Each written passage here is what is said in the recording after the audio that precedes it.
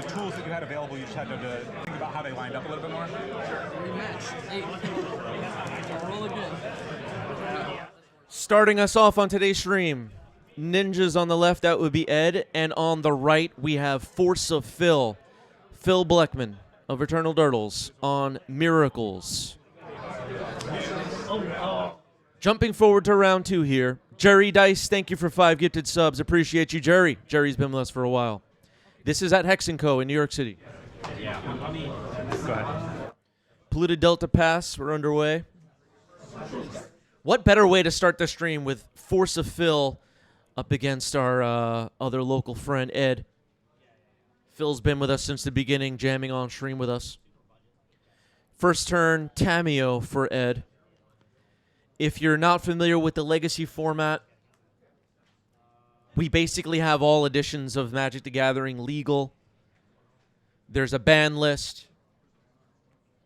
You'll see dual lands, reserve list cards from the early days. And you'll see stuff from contemporary Magic 2024 cards like Tamiyo. There's Counterbalance.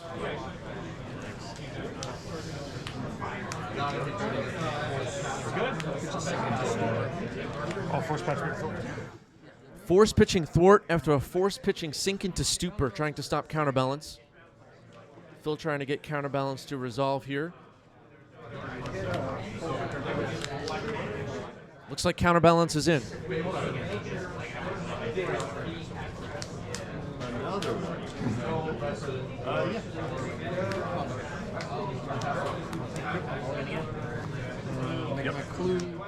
Tamiyo will attack, making a clue. Here is Ed. Drops a basic Swamp. Here's a Ponder for Phil. Even looking at, obviously there are some dual lands on the table right now, but Ed just dropped a really old Swamp. A lot of players we'll see on stream today have been playing Magic the Gathering for a really long time. Kivyuk in the chat. Say hello if you're in the chat. That's a Nile Spellbomb. You'll see this card in main decks.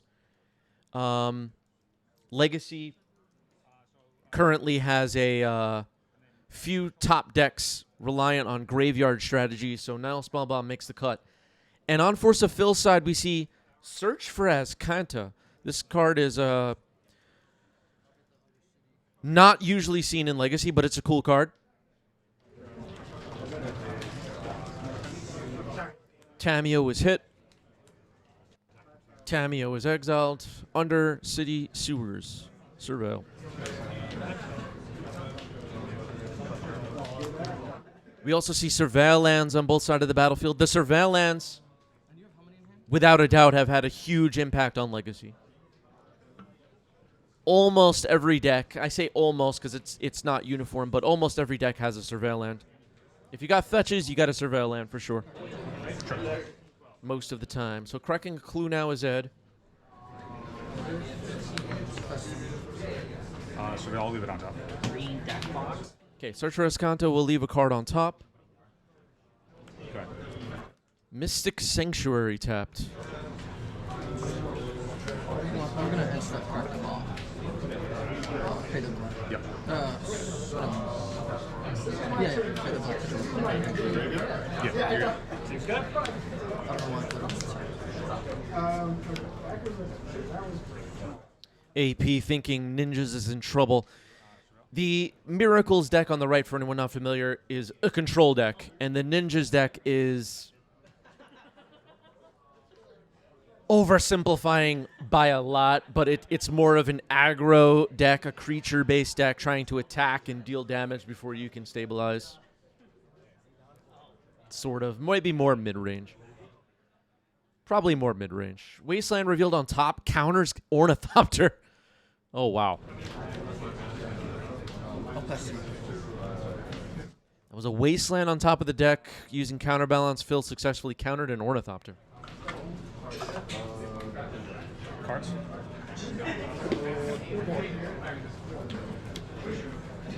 Savage is right. Discipline.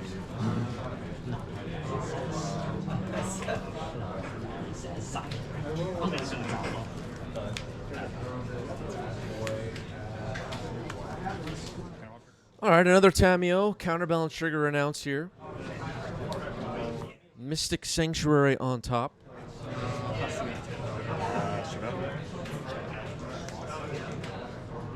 Okay, the Search for Escanto trigger put Mystic Sanctuary into the graveyard before Phil drew for turn. Phil's graveyard was emptied out by the Spell Bomb. Jace the Mind Sculptor.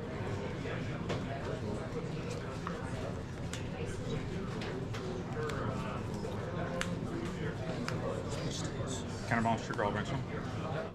Force of Will, pitching Daze, counterbalance trigger on the stack. Phil is going to brainstorm. Phil might be trying to put a 5 on top.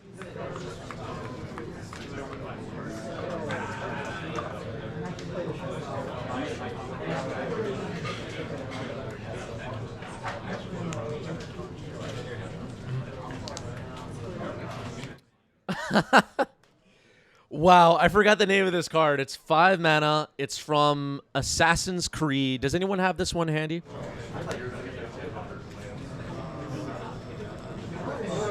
So Force of Will is countered. Jace looks like it's resolving here. And I should be at, says I'm at 18 because I have a Force of Will and a Fetch. Tastes good. Think so?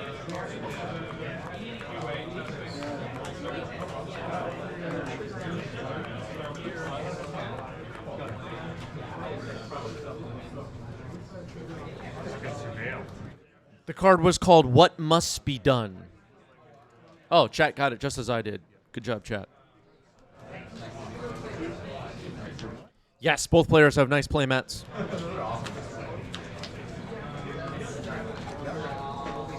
So Jace the Mind Sculptor is on the board, along with Counterbalance and Search for Ascanta. The Miracles and Control fans are going to like this one.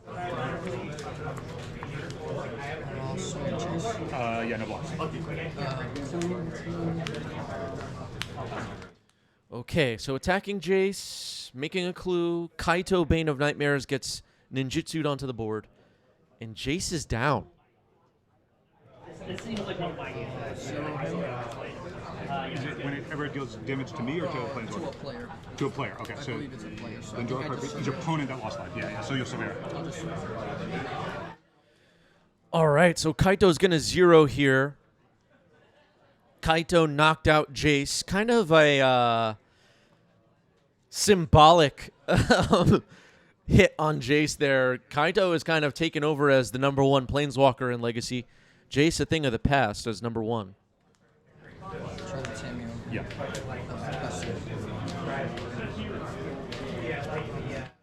Tameo on the board. Reborn Drummer is here. Hope you're doing well. Stop by to let you know I just got my first pre-con. Nice. What's up, Reborn Drummer? We got people picking up pre-cons, playing Magic for the first time. That's what I like to hear. Not everybody has to be an ancient Magic player like the people we're watching right now. One make a clue, draw a card. And myself. That was a deduce by Phil. Draw a card, make a clue. A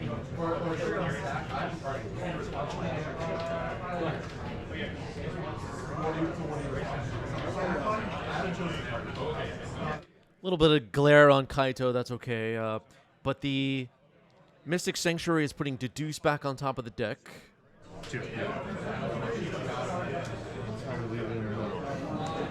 Swords on Tameo. Tameo goes to exile. Soul Partition. I am. Can I read that? Soul Partition now getting fired off. Phil kind of digs in the crates looking for cards. Now a Wasteland on Undercity Sewers. Yep, just as I suspected. Portal, huh? This was definitely my guess. So what do you? So Kaito is exiled with a tax on it now. It can be played, but it costs 2 more. Make it easy to find the land. Can't ninjutsu it. Ingenious Infiltrator gets dazed. Oh my god. Go ahead. Ed is laughing too. Teaching me with shit I wasn't even ready for. Yeah, have artifacts. Meticulous Archive Surveil. Daze everybody. Ed did not see that one coming. Neither did I. Oh, no, that was I missed that. I've already played my land for turn. All right, this is Comp Ariel, so good on Phil for recognizing that we already kind of passed the trigger for Search for Escanta. I don't know what a judge would say there, but we're moving on.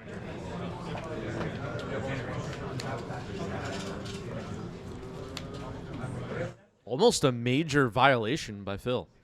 An infraction.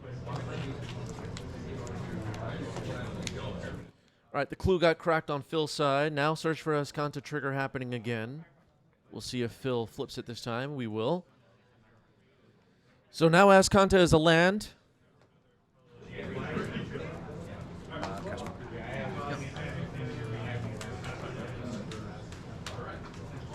And with no threats on the board here, it's not looking great for Ed, to be honest. Go. 5 you. Activates those content. Yes. So Escanta the Sunken Ruins ability is going to look at the top 4 cards here. Non-creature, non-land card. Island Cycling Lorien revealed now. Another Mystic Sanctuary is found. These are Force of Phil's dirty tricks. Let's go to the next one. And Ed will scoop it up there. He has seen enough. And I think so have I.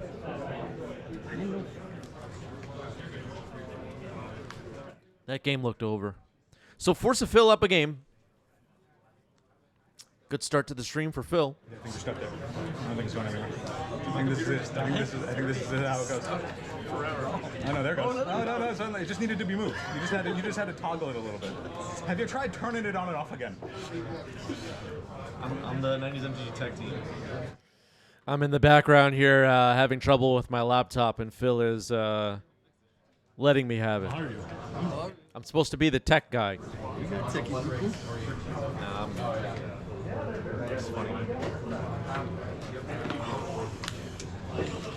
Bro, I'm too. One card on the bottom for Ed. Deck lists from this event were posted in our Discord server. If you're not in our Discord, join our Discord. Link just shared in the live chat. Tamio has hit the board. Underway for game 2. I believe Ed took a mulligan to 6, right? Did I see that or did I imagine that? I forgot. Wasteland, Island Cycle, find a Tundra. Make a clue? Yep. Tamio will make a clue.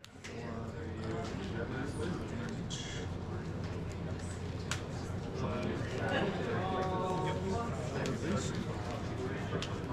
I'm gonna try to ninjutsu and Eureka. Eureka is ninjutsu.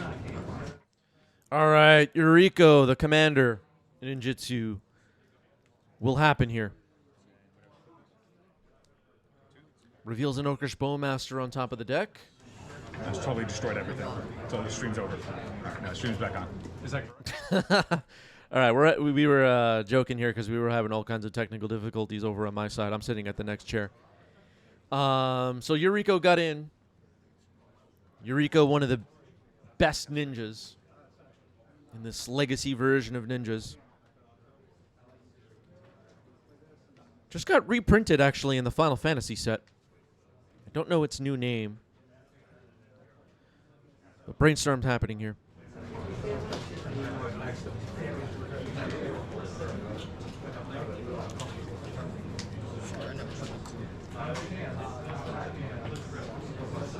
That's right, it was Yuffie. That's right. Or Yuffie? I don't know. Aviator is here with a Tier 2 badge.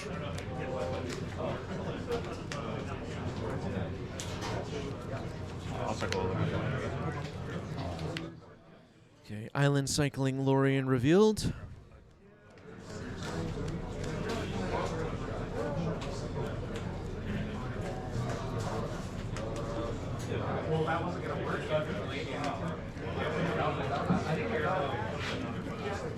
I'll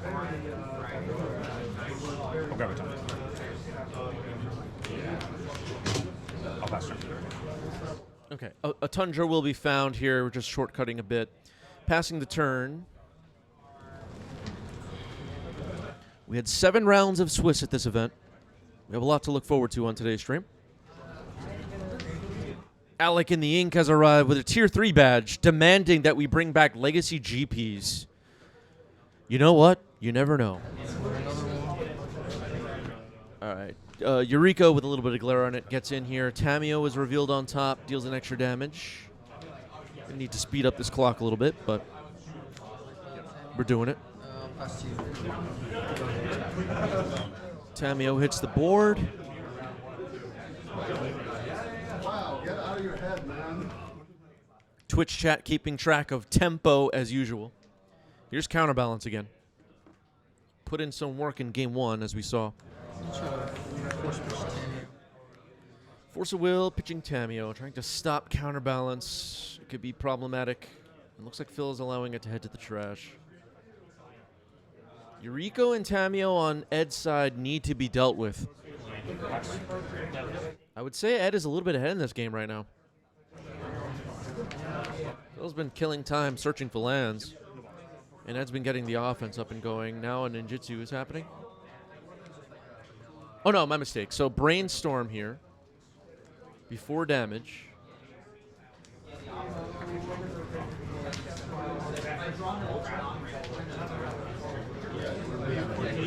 Trying to set the top of the deck for Eureka. Put these back on top. So 1 and then the Eureka trigger. Yeah. Another 4. Did you get me on the 1 yet? No. I don't believe so. No. Okay, so 4 and then down to 10? All right, so an Ingenious Infiltrator was revealed on top. Phil will take 5 total damage, and now a Tamio is the Planeswalker is on the board.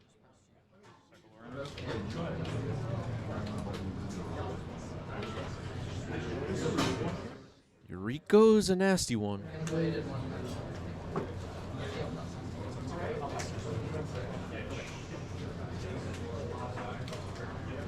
The Tiger's Shadow. Scary. Yes. All right, another Mystic Sanctuary found by Phil here. Another island cycle has happened. Phil's playing blue-white landfall, yeah, basically. Alec with a great question, is Ninja's tempo? Yeah, this is probably tempo.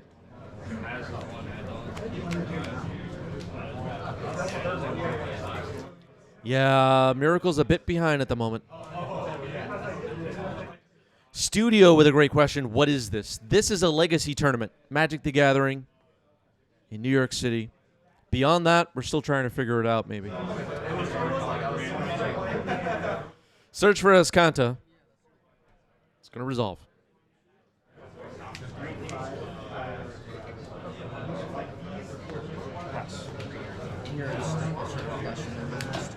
There is Orcish Bowmaster. Days. Oh my god. Cards in hand? Force of Negation, pitching Tamio, trying to protect Orcish Bowmaster on the stack from this Daze. Bowmaster still on the stack. Cast the deuce.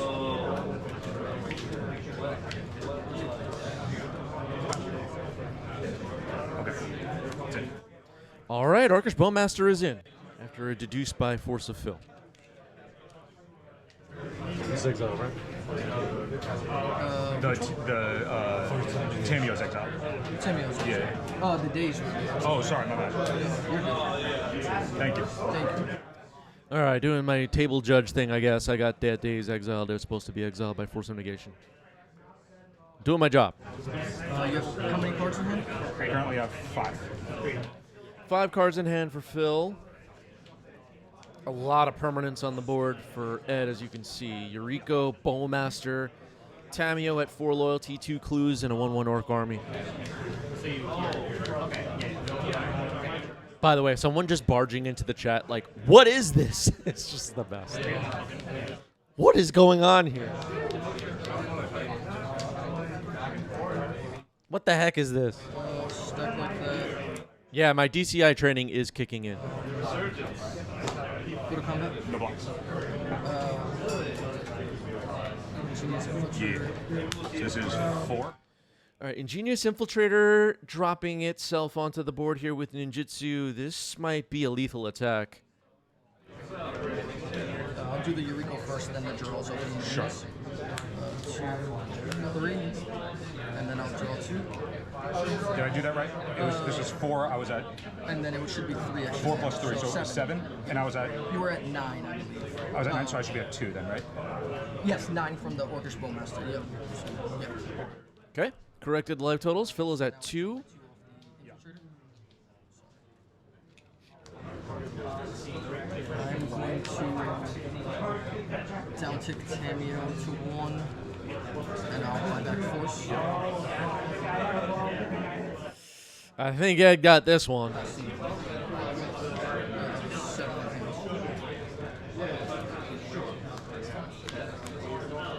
Okay, Azkanto will flip over.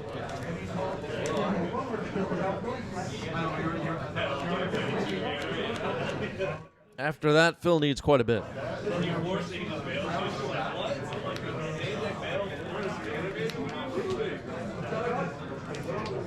Terminus was needed a few turns ago, maybe. There's a Tundra. That's not going to do it. I'm going to destroy all creatures and artifacts.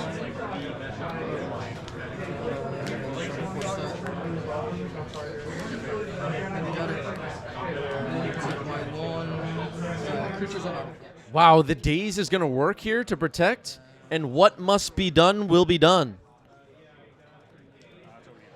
5 mana board wipe does the trick. Can't say I saw that coming. Let the world burn. Well, that was a Force of Fill play right there.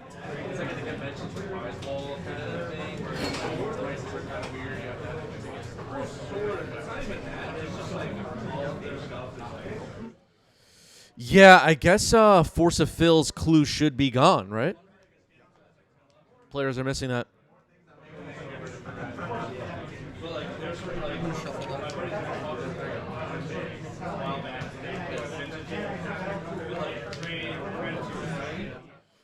Somebody get the DCI on the line.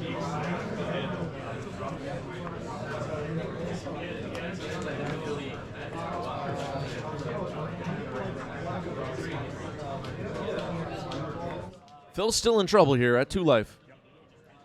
I mean, this Ninja deck doesn't run Lightning Bolt, but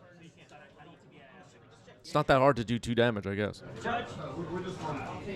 Judge.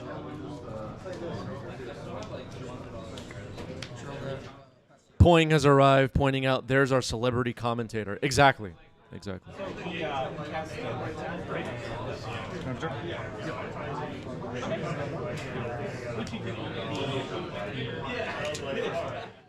Wasteland gets fired off, trimming a land from Ed's side. Clue sticks around. Bowmaster. In response to the Bowmaster. I'll cast a Bracer.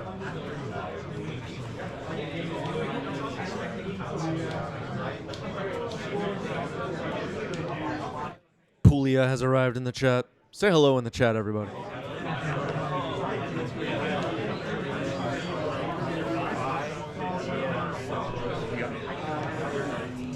All right, we're moving on to game 3.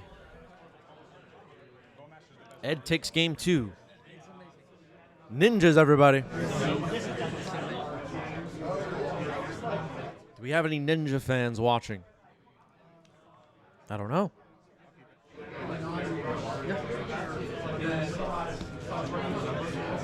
I will say, I'm a fan of this ninja deck. I haven't played it myself, but I've played against it quite a bit recently. Really cool deck. I'm a fan. Does a Ninja Turtle exist in Magic the Gathering besides Changelings? Does that exist? I feel like it does. Wait. I don't know.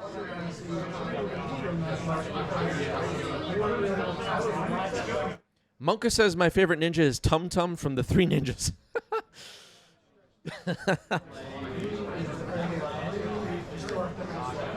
I was right. There is a turtle ninja. All right, here's counterbalance. It gets dazed. Tempo. That was tempo right there. Did you see that, chat? Yep. Raise your hand if you saw tempo. I saw it. It would come up like once every 50.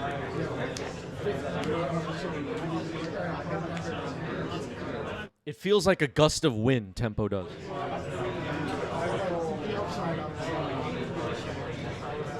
Send chills up your spine.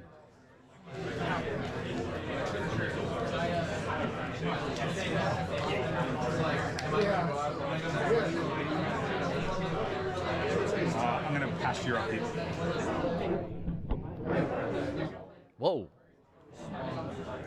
Soul Partition on Tamio. Brainstorm in response to try to save it here.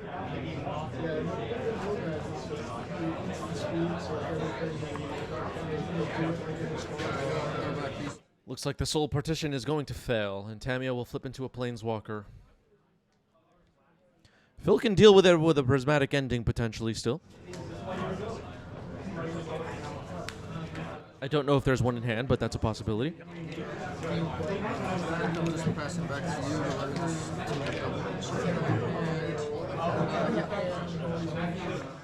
So Tamio had 4 loyalty. It is a major threat. Soul Partition will move to the top of the deck here with Mystic Sanctuary. Counterbalance. A second try. And Ed's going to react with Force of Will, pitching Ingenious Infiltrator. It will be countered.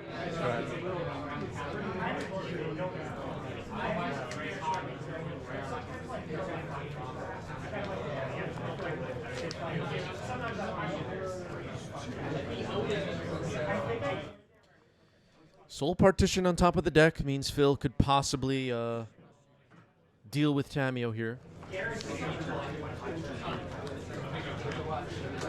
Hits any non-land permanent. Pass your upkeep. Passing to Ed's upkeep.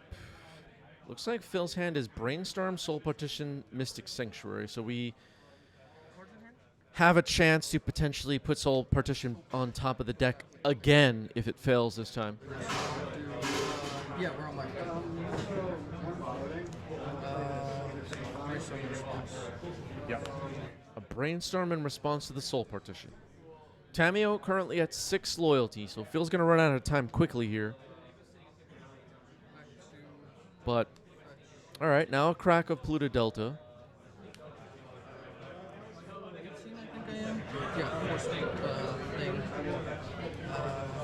I'm going to cast another Brainstorm. That's good. Okay, sounds like Ed is going to cast another Brainstorm. Trying to stop this Soul Partition.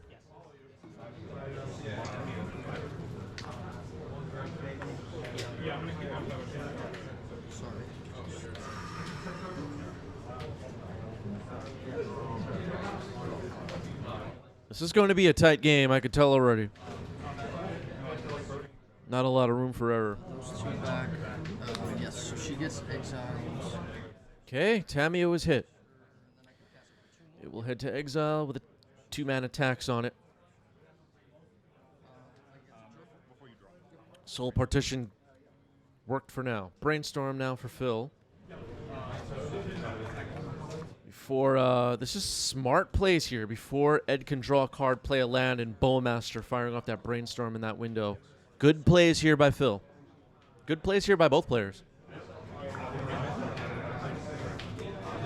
A lot of the legacy games we'll see watching 90s MTG. People are trying to slip those Brainstorms in between Bowmaster.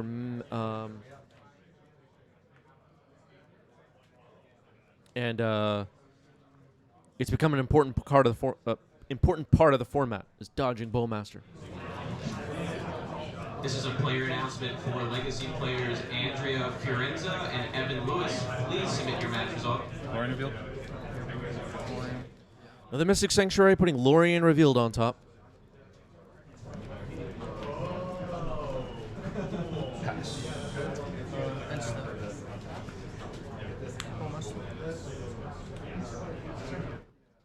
Bowmaster, deduce in response. Bowmaster is in. Shoot before. Anarchy Inducer with the question, is Partition Flip Tameo castable from exile? I think it's just like the card is castable as it normally would, face up. Life 19. Yep. My turn. So Ed has that Ornithopter and a 1/1 Orc army. Phil has a clue. Bowmaster was hit. Bowmaster's gone. Attacking here, potentially a ninjutsu about to happen.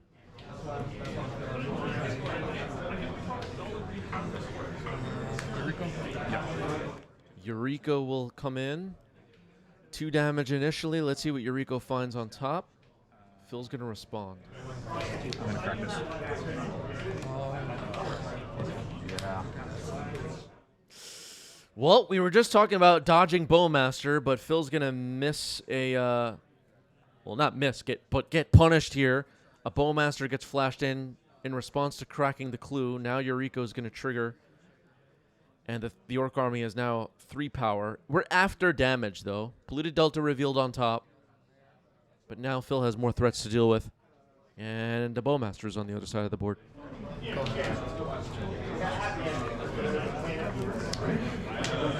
Phil's going to need that board wipe again. Damage? Yeah. That's okay.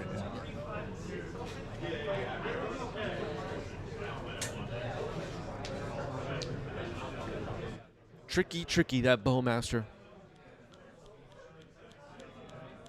Phil got punished, no doubt about it. I think I'm at 18. I don't think I took the life. Swords on top. Yep. Okay, Mystic Sanctuary moves Swords to Plowshares to the top of the deck. I'm going to draw 3. Lorien revealed.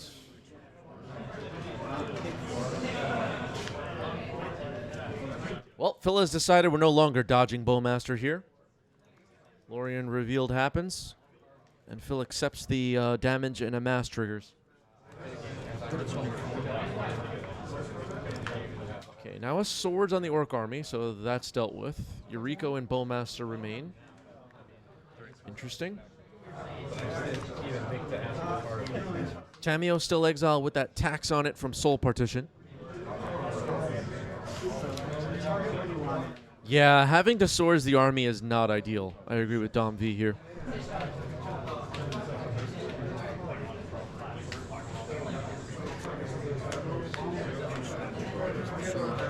One more damage. All right, Ingenious Infiltrator comes in. Return that Bowmaster to hand. Going to damage. You're going to get 2 Eureka triggers. Phil's life total a bit low. 2 lands, though. Okay. I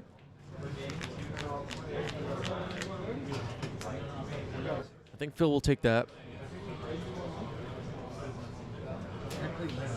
But Ed just drew 4 cards and has a Bowmaster.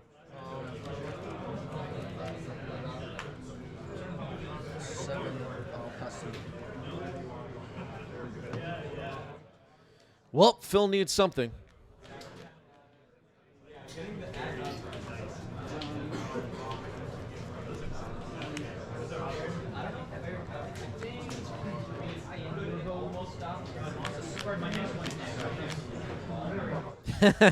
Balance might do it.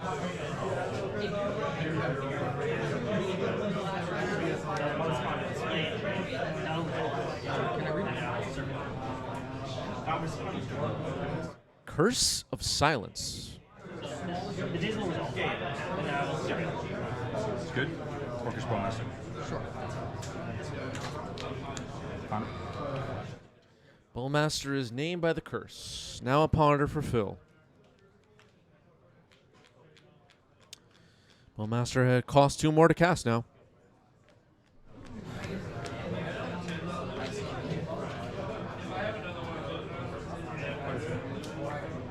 So Phil's safe from Bowmaster for this turn, it seems.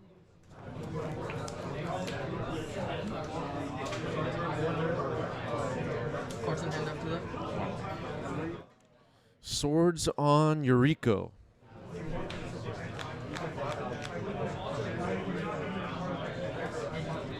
Crack a clue in response.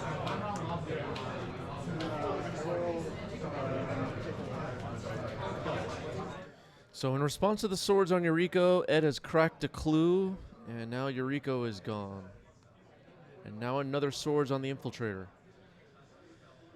Phil's controlling it. And by Ed, I mean the board. Swords pitching days. So the Infiltrator will live. Tamiel will stay exiled, floating on top of that dice box with attacks on it. Polluted Delta gets cracked here. We might be surveilling.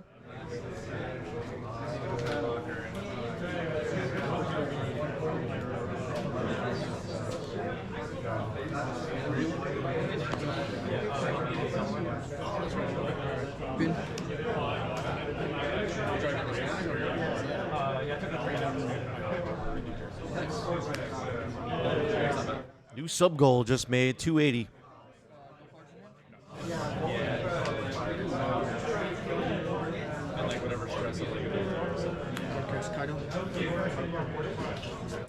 Kaido, Bane of Nightmares. This thing is a bit of a nightmare.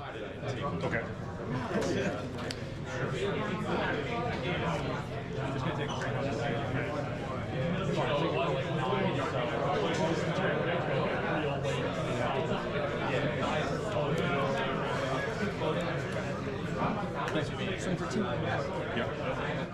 Genius Infiltrator will crash in.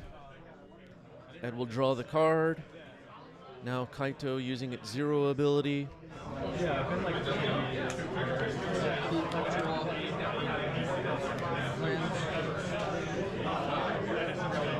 Seems like Ed is way ahead, but Phil was able to clear the board once before in this match, but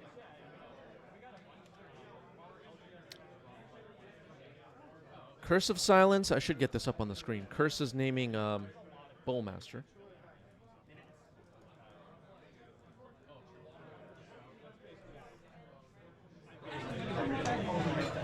That makes sense.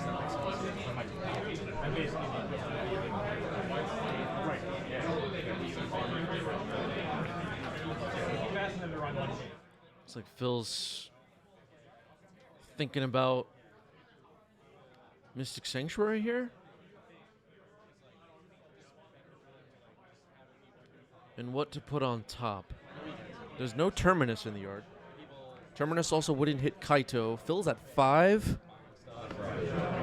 Another Yuriko could be a big problem. yeah, it's true. It's true. Thinking about Deduce. Don V in the chat mentioning a single draw.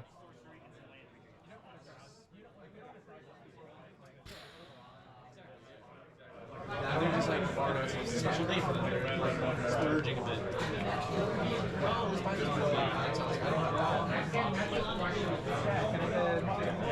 Okay, Deduce will be the selection. Deduce is drawn, and then sounds like Phil has passed a turn. Hex is trying to get this like circuit.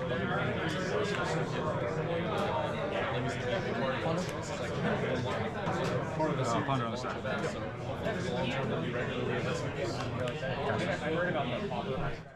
Ponder on the stack, casting the Deduce. 2 more to cast. 2 more to cast the Bowmaster. If the Bowmaster gets cast, Curse can be sacked to draw, which is something. Terminus could be really good here. Kaido is currently a creature.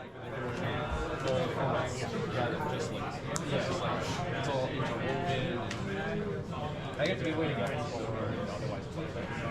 Well, that's fine. That's good. Other way around, just cross all. Okay, Ed's going to let the Deduced resolve, now cracking the clue. That's going to resolve. Okay, Ponder's now going to resolve on Ed's side. Oh no, don't brainstorm. Oh my gosh, I got nervous.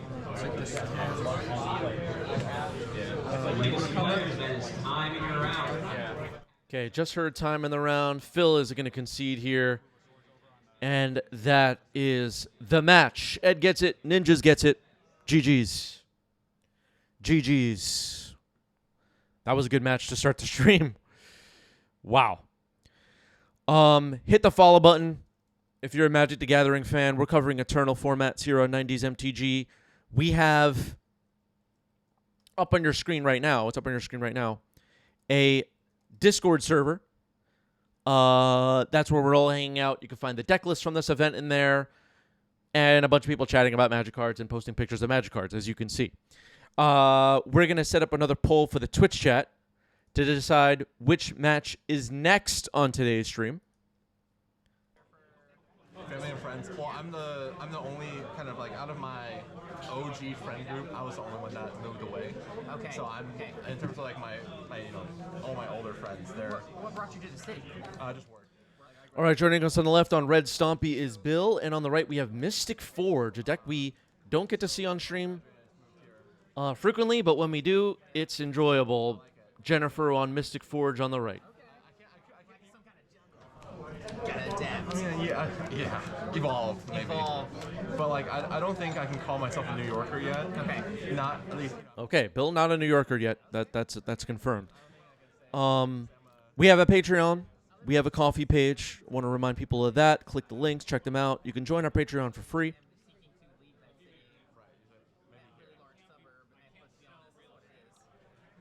And this is round 3. So I'm hanging out with Snoop Dogg. 90s MTG Legacy Open here in New York City. Took place over the weekend, this past weekend, at Hex & Co. It was an NYCIS qualifier. New circuit getting up and running here in New York City. There have been a couple of tournaments so far. This is one of the first, I think, 5 or so NYCIS tournaments that have taken place. I'm hoping, we're hoping, maybe you're hoping, Legacy remains a big part of this new circuit that's getting up and running. If you look at social media these days, and especially in the Legacy world, Eternal Magic world, there's a lot of talking about, we need more events. Well, we got a big event on the calendar, and people showed up, and now we're watching them jam. I will keep my opening hand. Oh man, what a great game we played. Say Andrea's doing the same. All right. On the right, on the right. All right, so I'll drop you here. Sure. Let's do it. All right. Okay, both players kept 7, and let's do it. Chromox, Simian Spirit Guide gets imprinted. Basic Mountain, Chalice X's 1. Okay. I don't think the players sat down knowing what the other was playing. If they did, maybe, but Planar Nexus passed the turn.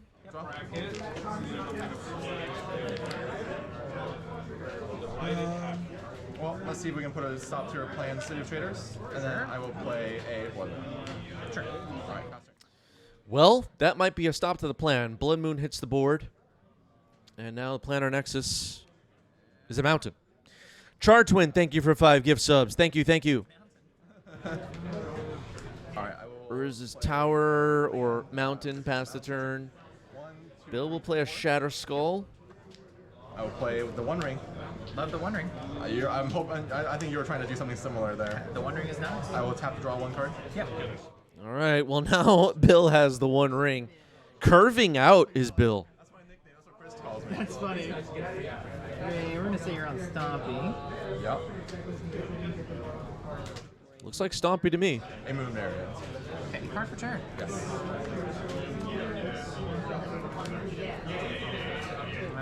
Mountain. Yep. Salt Monolith. That's good. And I will pass the turn. All right, Urza's Workshop into Basalt Monolith. Jennifer is not finished here, but it's looking pretty good for Bill. I will tap 1 ring to draw 2 cards. Sure.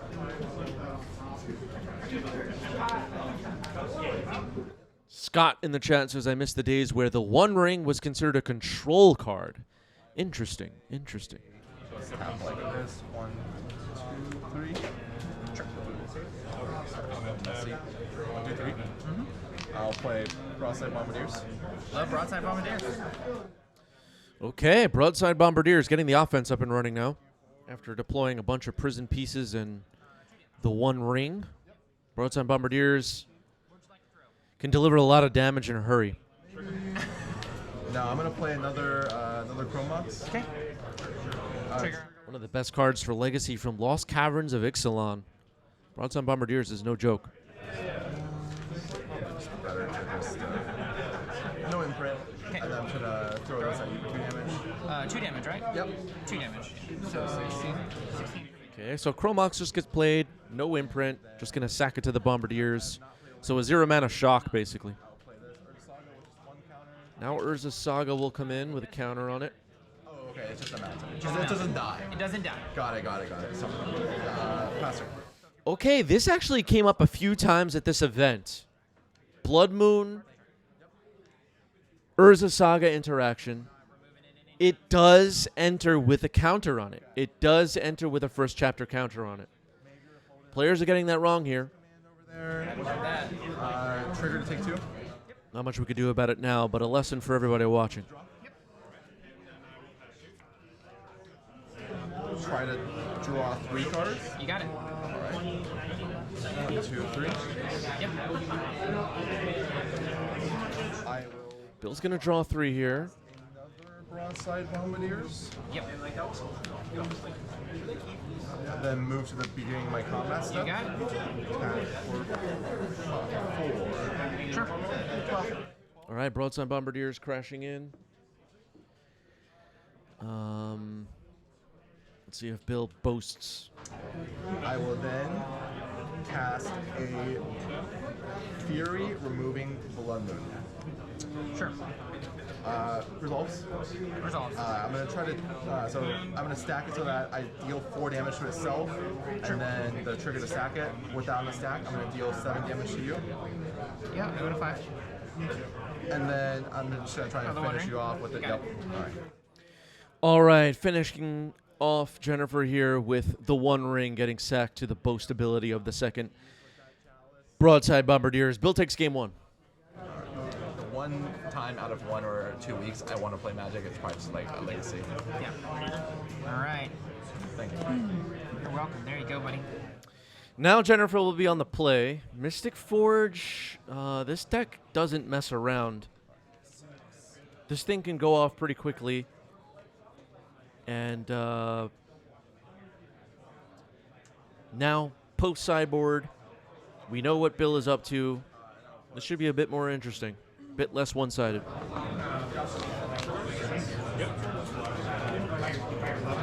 Bill curved out perfectly in that game 1, too. Chalice on 1 could stop some of the keys. Manifold key. All right, 1 card on the bottom for Phil. A Multa 6. Urza's Saga for Jennifer this time. And there's Voltaic Key. Speaking of the keys.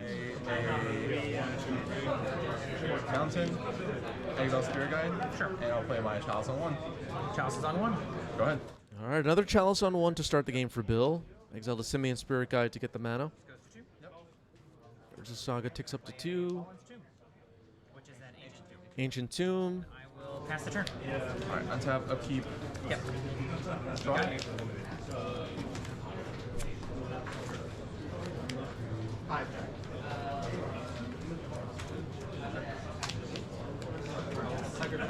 So Jennifer could start making some constructs here. It could be trouble for Bill. And then, despite the Chalice on 1, Jennifer will have the option to dig up a 1 mana value artifact with the Urza's Saga on the next turn. Oh, this is still on the stack. Oh, I didn't know. I was a little confused. If Bill could follow up with a Blood Moon again, that complicates things. So that's weird. Obviously. 17. 17, yep. All right, paying 3 life for a red modal double face land. Here's Broadside Bombardiers, okay? With the beginning of my combat step. Yeah. No blocks. All right. 18. Go to my end step. I will take 2 and make a token. 16. 16. Still end step. Still in step. Okay, players are forgetting to update the digital counters, but Jennifer's at 16, still in end step. Bill might be thinking about blowing up this construct. I'm going to sacrifice Chalice's Void to deal 2 damage to your construct. You got it. Go ahead. All right, Bill will get rid of the chalice to get rid of the construct. Thank you. Yep. Makes some sense. All right, life totals are updated. I'm surprised you went for it without me having a force. That's risky. I have that. Oh, okay. I mean, you saw my force in there. Delusional Kraut, thank you for the resub with Prime, 26th month. And let's go 90s MTG rules. Big announcement coming in the chat. I swords, you force, right? Yeah. Then I force back. Yeah. So that's why I was like, that's a very aggressive. We rule, everybody.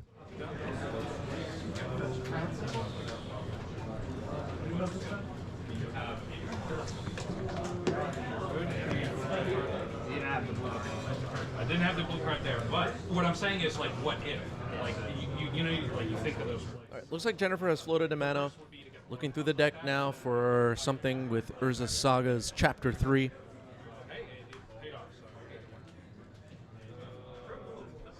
Mystic Forge deck has some nasty tricks. It'll be Mox Opal this time, though.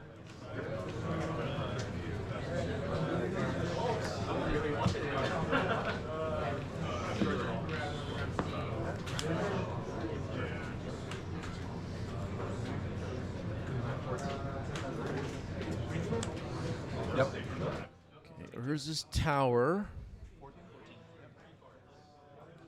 Ancient Tomb getting tapped for mana. The One Ring. There was a mana floating from Urza Saga. So the Precious Ring has switched sides, I guess. Now it's on Jennifer's side. Protection is pretty good here. Broadside Bombardiers on the other side of the board. And now untapping the One Ring with Voltaic Key.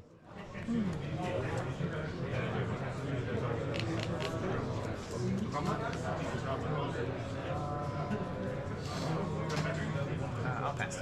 Okay. Untap, upkeep. Yep. Draw. Yep. All right, 3 cards in Bill's hand. Looks like Jennifer has a bunch and going to continue drawing with the One Ring.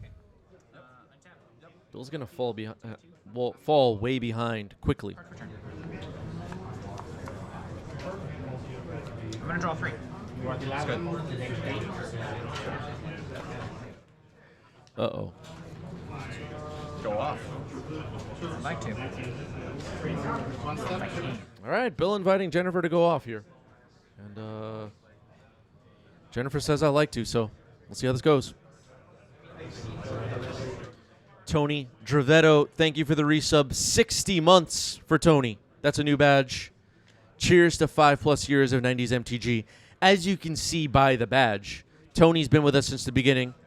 Got to hang out with Tony at this event. What's up, Tony? And then Lewinil, thank you for the resub. 61 months for Lewinil. Also been with us since the beginning. These are the OGs in the chat now. Thank you. Urza's Workshop hits the board. Interesting card. I really like this card, actually.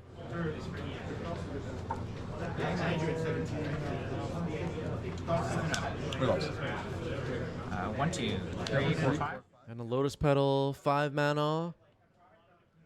What's Jennifer up to here? 6 mana, 7 mana.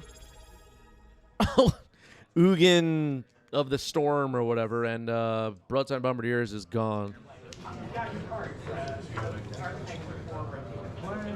Land for turn.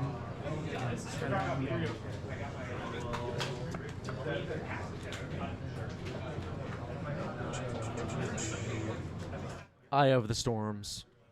Our mayor, thank you for the sub with Prime. 9 months, appreciate that. And Poing, thank you for the resub. 34 months, appreciate that.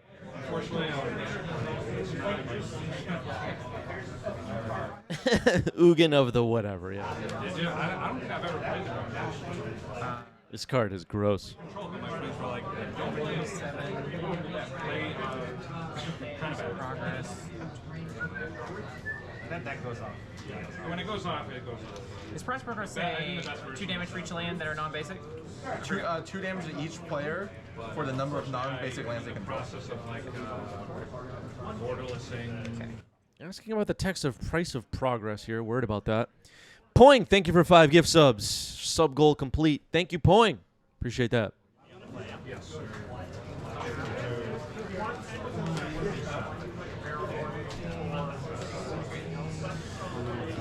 I will +2 and draw.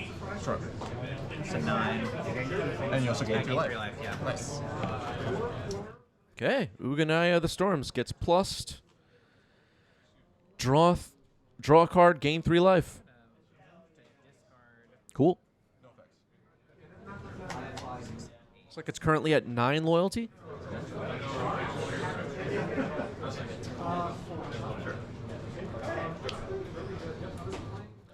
Was it plus last turn? No, wait, what did it do last turn? I forgot. Sure. Go. It's on you. Untap, upkeep, draw. Oh yeah, no wait, this is the first turn. We're still yeah, it's the first turn. I got tricked by the question. Yeah, no wonder I couldn't remember what happened last turn. It's brand new. Untap, draw. Yep.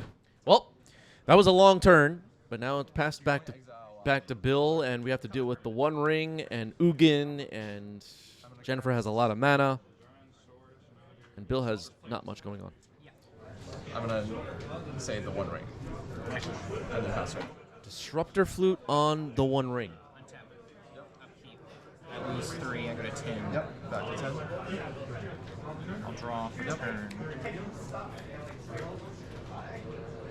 This is technically untapped. 10.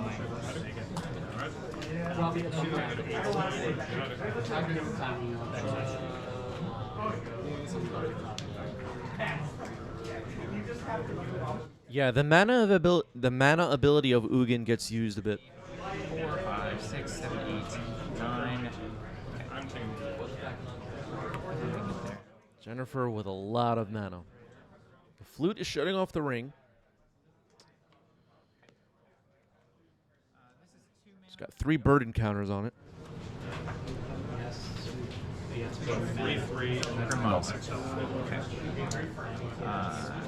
3. So it becomes a 7. So.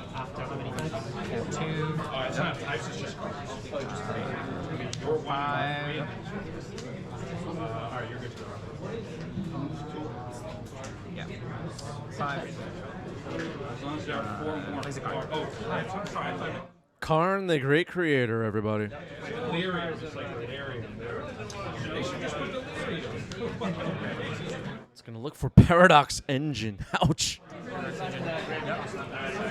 1, 2, 3, 4. Going to -0. To float 3 At 3, colors. yeah, so you're at 3. it's 4 colors total. Yeah. 4, 5.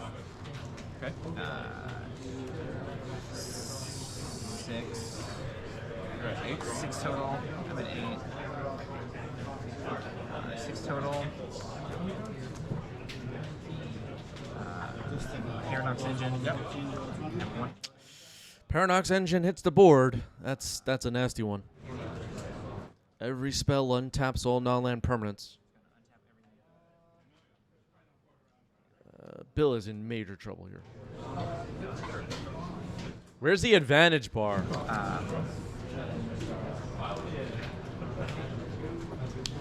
1, 2, 3. This is a competitive event. There is a pretty big prize pool. I don't expect anybody to just concede a game because their opponent has a better board, but this game is close to over unless Jennifer messes up big time. Glaring Fleshraker just hit the board. It gives me It's +5. plus. Oh, sorry, plus plus 6. Also plus Plus 6. 6. So it those gives have me 1. 9.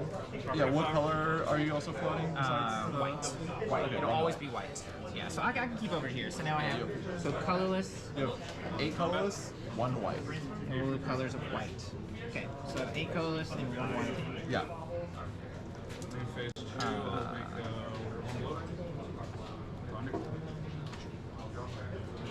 Here's a Mystic Forge. Sure.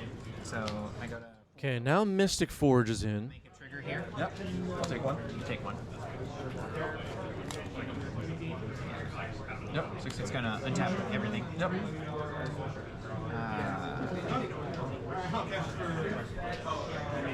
Yeah, so this is an additional 6, so it's gonna be 2 white, Yep.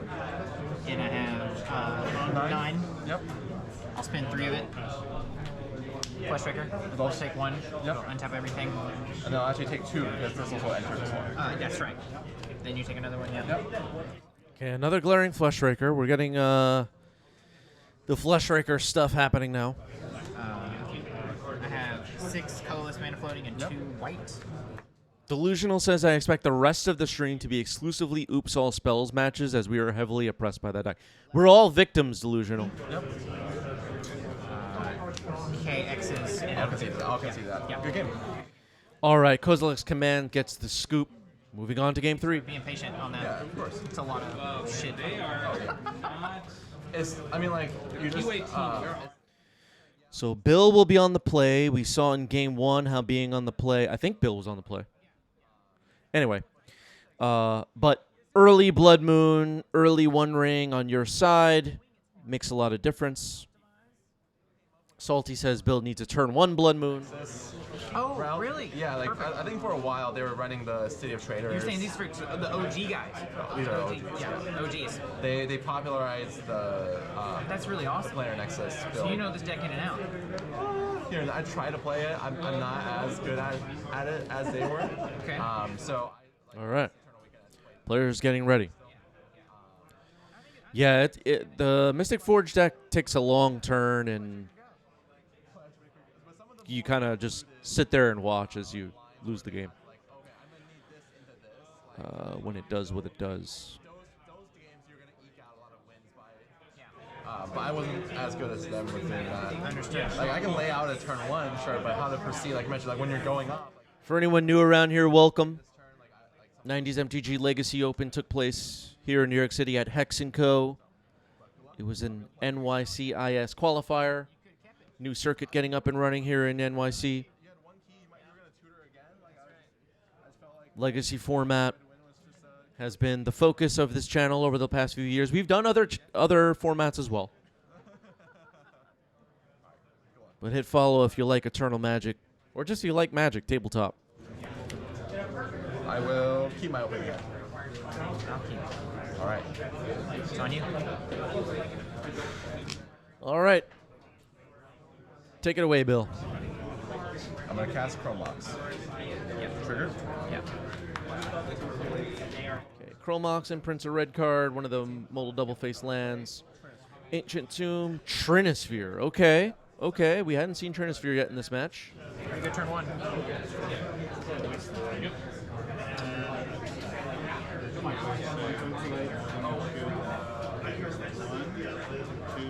Tower.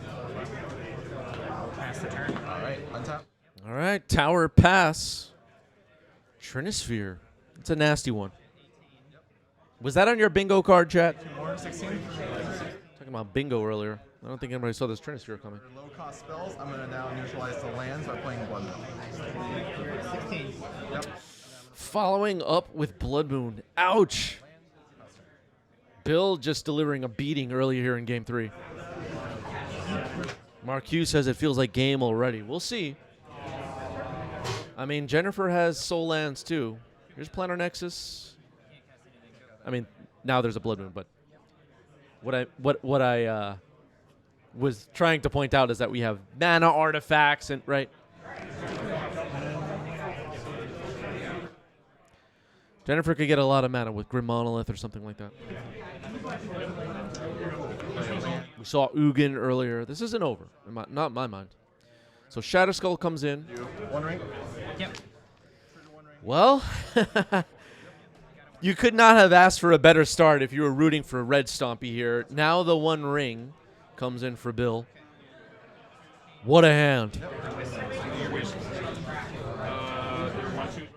What I was about to say is sometimes the Stompy decks drop Trinisphere, Blood Moon, or Chalice, Blood Moon. They have like a great start and then just do nothing and still lose the game. But Bill has the 1 ring now, and that might be the difference here. Grim Monolith comes in. Manifold Key comes in. This is not over, but it's looking really good for Bill. Move to draw. Yep.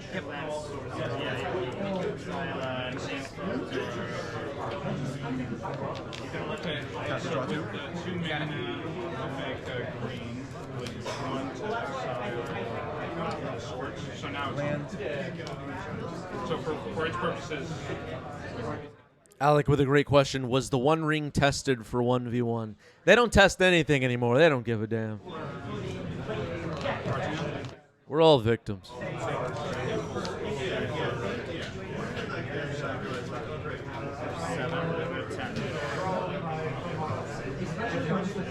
Cards in. 1, 2, 3, 4, 5. 5 cards in Jennifer's hand. Flute on the Manifold Key. Untap, upkeep, draw. Yep. This is the next one. Yep. sorcery. Does this count? Rashid and Pizza pointing out that Jennifer has a 1 ring. It's not too bad. It's not too bad. So I have 2 lands, 3 turns. I will pass. Untap. Take 2. 13. Now I have a Stop turn.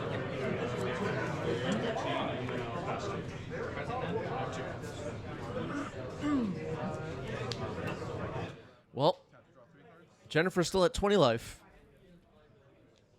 Bill's drawing cards, has plenty of mana, and has important prison pieces on the board, Trinisphere and Blood Moon.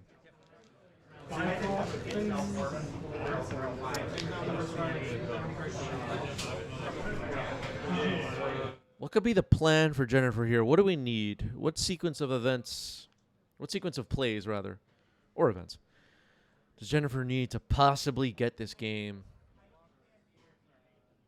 The key getting locked down by the flute was also gross. Can't help but root for Jennifer here. Bill is a friend of mine, but I mean, just as like a person that consistently roots for the underdog, I feel like I want the Mystic Forge deck to overcome this. I'm gonna play a Flush Striker could be important here. Pyrogoyf. 1. Yeah. I'll deal 0 damage to itself, Yeah. and then I will pass the turn. I take a damage. Yep. I'm in. All right. Jennifer was under the protection of the 1 ring, so couldn't take any damage there. Draw 2 off the 1 ring now. Starting to catch up to Bill's card advantage, I guess. Still a bit behind. Yep. Making land drops is important.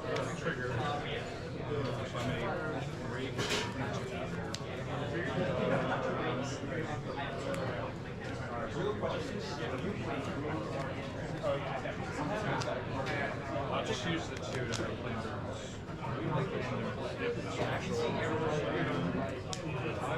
Yeah, the Pyroglyph actually has zero power right now.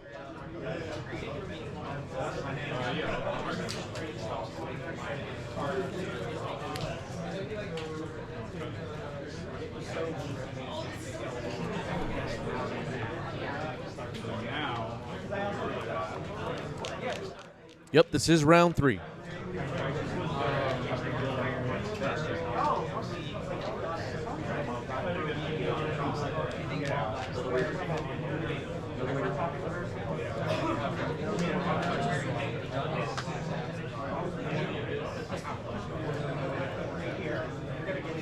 I see another another kind of key in hand, Voltaic key. It won't be stopped by the flute. It's going to get played here. That's going to help things possibly.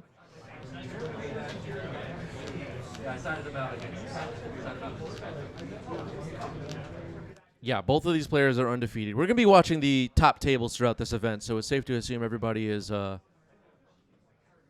undefeated or in the later rounds, X1.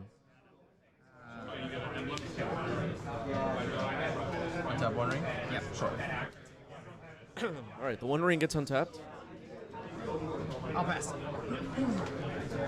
Untap, upkeep. Yeah, I'll you go to take 10. 10, yep. Move to my draw set. Yep. Activate one and draw 4 cards. You got it.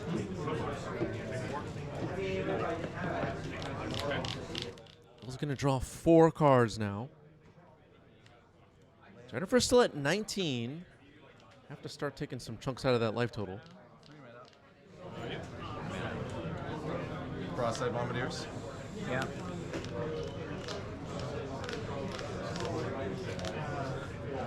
4 mana. 3 mana. 3 mana. Right, 1 sec. So you're at 19. Attack for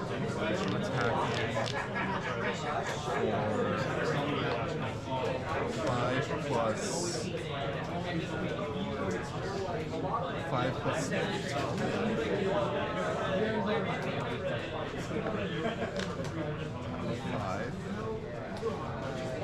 12. Okay. So 1, 2, 3. Cross-side Bombardiers. Yeah. 1, 2, 3. Cross-side Bombardiers. Double broadside. Move to the beginning of my combat step. Yeah. Attack before blocks. I will sacrifice Currently, these are. This is a 1 ring to deal you 6 damage. Okay, so we're getting a boast here before blocks to sacrifice the 1 ring. Deal 6 damage to Jennifer here. Now we'll deliver 5 damage from combat. Jennifer is at 8. 6 and 2. 6 to you, and then upkeep you're gonna, or I will sacrifice Barrowgoyf targeting you. Yeah. Jennifer has that 1 ring with 2 burden counters on it at 2 life. That is the match. Bill gets it. The hand is revealed. GG's. Well played. Stompy. Mono red, everybody. Mono red. Black aggro. Cooking with some spice here. Legacy players, just a brief announcement. After the 2008, there will be a complimentary three-round tournament for anyone who would like to jam some more Legacy. All right, Dave Kaplan on the left with Mono Black. Reanimator on the right. That would be Dominic. Good luck. You too.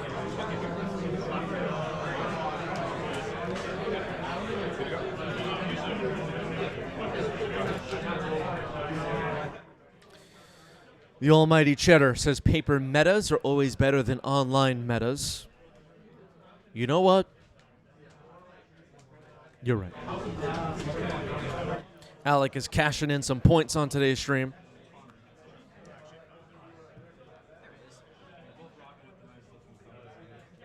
What's happening here? I don't know.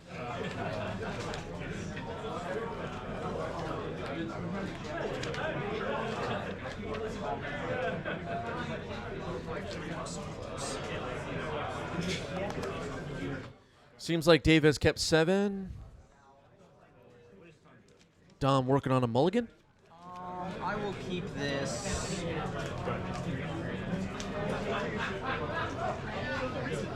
I think I hear laughing in the background. 1 card on the bottom for Dominic. We are ready to go. Dave drawing a picture, maybe.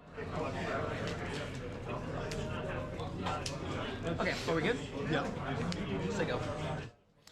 Yeah, Dominic finished in top 8 at one of the biggest tournaments, if not the biggest tournament in North America for Legacy last year, Eternal Weekend.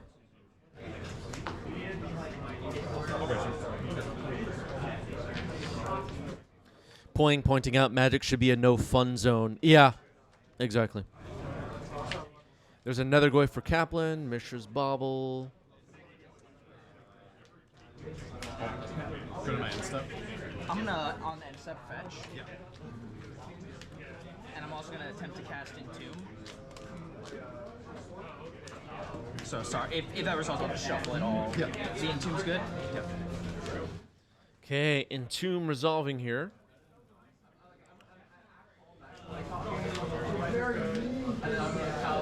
Once again, a reminder, everybody, deck lists from this event were posted in our Discord server. Kaplan's deck, pretty cool. A little bit off meta. I guess I'll grab. Dave Kaplan also won a Legacy 10K at SCG Con 2 years ago. Top 8'd Eternal Weekend Vintage, I believe it was. The players that play on this channel have so many accomplishments, I can't even remember them all. Draw. Traxa into the yard. Now reanimate. And that's going to happen. Atraxa is in. Scott says, 2K viewers, this is amazing. Yeah. Yeah. Thank you. Thank you all for being here. Without our members, people that are gifting subs, Scott's number 1 on the all-time gifter leaderboard, by the way. Our Tier 2 and Tier 3 members, people on our Patreon, people on our coffee page, we wouldn't be here right now. So thank you, everybody that's been supporting this channel over the years.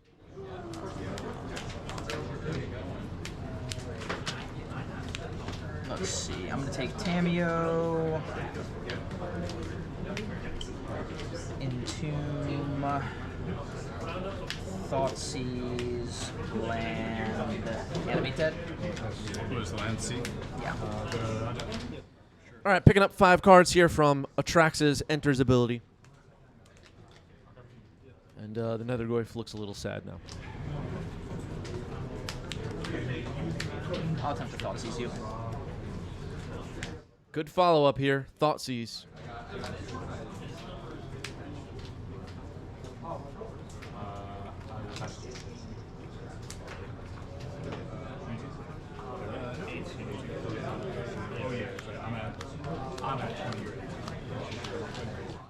All right, we have Fatal Push, Shieldred's Edict, which would be pretty good here. Nethergoyf, Dauthi Voidwalker, a little bit late. Barrogoyf, and Verdant Catacombs.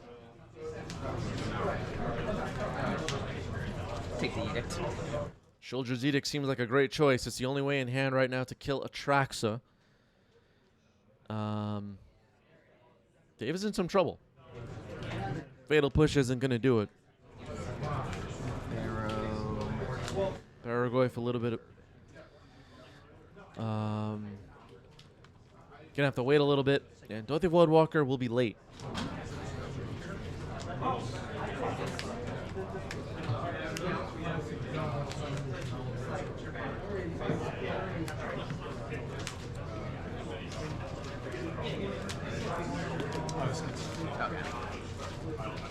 Kaplan will concede. Quick game 1 win for Dom. Moving on to game 2.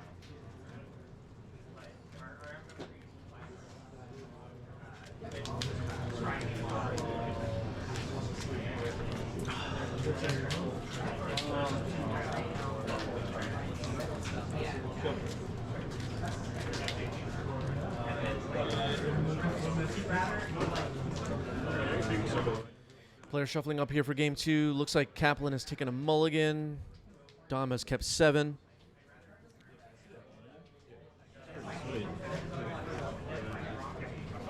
Can't help but root for mono black here. A quick game 1 got comboed, I guess.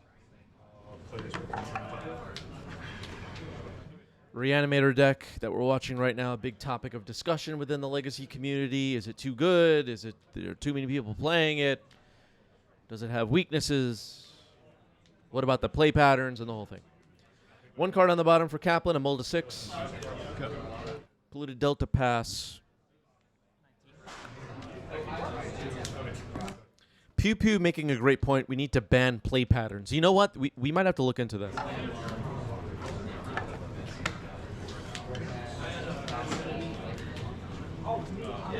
Just Ponder.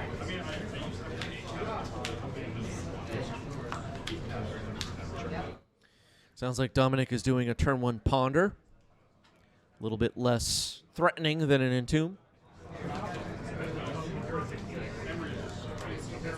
The Reanimator deck kind of switches back and forth in a way between being a combo deck and just a tempo deck with plenty of disruption. Yeah, Pew Pew says we have to define tempo. Tempo is a feeling. It's a vibe. It's a lifestyle. And there are no words that I know that can explain what it is. Melee, and it would not let me. What you seek is enlightenment. Sewers. I thought this was mono black. Is there a sideboard juke? If you meditate enough, eat your vegetables, and play enough Magic, you too will feel tempo.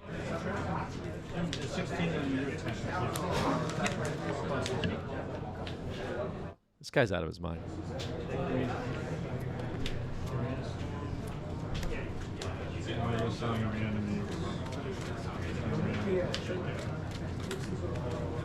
So a Surveil dumped a Fatal Push into the yard. Kaplan now getting ready for a 2-mana play. It will be him to Turok. Let's go. Gets dazed, though. Oh, man. Monka just gifted 20 subs. Thank you, Monka T. Thank you, Monka. 98 now on the channel. Number 10 on our all-time gift leaderboard. Gift sub leaderboard. Thank you, Monka. Thank Monka in the chat. Say hello to Monka in the chat, please. Thank you, Monka T.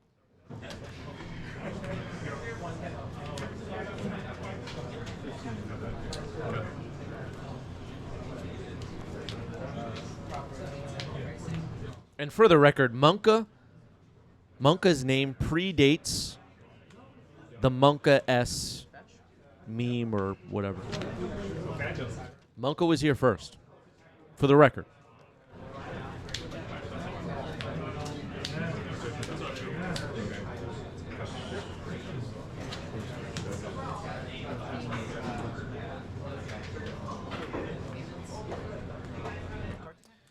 Mr. Rainforest finds a basic island. Looks like 4 cards in Kaplan's hand.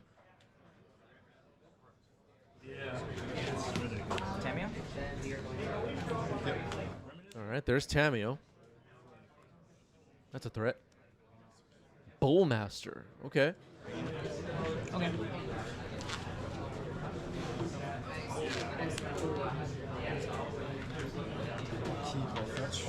Yep.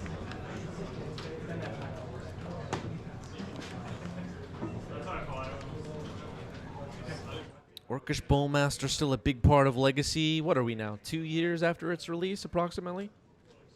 Something like that. A staple for sure. Another controversial card. Some people say it's on the watch list. Vindicate has arrived.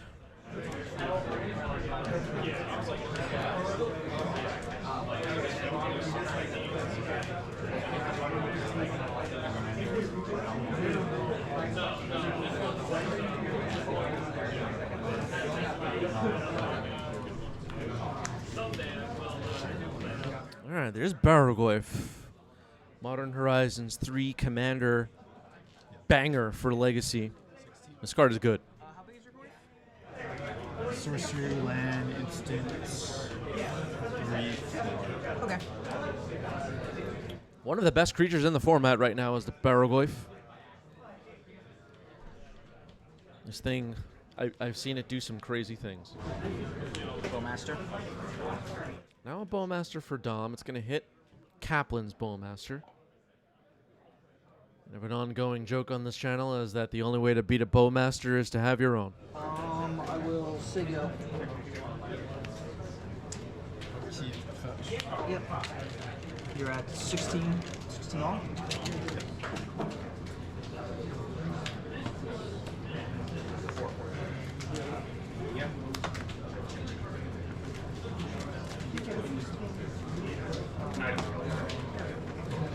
Yeah, the Bowmaster wars are crazy in Legacy. There's no escaping it.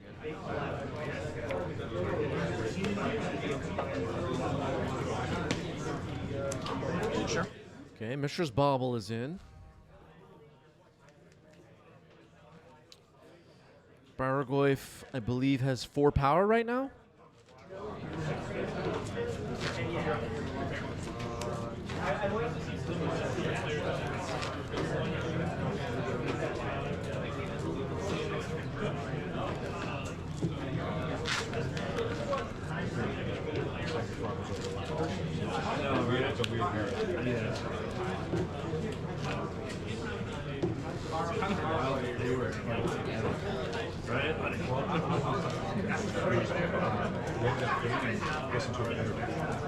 Sounded like laughing in the background. Fatal push on Bowmaster. Bowmaster down. This was a serious tournament. This is Comp REL, 90s MTG Legacy Open. So then really wasn't supposed to be any laughing. Bargoyf getting chumped. Mishra's Bauble getting sacked. Yeah. Ramalito, thank you for the resub with Prime 22 months. I think artifact creature sorcery.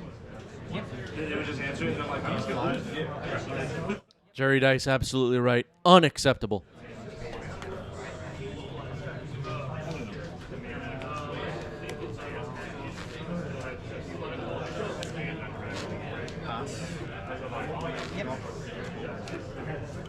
So the Bargoyf got chumped. Tamio still on the board. Not looking bad for Kaplan at the moment. But as we saw in Game 1, an Entomb, Reanimate, bring back Atraxa, could be too much.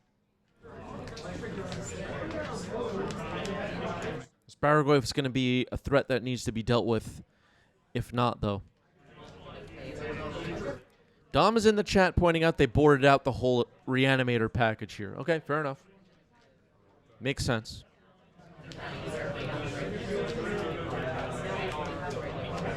I was saying earlier how these decks kind of go back and forth between being Reanimator and being a tempo deck. There's a Bowmaster for Kaplan. That's not too bad. 15. That's tough.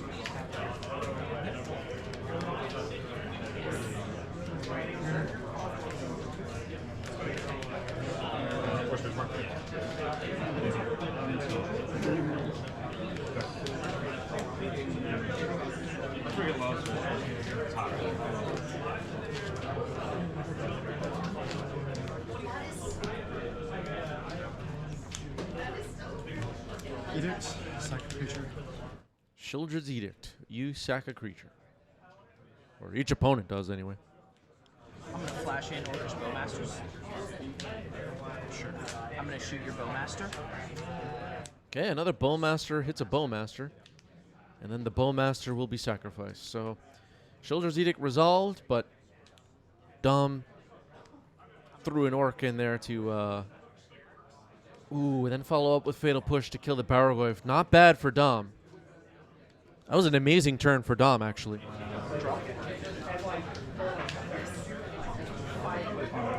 just have one card in hand? Mm-hmm. Tamio remains a 1/1 Orc army on Dom's side. No die on it yet. Attempt to reanimate your Bargoyf.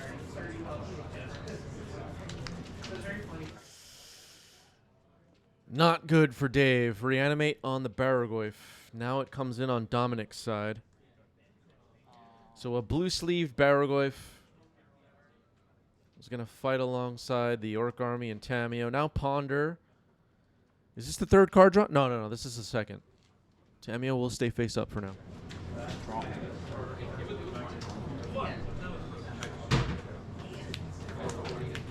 That's the Murktide. Murktide. This card is crazy. Delphi Guru says, Does Legacy Mono Black play Bog for Graveyard Hate? Sometimes. I don't think Kaplan's list has it, though. That's more of a card you want to tutor for, usually. Move to combat. I will swing with the Tamio for sure. Having a land enter tapped can be a little iffy. Make a clue. And then I will pass to you. Rua says, I know nothing about this game, but I love how elegant the movement is. Almost like a dance. Okay. Very interesting. Thank you for being here. Like a dance. Wow. Ponder? Yeah.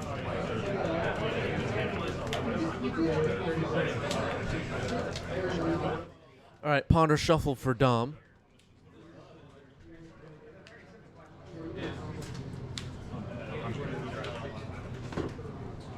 Draw. 8/8 Murktide on Dom's side. That's going to be a fast clock. But Dave Howe has a Baraglyph as well. The Baraglyphs, of course, will have the same power toughness. Things are getting interesting. So the Flyers will come in. Murktide is going to deal its 8 damage. Tameo made a clue, I guess. Just go.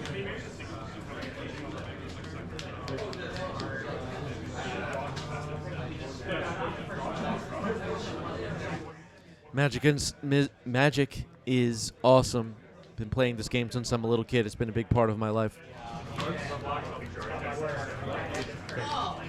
Monka pointing out all the dance moves that exist in Magic,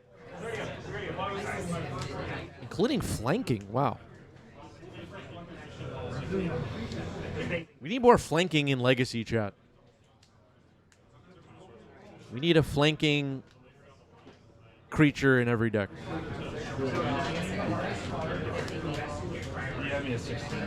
I'll block it. Okay, so Dom's going to chump block the Baraglyph. They're double checking the power on it right now. Okay, you gain 5.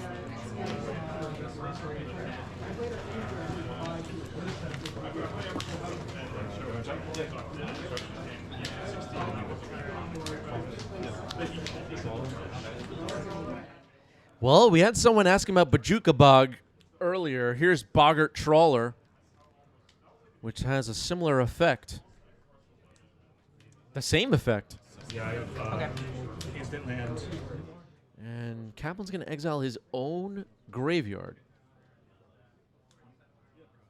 Exiling Dom's would grow the Murktide. But it shrinks the Baraglyph on Dom's side. Petty Theft on the Baraglyph now. It goes on an adventure. The borrower does. Snuff out on the Murktide. This game has been a battle. Murktide down.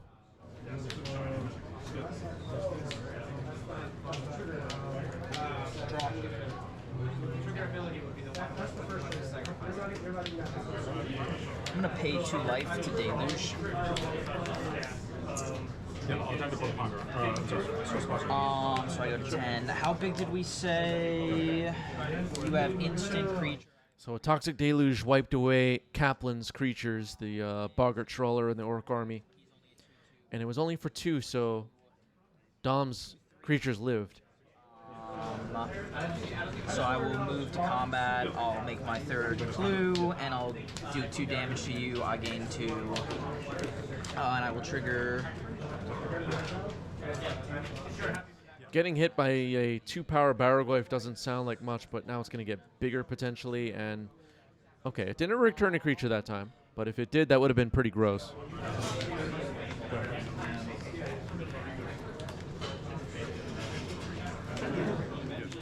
Yeah. Kaplan has to get rid of that Baraglyph. Okay, well, another Baraglyph for Kaplan.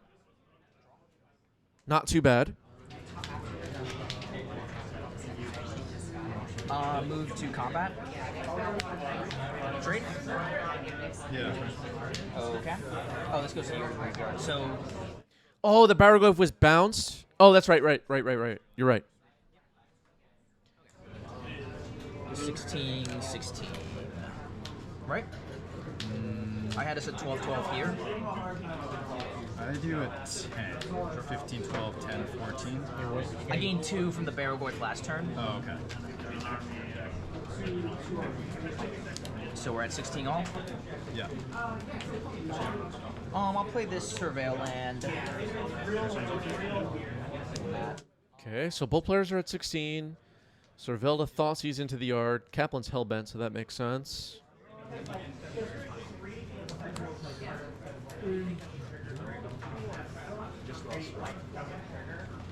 So you're at 15. And actually, I guess it's still in your upkeep. Yeah, Monka's saying keeping track on pen and paper makes a lot of sense. This is a competitive event. You do want to keep track of life totals with pen and paper. Don't just use your phone. And you're good. I will just pay 2 and draw off another tree. You'll thank me later. Okay, so Dom draws off a clue.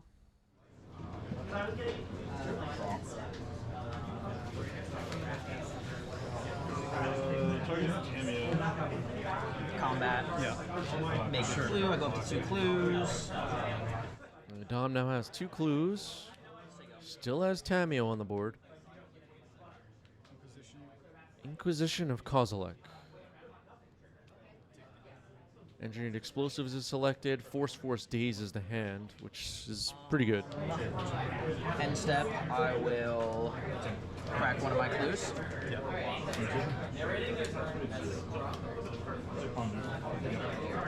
I'll flash in. Sure. Draw. All right, so Brazen Borrower got flashed in. Move to combat. Hit you for 3. 3 damage will come in from the fairy here. Tamio makes another clue. Second main. Attempt to brainstorm. Now the Brainstorm will flip Tamio, which is bad news for Kaplan. Those 2 back, that'll trigger Tamio.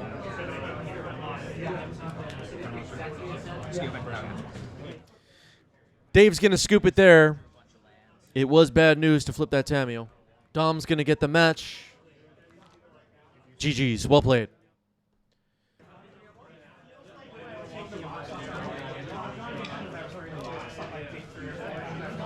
Alrighty, good luck, bud. Let's have some fun. You as well. Thank you. Awesome playing that. That's really cool. Wow, players being very nice. I'm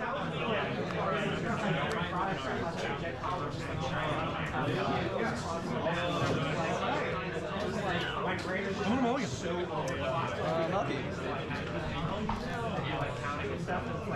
Okay, sounds like Adam took a mulligan, and Eric has kept 7.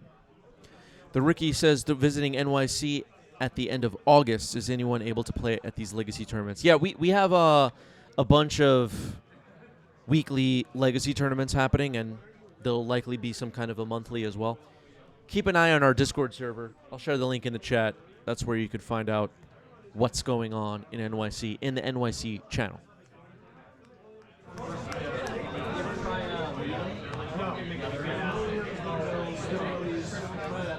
Shout out to Monka TG and Lord, our monthly gift sub and cheer leaders right now. 1 card on the bottom for Adam.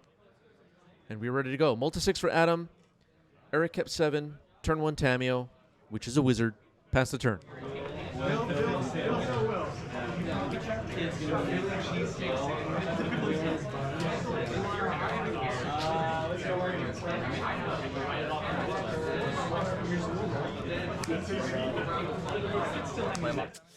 The previous match we watched was actually round 3. I forgot to update the overlay. This is round 5 now. We're moving along.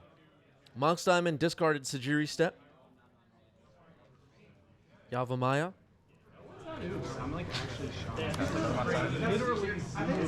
Yeah, the previous round was round 4. Sorry about that, everybody. Malevolent Rumble. This card is legit.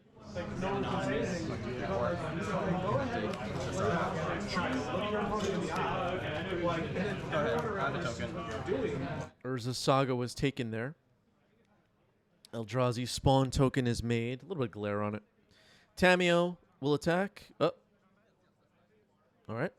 It will attack. Makes a clue.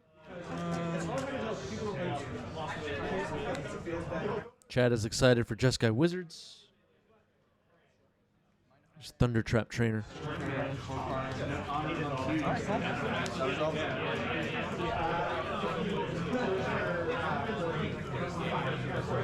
This Otter is also a wizard. Prismatic Ending is found. Pretty good. Sounds like laughing in the background again.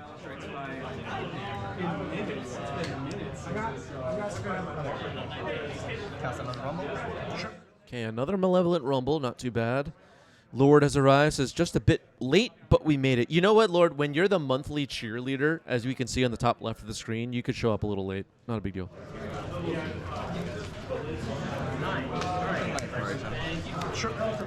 Exploration is selected. Exploration, an important part of these lands decks for sure. It's going to get played here. It's going to resolve. I'm gonna wasteland your bulk, and then I'm gonna call it a turn. I have one counter on Urza Saga that I'm gonna get while you do your thing. All right, a wasteland took out Volcanic Island. Adam just drew the Force of Will.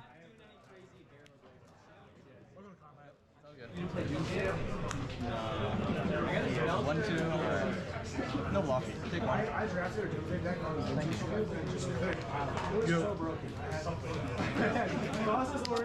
No land drop for Adam. That is rough.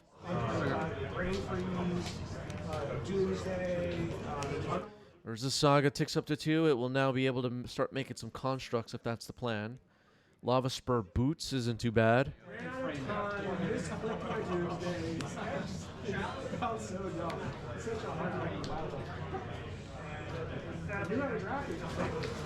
I played the. Have you ever played Modern? Mighty, thank you for the resub with Prime. 12 months. That's a 1-year badge. Thanks for sticking with us. So now after after a fetch, Adam has found a basic plains. Can't waste that.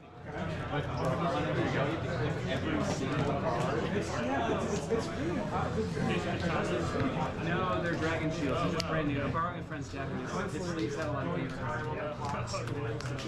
Prismatic ending boots. Prismatic ending going after the boots. Sounds like the boots are gone. I'll go to combat. Yep. Okay, go. I'll make a construct. Yes. So 3/3 currently. All right, making a construct now is Eric. Sorry about the Discord chime.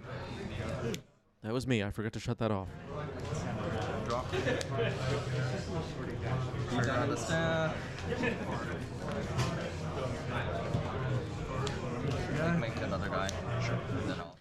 Urza Saga will pop here after making another construct. Constructs are going to be 5/5s at least this turn. It's going to be a fast clock. I'm gonna name Tamio Season Scholar. That's the other side of Tamio, I believe.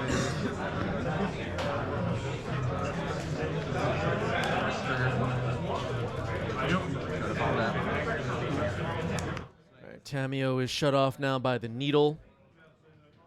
The reverse side, the Planeswalker. Construct gets in for 5 damage. This shit was because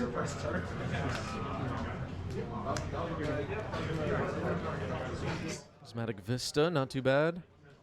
Getting those land drops. We're going to need those.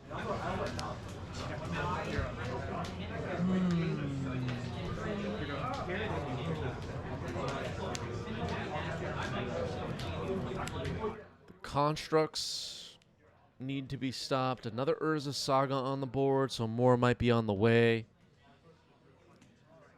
Kind of a tough spot for Adam here. We're seeing what the lands deck does. It's doing what the lands deck does in a big way. Safe to say. This is going to be tough for Adam. But Adam's a solid player. Could pull this off. Basic Mountain.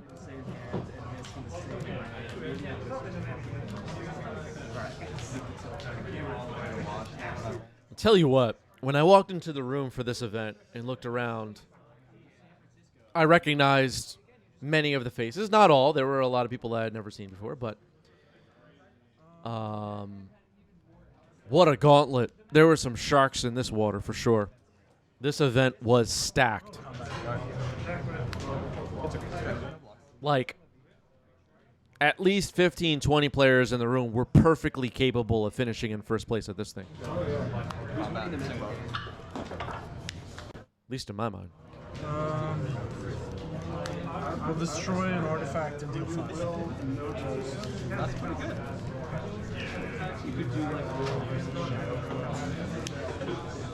I agree with Eric here. That is pretty good. Flame of Honor will blow up a construct, deal 5 damage to the other. Got rid of both of them. Not bad. That's what the wizard deck does.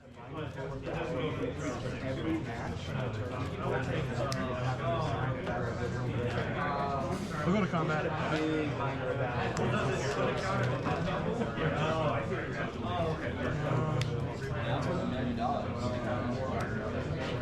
Then, like, round by round, as the players were getting paired,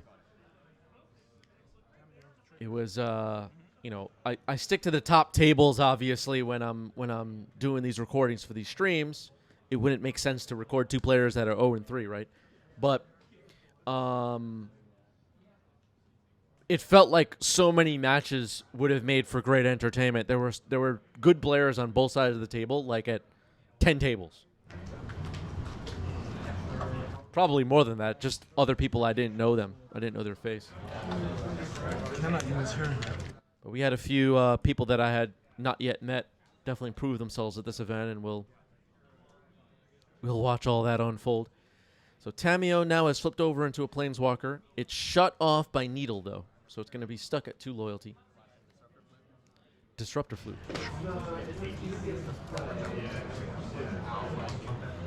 I'll name Flame of Anor because I just got blown up by it. Sure. And then I'll use one of the spawns, tap, and make a guy. Yep. All right, so Needle is on Tamio. Flute is on Flame of Honor. Yes, 3 more. 3. I'm gonna make a guy and then I'm gonna search. Oh. You want to respond to the search? Yeah, Okay. I'll just switch. Right. I don't know if they play 2 needles. I don't know how this deck works. Okay. All right, so before the fetch happens, Adam's going to, just in case, fetch up a basic island. Now, after making 2 constructs, kind of rebuilt the board for creatures, Eric's going to search for an artifact with Urza's Saga. What are you going to find this time? That's an expedition map. Sorry about the glare. Oh, thank you, Eric, for moving it. So 2 constructs, exploration, 1 Eldrazi spawn remains, Flute, Needle, naming Flame of Honor, and Tamio, and then an expedition map. So now the construct will attack. Looks like it's a 7/7. Take 7. I'm at, it should be at 6. Oh no, I didn't fetch. Yeah, I'm at 5. Green, 1. Cast Life from Alone, targeting Urza's Saga, and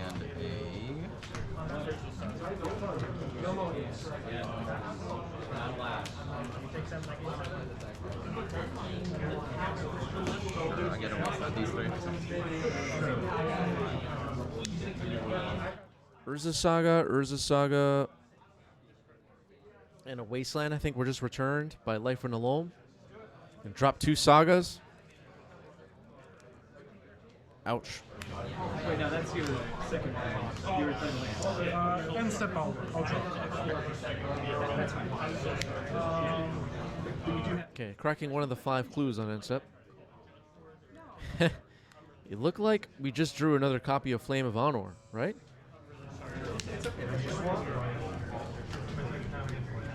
Ooh, Megas to the Moon.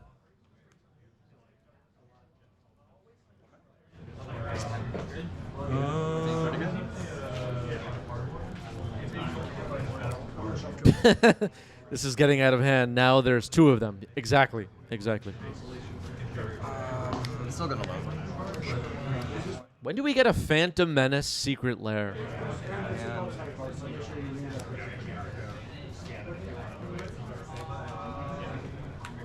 One, 2. Cast Loam, targeting Dark Depth, Ghost Border, and the Sage. Sure. All right. Returning some lands with Life from the Loam. There is a moon on the battlefield now. Yep. Play a Wasteland.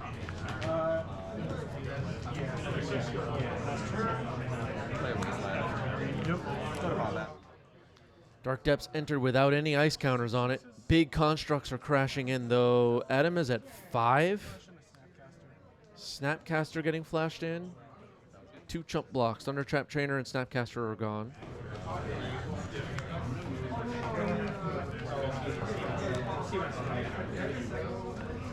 Flame of Honor wouldn't be too bad right now.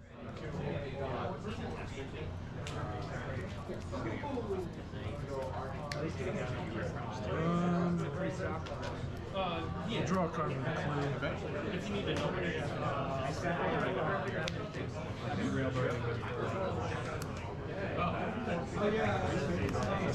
Got it.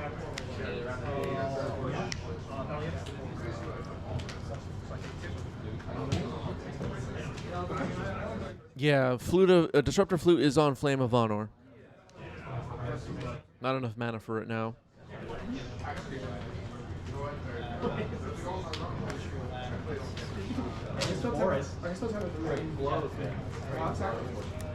Go ahead. End of return. Tap 3. Blue. How are you, Magus? Okay. Odawara bounces the Magus, and that is game 1. Did not expect that. Come on. All right, moving on to game 2. Adam kept 7. Eric's taking a mulligan here. Deck lists from this event were posted in our Discord server.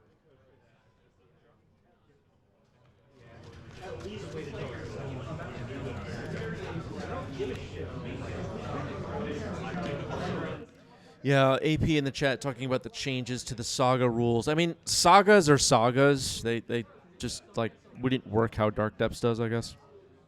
Makes sense. All right. All right, 1 card on the bottom for Eric. We ready to go? Flooded Strand pass. Judge. Sorry, no, what? Oh, no, I mean, this attack. You're right there.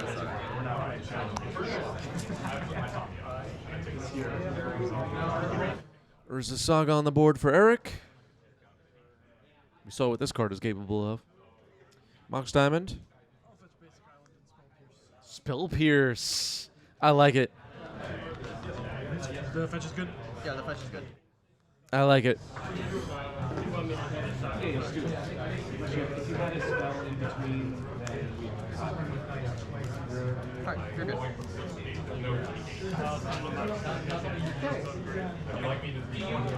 Five cards? 4 cards? 5 cards. Yeah, sagas enter with a counter on them because they're sagas. It's not related to the card having abilities or anything like that. Much like the room cards and the case cards and all that stuff. They just have like rules for their card type that don't change under Blood Moon.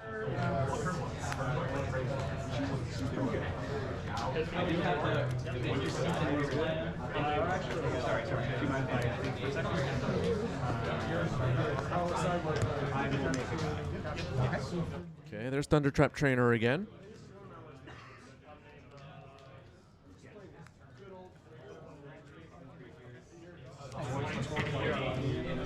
Force of Will is selected. That's not too bad.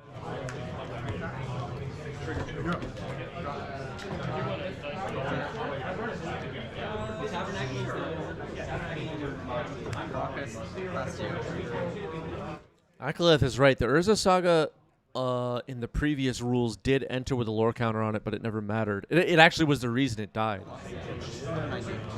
Or part of the reason. So the Thundertrap Trainer attacks. Urza Saga now up to 2, but not enough. All right.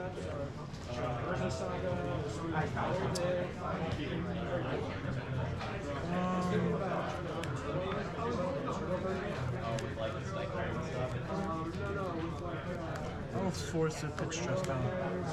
Force pitching dress down on the flute. Okay. I was going to say not enough mana to activate Urza Saga, but I didn't want to miss what flute named. So I raised the volume there. But Urza Saga will now take up to 3. It's going to float a mana. We're going to fetch to not get needled. Basic math. I should be at 16 now? Yep. Switch away.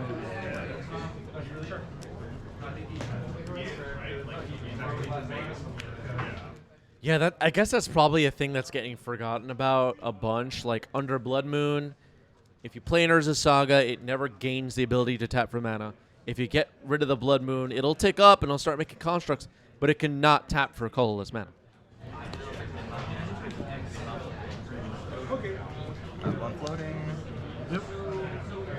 It's all very interesting.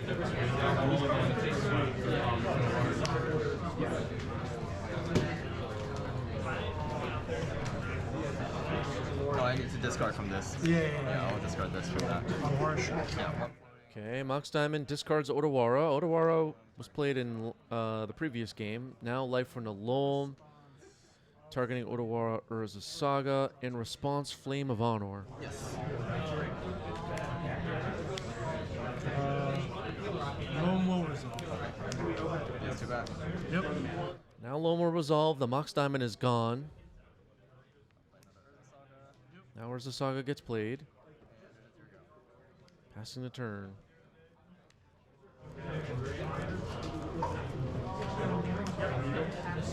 I'll fetch.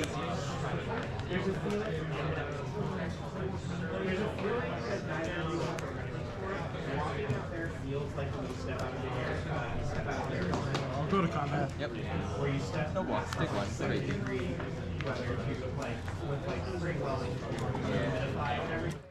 Thundertrap Trainer is going to need to attack faster.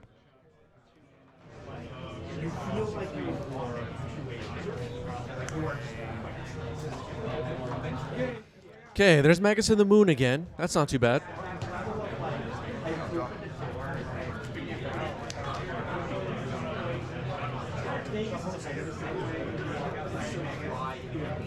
Faster.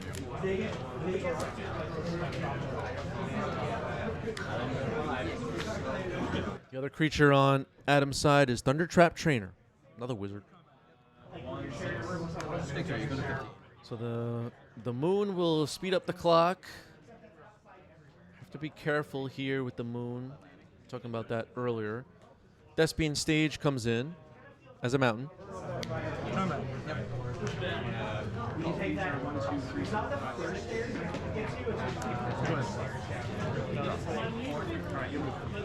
Well, yep. Faster. It's a Sajiri step. Nice. Go ahead. Faster. Eric's life total dwindling down. 3 more damage comes in, drops to 6. Can't absorb many more of those hits. Passing the turn. So, go ahead. Urza Saga. This came up earlier. It does enter with a lore counter on it. Looks like Eric knows that, though. 0, okay. Go ahead. They got it wrong. All right, well, I guess there haven't been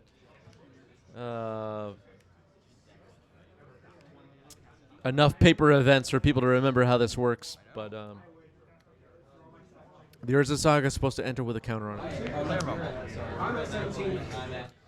Malevolent Rumble. I learned that myself at this event. I didn't know. I thought it enters with 0 counters on it, and one of the judges pointed it out to me. That is a twin-shot sniper. Well, things are getting interesting.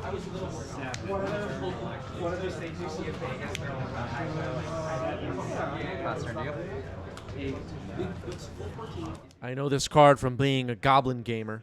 Discard it to shock something. And it might be trying to shock this Magus of the Moon at an opportune time. Here's Brainstorm. And then 6 noise. 1, 2, 3, 4, 5.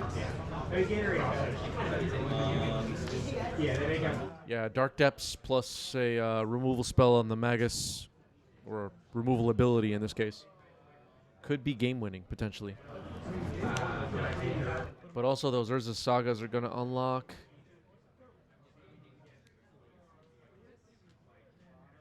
This game got interesting.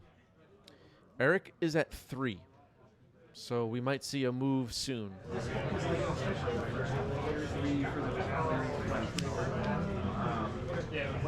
There is an Eldrazi spawn that can block after the Malevolent Rumble.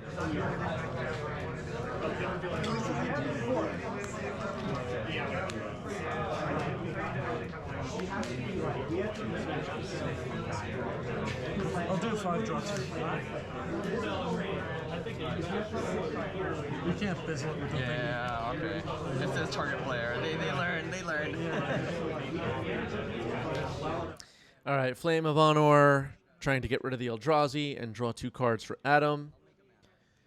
This puts Eric in a position where we may have to fire off that Twin Shot Sniper's channel. I'll move to combat. I believe you already played a land. Did I? So. I'm not sure. Players in agreement that Adam already played a land, I guess? You played a land just now. I'll go to combat. Alright. Twitch chat says Adam did not. So this is just an activated ability. Yes, it is. It's a channel ability. So channeling Twin Shot kills the moon, unlocks all of Eric's lands. Eric's gonna drop to 2. Bolt. No. Legacy, let's go.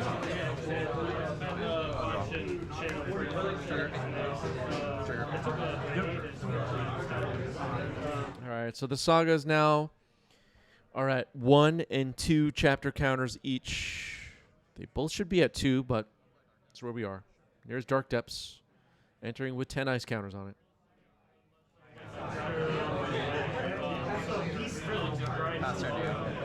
What's your username on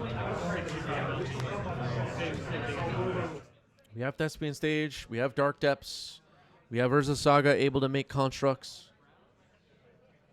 Getting rid of that moon might have put Eric way out in front.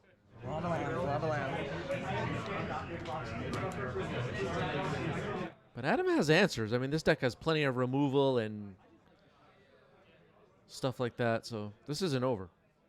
Quick question. If there's a Magus of the Moon, does the Urza Saga come with 1 counter or 0? If it enters, it will enter with 1 counter. Okay, so we do got that anything, wrong, it'll enter with 1 counter. Yeah. It does get a counter. Yeah, It's because that was... intrinsic ability of a saga, and it is still a saga. We had an issue 2 turns. We played that wrong. Yeah, like 4 turns ago, this entered with 0 counters, and then I was able to remove it, and then I removed it later on. It should have 2 and it has 1, Yes. 4 turns ago. Yeah, but he's just been hitting me with the Magus. Okay. Sorry. I thought it worked differently. Well, good to know now. We learned. Well, if unsure, you should call a judge in the moment rather than take your opponent's word for it most of the time. Wrath of the Skies just hit the stack, though, and we were talking a moment ago about Adam having answers to stuff. This is one. Everything. Alrighty. In response. The counter and the trigger that I'll float too. Okay. Alright. Yeah, the Wrath of the Skies kind of just made that whole situation irrelevant, I guess. Makes us feel better. Wrath of the Skies blows up the sagas. No point in activating them because those constructs would have died too. But now there's a Thespian Stage Marit Lage combo with Dark Depths potentially pending here, and Adam will have to deal with that. That's how sagas work. Sagas always work. I will not attack. The way sagas work is it enters with a counter, and then because it has a counter on it, the first ability triggers. They're 2 separate parts. Oh yeah, maybe there would not have been enough mana. 6. You can stifle the trigger that causes Under the glare, we have a Sajiri Step and a Caracas, by the way, on Eric's side. Yeah, the Magus of the Moon is dead. Twitch chat sees a swords in Adam's hand.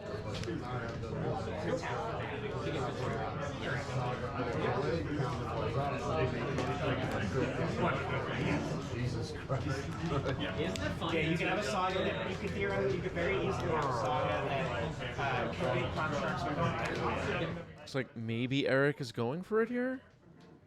Or are we doing something else? like stifle the first ability if I died from yeah. Like that was a real common thing. Like if it's like if it is I'm gonna return. I'm gonna copy. I'm gonna shortcut if that's okay. Yep. Okay, Eric is making a Marit Lage. Still in step up. I'm not gonna. So I'm gonna respond. So I'm gonna cast a propagation. Sacrificing after step. Spell Pierce on the crop rotation, trying to save Merit Lage. Merit Lage is going to die here.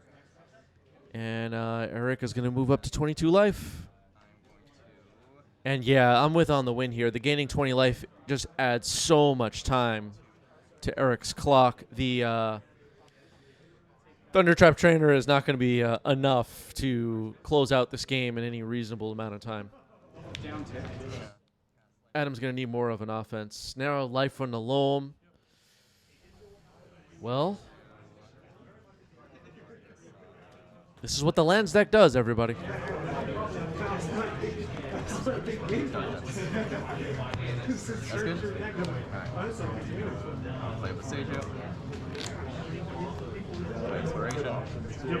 Play a Saga. Trigger. Go ahead. Exploration, play a Saga. Eric's going to rebuild really fast. We might see another Merit Lage really soon. They keep making mad. And constructs and all of it.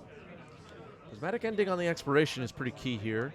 Thunder Trap Trainer with its kind of pathetic attack comes in. It's an attack, but it it just doesn't hit hard enough.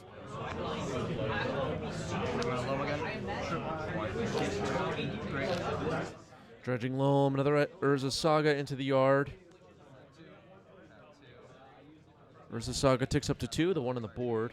Now casting Life from the Loam. Urza Saga, Urza Saga.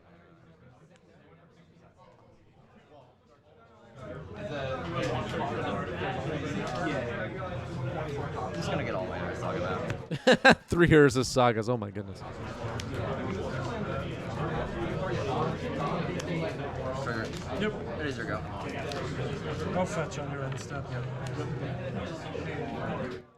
All right, Prismatic Vista gets cracked here.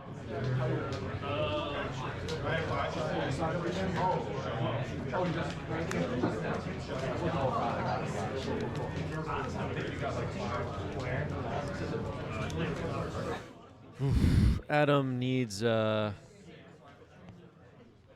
lot.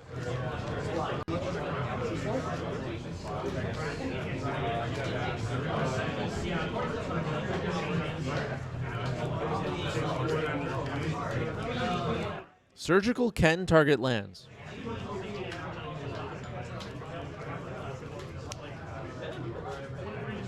Non-basic lands.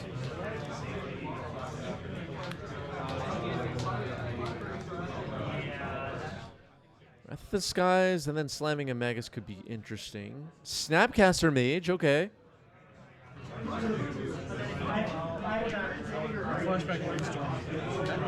Flashing back Brainstorm. Okay.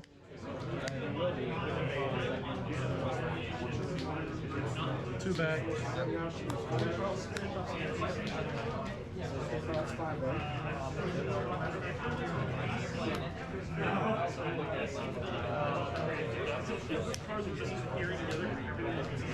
Oh, shuffle.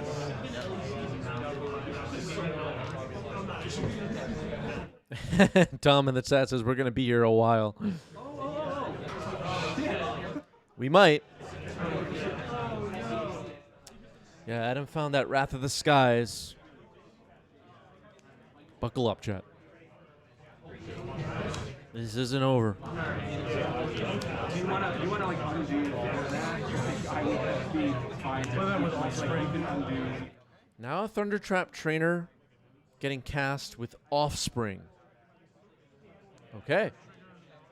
And Adam has the token. Look at that, everybody. That is how it's done. Alright,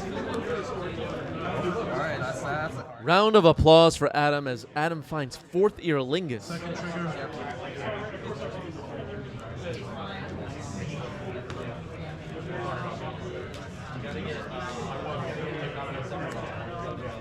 Both are very good cards. Back to basics? Oh my goodness. That Thunder Trap Trainer was a hit. Turn, I'll make a construct. So apparently now Adam has in hand Back to Basics, Wrath of the Skies, and 4th Ear Lingus. Things are getting really interesting. If you were rooting for Adam here, Adam has a pretty good shot at the moment in my mind.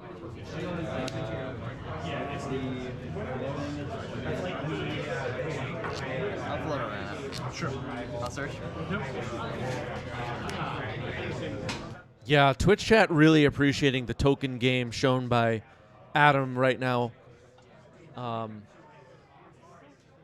Amazing.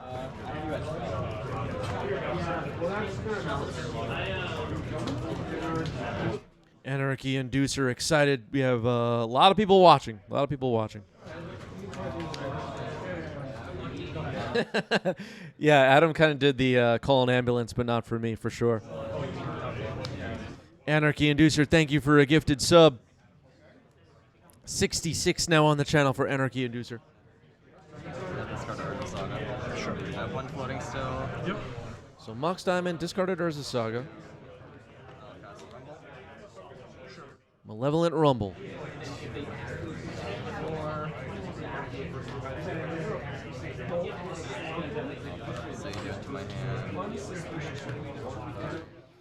Boseiju Who Endures will be useful against the Back to Basics, potentially.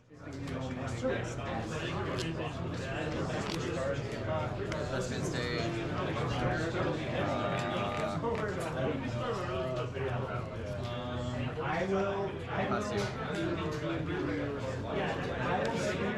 All right, passes the turn. Big Kev says, found you from the Twitch front page, by the way. Someone found us. Welcome, welcome.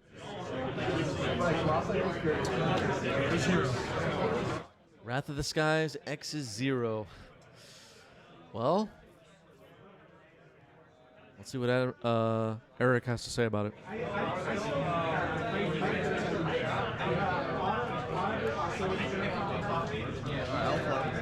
Sure. Floating a mana with Thespian State, with Urza Saga, excuse me.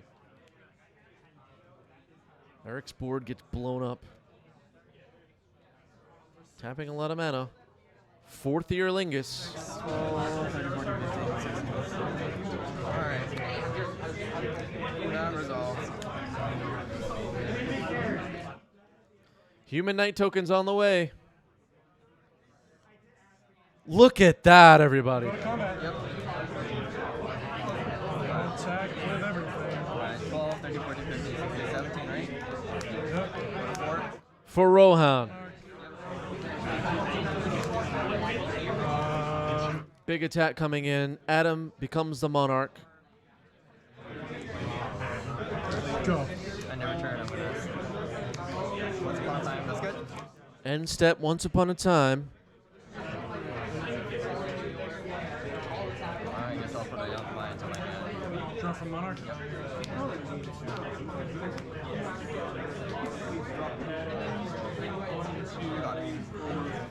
Adam gets the game. Moving on to game 3. Oh my goodness.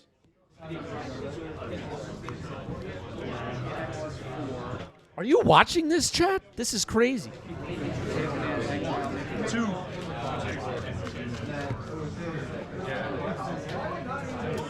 So now Eric will be on the play. Yeah, the beacons were lit AF. I agree. Fourth Year Lingus.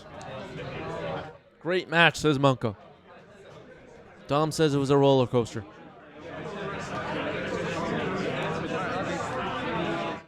One card on the bottom for Eric. And we are ready to go. Game 3. Expiration. Thespian Stage. Basic flames. Prismatic ending on the expiration. Who you in? Thank you for 5 gifted subs. Appreciate that. George says stream was in my Twitch homepage and I saw someone playing LAN, so it was an insta-click for me. Welcome. I would have clicked on it too. Here's Malevolent Rumble. Yes, resolves. 1, 2, 3, 4.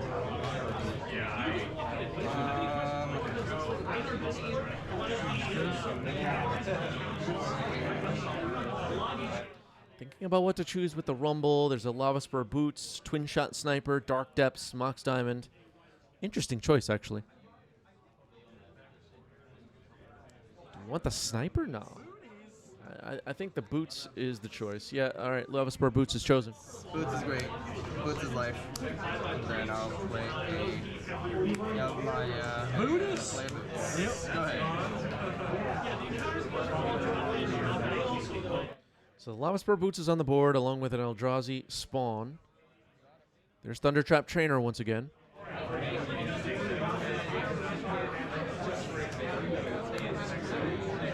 good.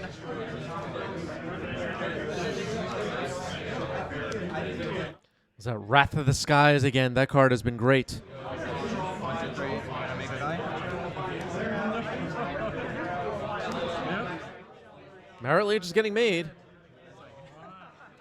That is the match. For some reason, I thought for sure Adam had something. Eric takes it. GG's. Merit Lage. Merit Lage. Wow. Wow. Game 3. Finished like that. We're going to take a 2-minute break. Don't go anywhere. 2-minute break.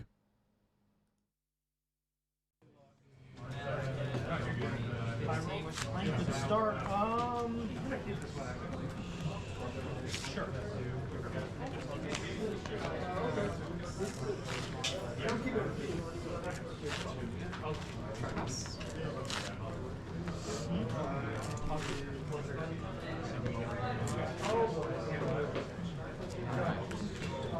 Should I do high roll? Sure. All right, we move ahead to round 6 of the 90s MTG Legacy Open. Spencer on the left with Reanimator, Herman on the right with Cats.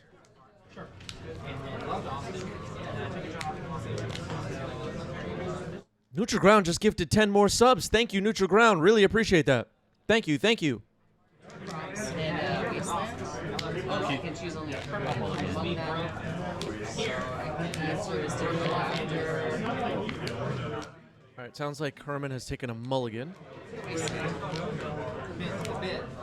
Thank you, Neutral Ground. 21 gifted subs. Really appreciate it. Thanks for the love. Too many lands with a question. Chris, are you currently building anything new or plan to soon? I don't know. What am I supposed to be building? I don't know. Come on, I block. What am I building? Yeah. So that means one of us is due. But boom. Oh shit. That's Thank you, Neutral Ground. Jen the Judge, thank you for the follow. What's up, Jen?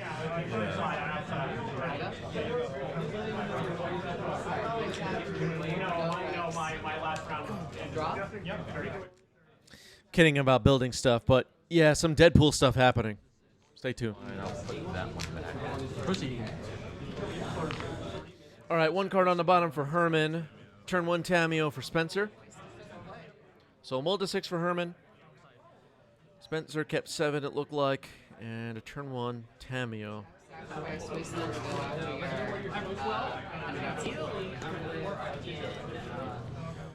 Is that just a basic island, or is that a altered underground sea? I'm actually not sure.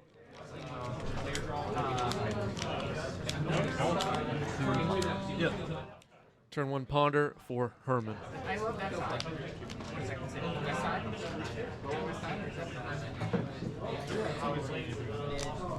Neutral Ground with a shout out to Herman. Herman's one of the OGs. Go ahead.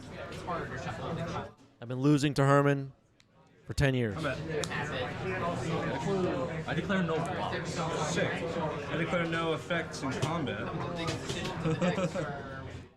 One of the most talented players in the area, in my opinion, is Herman.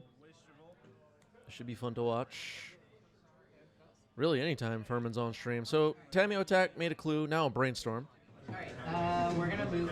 Well, it doesn't have to already use the mana, so just Alright, so 1, 2. We're gonna attempt to cast a.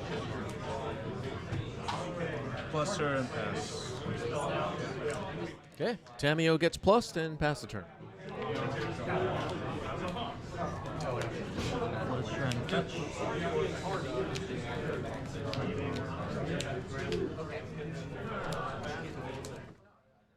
So Wasteland took out that Volk if you missed that. Herman finds a replacement.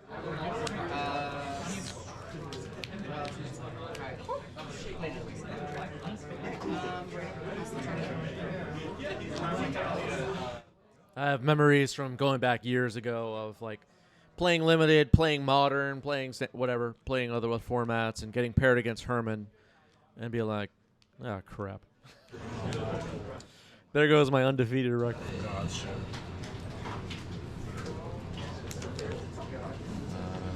Likely going to be a draw off the ponder and pass. So. All right, Herman completing this Potter. Twitch chat giving us another sub goal. New sub goal set. Thank you all the subs.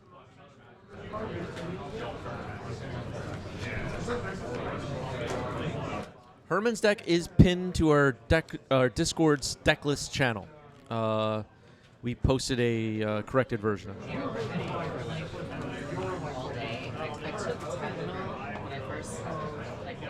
Wow, I looked away and the game ended. Pretty sure Spencer got that one.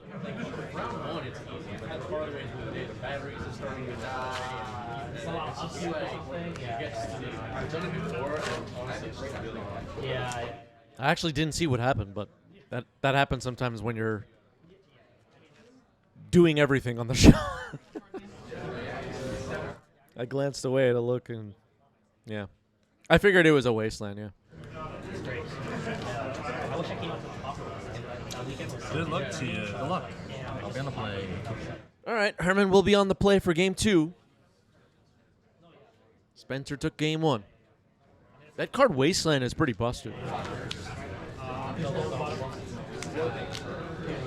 Not so sure about the design of Wasteland. Maybe it was a mistake. No, I get that too. That is so true. Like scrolling out of yeah. It's like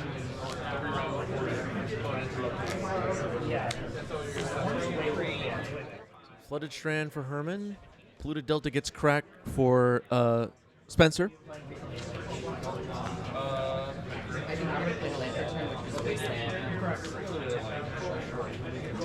We had a lot of gifted subs dropped on our chatters today. Thank you for all the gifted subs, everybody. I really appreciate it. There's that Tamio again off that mysterious land.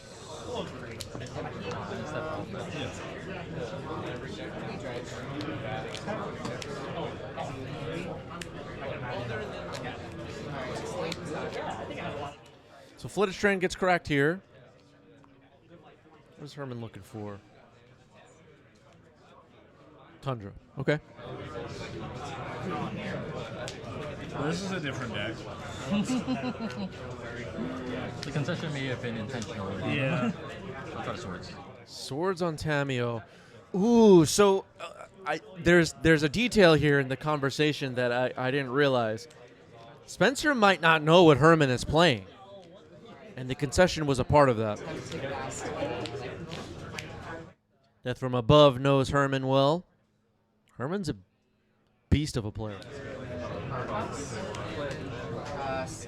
So Arid Mesa got cracked.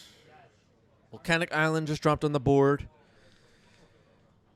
Get Stash wondering what LGS this was. This is at Hex & Co. Hex & Co. There's Amped Raptor. Let's go. Yeah.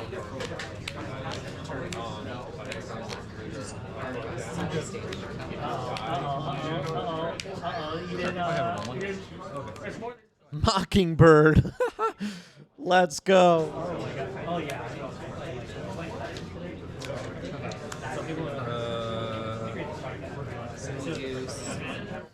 So I told Herman, listen, we're thinking about having a big legacy tournament. It's in a couple of months. Do you think you can make it? Herman was like, I don't know. We'll see. Herman shows up with Amped Raptor and Mockingbird. Round 6 at the top table.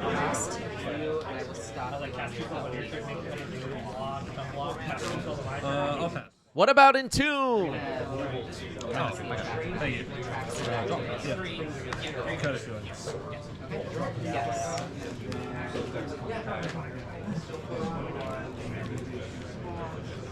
Go to combat. Yes. Attack 3. Attacking for 3. Dude, I just fell off the cast master. Johnny. Here's a Johnny. Nakat Baraya. Okay. Cat. Miniature, Bowman. End step Bowman. Try to brainstorm a response. Sure. Brainstorm and response. Okay. Final Fantasy Endwalker happening.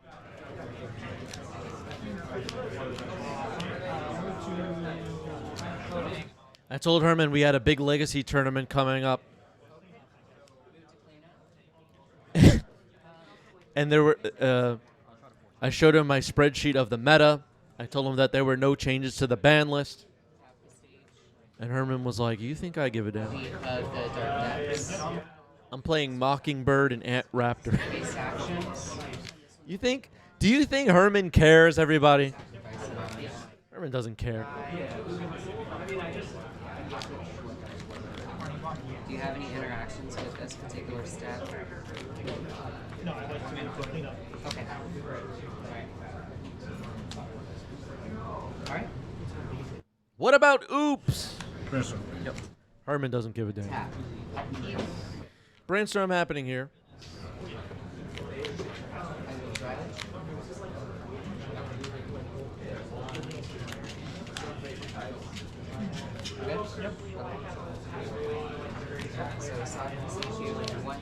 For anyone new around here, a portion of the Legacy community has been crashing out for the past month about the lack of a ban update.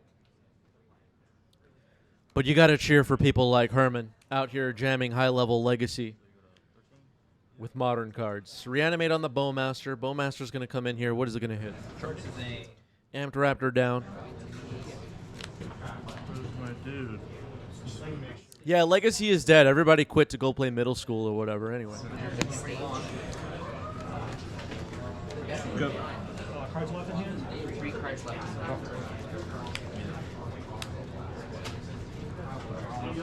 This is what it's all about, everybody. I'll cast Mockingbird X equals 1. Mockingbird X is 1. Bowmaster. Bowmaster, your Bowmaster. I dig it. Oh, you came prepared. Let's go. Nice. Oh, yeah. Go to combat. Yeah. Spencer appreciates Herman coming prepared with his own Orc Army token. The attack is coming in. A Johnny, it's Cat Friend, and the Mockingbird. The other Mockingbird is a Bowmaster.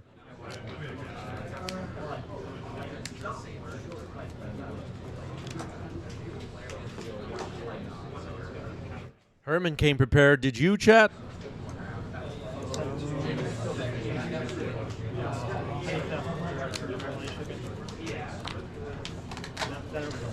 One, two, three, four. All right, 9. Yep, pass. Upkeep, I'll play in 2. Yep. Uh-oh. Upkeep in Tomb.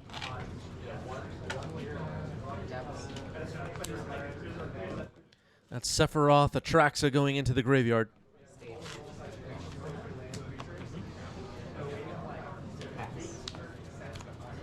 Draw.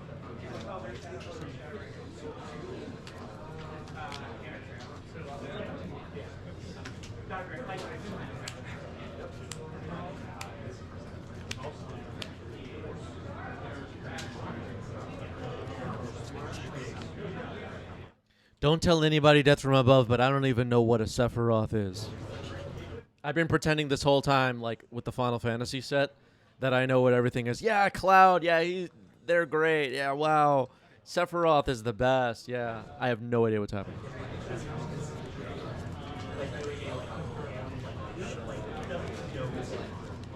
Yeah, let's get another Chocobo. Yeah, that sounds fun.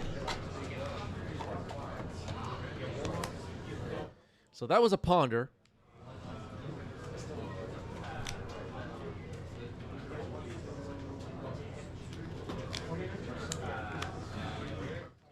There's Tamio.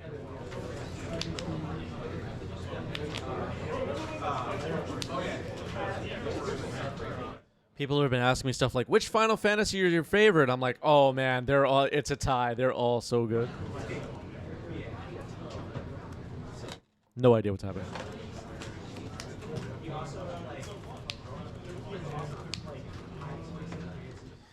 Yabo75 says, I used to be on the Pro Tour, and the only thing I recognize and play are duels. Make sure you memorize all the cards, folks. Maybe study up. Wasteland on Underground Sea. Underground Sea down. Biggest is a 2. So take 4. Well, no, it's oh, 5. Yeah, 1, 2, 3, 4, 5. Block this one. Yes. Go ahead. All right, Tamio blocks. Spencer still takes 5, drops to 4. 3. Yep.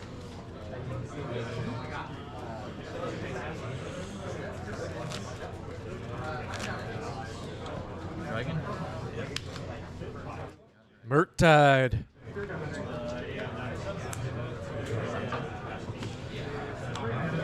4 counters. Yeah, Death from Above mentioning one of my favorite moments from Final Fantasy.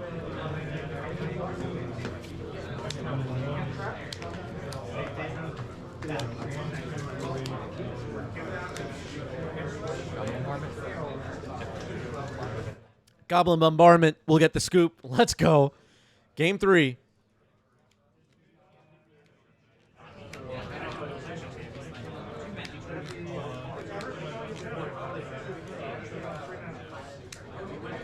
You recognize that card, chat? Goblin Bombardment. Let's go. I'm not really a big Let's Go guy, but this is a Let's Go kind of a stream.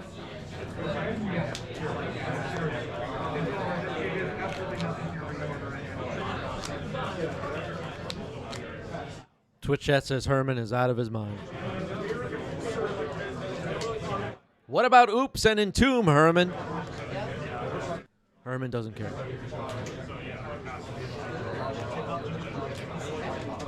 Proceed.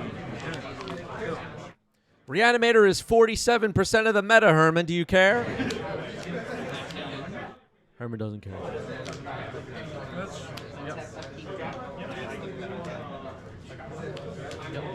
Undercity Sewer, Surveil.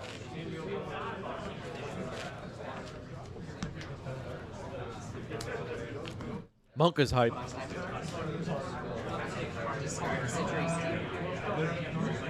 Aaron makes a pass. What a madman is right. Yep. Undercity Sewer, Surveil again. Leaves it on top. Interesting.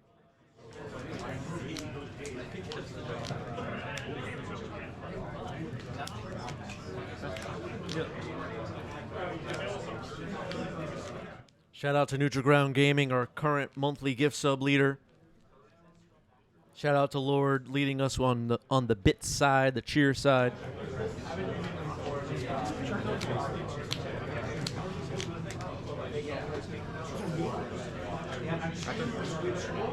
Amped Raptor. It's getting blue blasted. Okay. Okay. Go ahead. So upkeep on 2.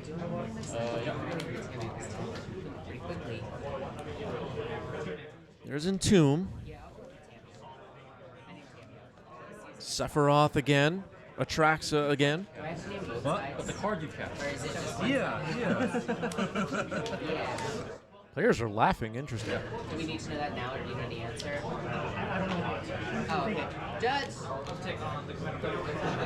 I had a question about this too. So, like, Razorback versus question is, Reanimate an Atraxa. Surgical in response. Atraxa is gone. The hand is Animate Dead, Scalding Tarn, Polluted Delta. Thank you so much. There are not going to be other Atraxas in the deck, but Herman wants to take a look. Of course. Makes a lot of sense. What is Spencer working with? We're finding out. I will pass. So Herman had the important surgical there to stop Atraxa. And yeah, Spencer's hand right now, not so great.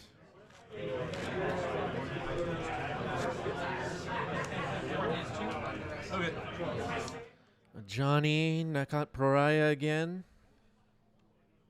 Makes a cat. Scalding Tarn. Entomb. Uh-oh. That was a good draw. Archon of Cruelty. Force pitching Mockingbird on the Animate Dead, though. Oof.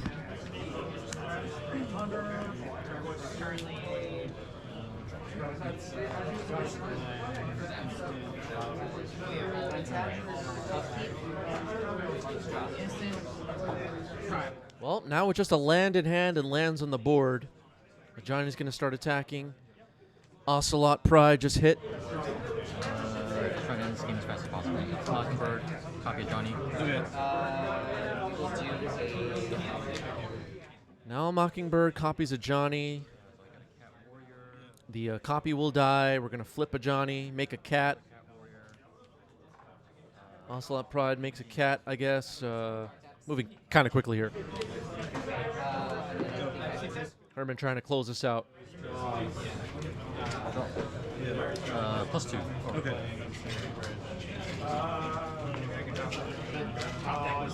Oh, excuse me. Yeah, the other cat token came from a Johnny copy, not from the Pride. Not from the Pride. Yeah. Well, big attack just came in. Spencer drops to 5. 9. Trigger. Okay. Let's fetch.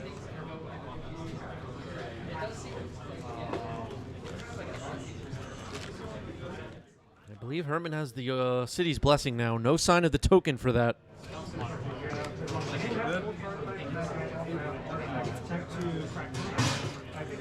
You got me. That is the match. Herman gets it. GG's. Jeskai Cats. What about Entomb, Herman? What about Entomb? Sheesh. All right. All right. Let's set up another poll for the chat. You have 50 minutes. Please begin.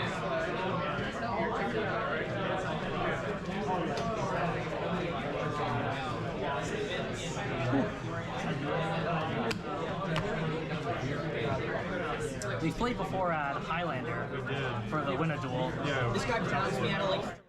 On the left side of your screen, mono black Storm.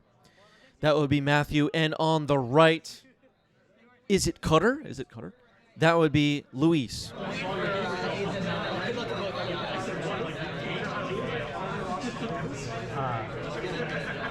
man. Let's have some fun. Best of luck. Best of luck. Best of luck. All right, good lucks all around. This is round 7, the final round of Swiss. Getting ready to go. Luis. Oh, okay. Sorry. You're good. Yeah, this format is dead. Yeah, they didn't. No changes to the band, so you know, nothing to be excited about.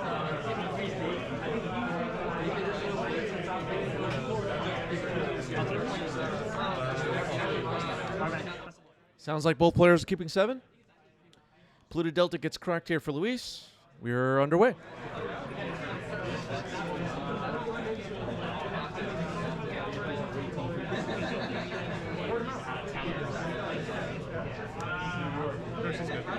Dragon's Rage Channeler is in. Yeah, Matthew is Death from Above in the chat saying this is Saga Storm with Ad Nauseum. Deck lists from this event are posted in our Discord server. Join our Discord server if you're not in there yet. There's a Saga. I just don't know if the player sat down knowing what the others were playing, but this was late in the day, so probably.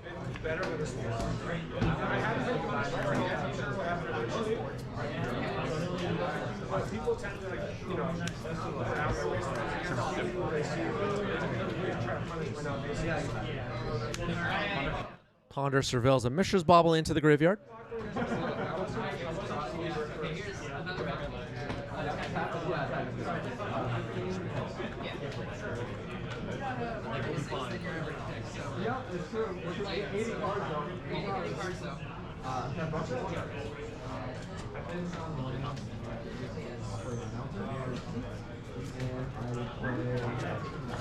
All right, leaves him on top, resolving the ponder.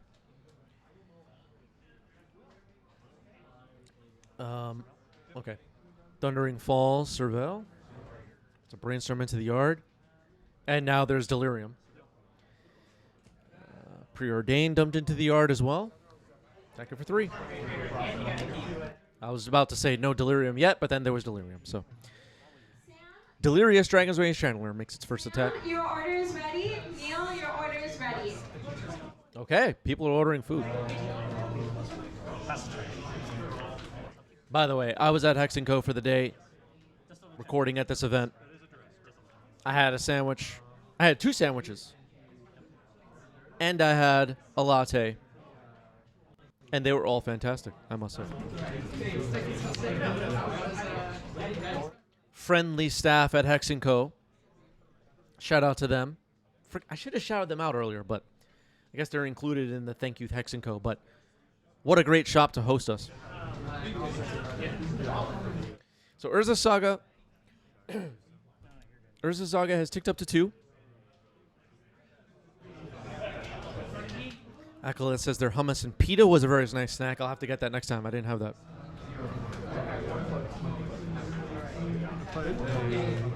City of Traders. And I will pass to you.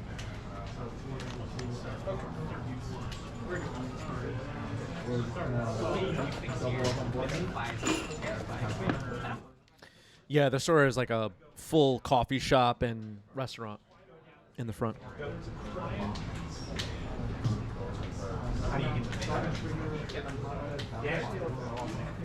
If you know me well, you know I appreciate such things. Dragon's Rage Channeler crashes in one more time. There's a Saga can start making some constructs. That's somewhat of a concern. Ponder Serval, dumps a volcanic island. Did not extend so far as Oh, really? We're 7 rounds in. I'm just like.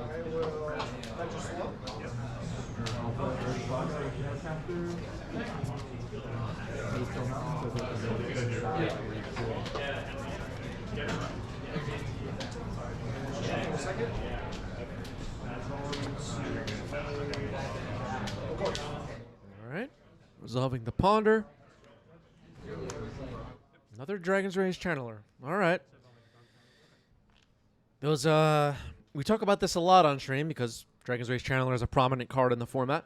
But getting these 3-power flyers up against the combo deck up and running quickly as possible and swinging away sometimes is just enough.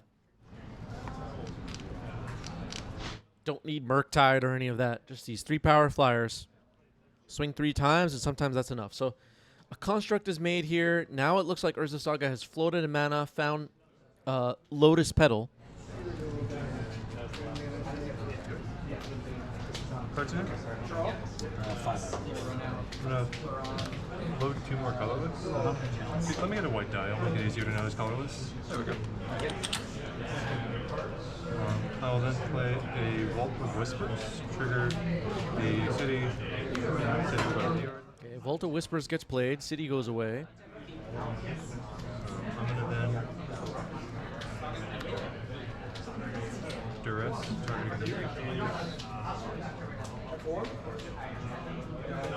Duress. Card has been with us since the 90s, ripping apart people's hands.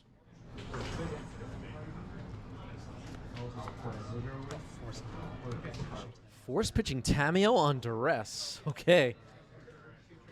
Serval's a land into the yard. And an Corey Steel Cutter into the yard. Force is good. Well, I'm sure Duress was trying to check if there was Force of Will in hand, so it'll be interesting to see how Matthew interprets what just happened.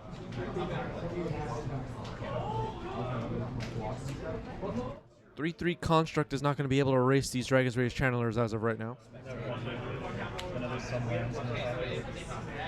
And if we sack the pedal, then it shrinks. So, see how this goes. Thoughtseize targeting you. Following up with a Thoughtseize.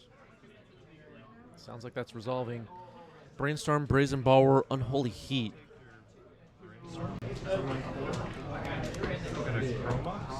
Yeah, like being on the subway, like does not help. Tendrils of Agony imprinted on Chromox. Cabal Ritual. I'll have 2 and 3 black. Lines are good. I'm going to beseech the mirror. Bargaining. 1 color is floating. I'm going to get rid of the Chromox. Putting this in the yard.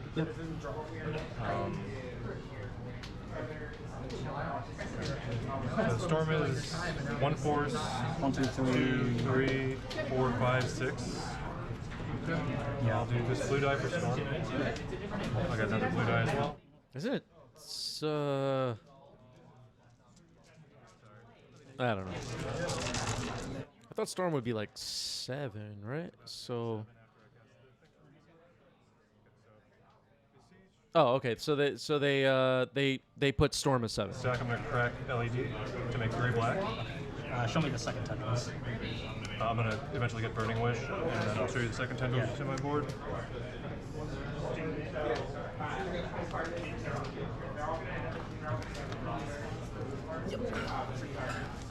Okay, well, revealing what we have, and it would have been enough. Moving on to game 2. Matthew takes game 1.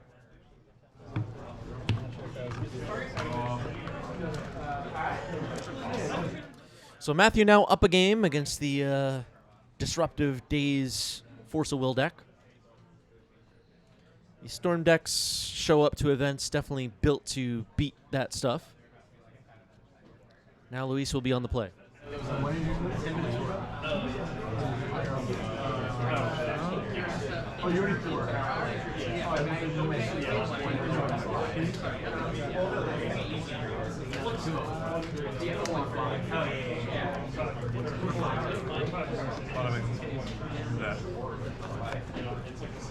Okay, sounds like a Multi 6. Scalding Tarn from the 7 card hand for Luis. Grafdigger's Cage, okay.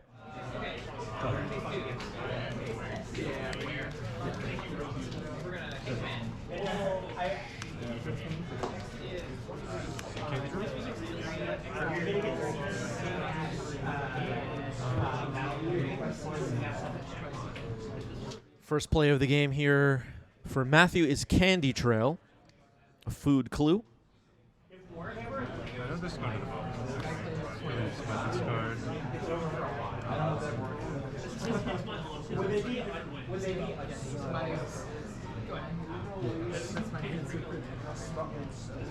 There's 2 different directions. The first one is which one's the king. I'm going to put this one on top, this one on the bottom, past it.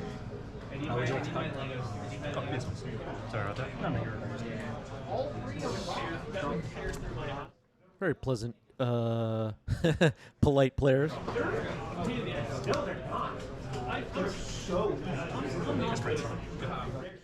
All right, now a brainstorm.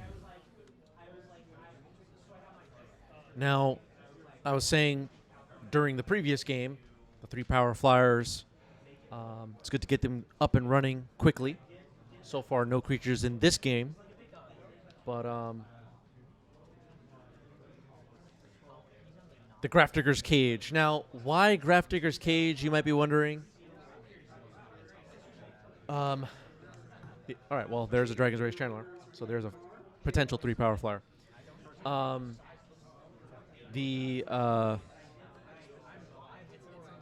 am I saying? Stream's been going on for a while. The Saga deck potentially play stuff out of the graveyard. But we're not reanimating anything.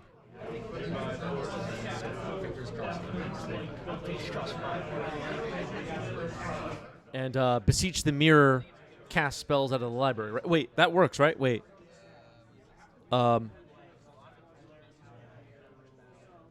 I don't know.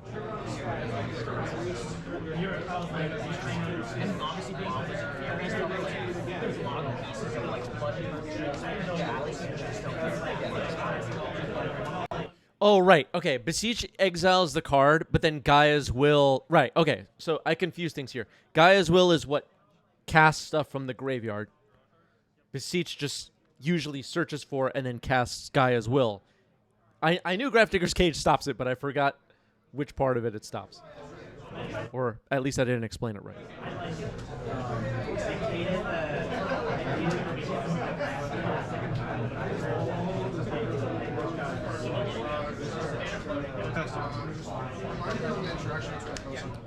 All right, passing it back after I kind of botched the explanation for Grafdigger's Cage.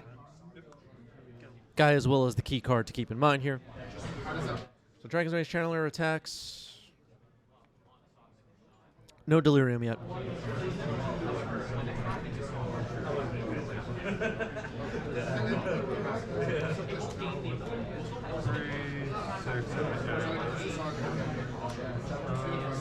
Okay, another Volta Whispers.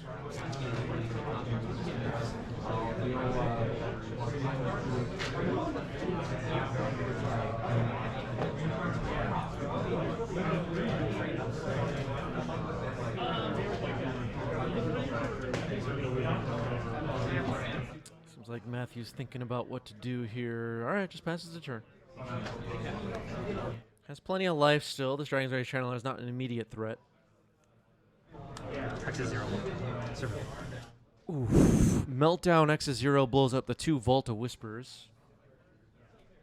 All right, well, that was pretty significant. Not like game winning or anything, but that hurt. Was that a 2-for-1, chat?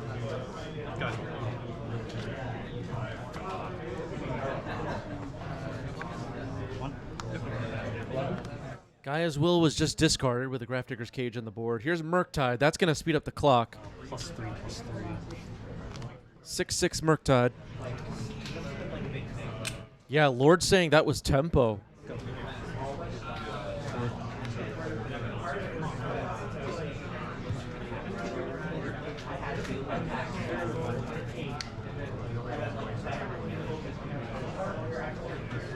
Is this tempo is in the chat? Wow.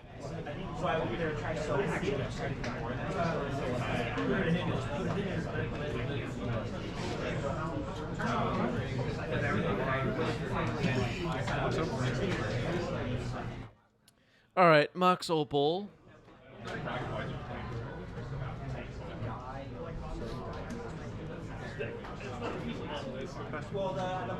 Oh, just a pass. Okay. For some reason, I expected there to be more.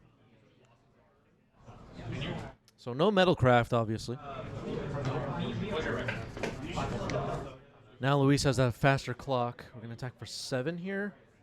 A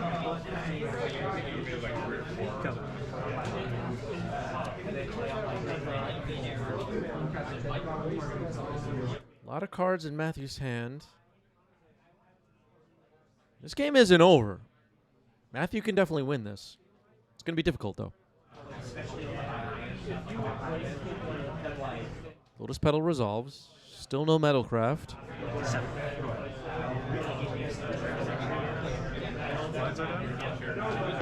All right, there's Metalcraft if that resolves. Lion's Eye Diamond on the stack. It's in.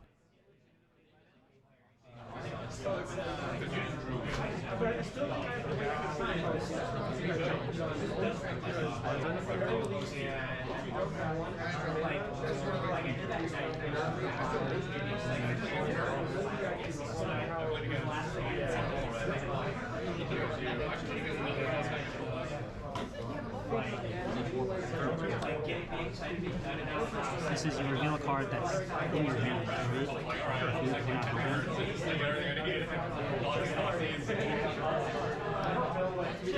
Okay, so Infernal Tutor just hit the stack. Sometimes you'll see people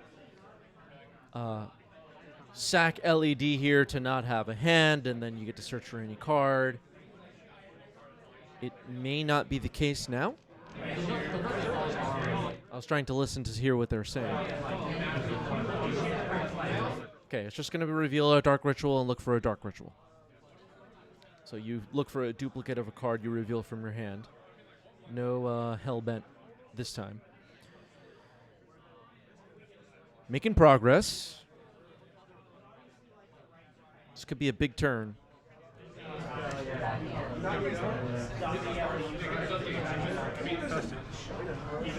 Okay, just passing the turn. Well, things are getting interesting.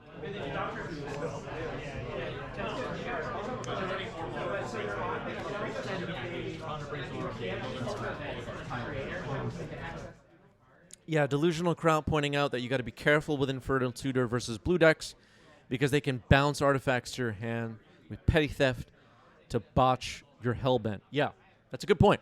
Good tip there from Delusional Crowd, who is a Storm gamer. So the creatures get in. Matthew's pretty much out of time here. The creatures will be attacking for lethal potentially on the next turn.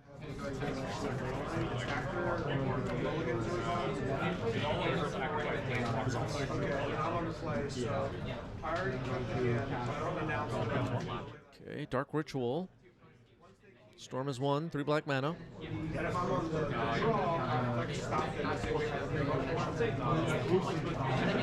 We know about another Dark Ritual in hand. There it is. 5 black mana, 2 storm.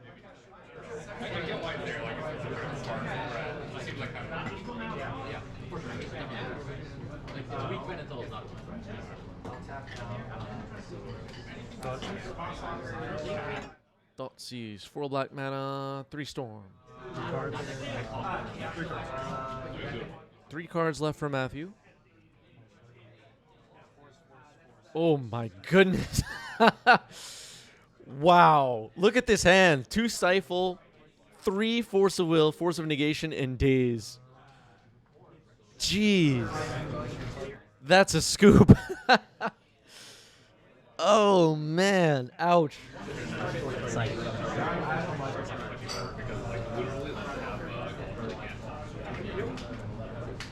The body language, too, after the Thoughtseize, just laying that hand out with just such confidence. Yeah, go ahead. Take your pick. I don't care.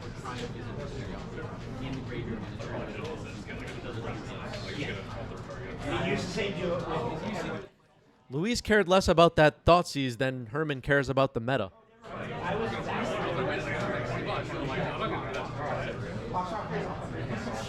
Yeah, that was a lot of tempo.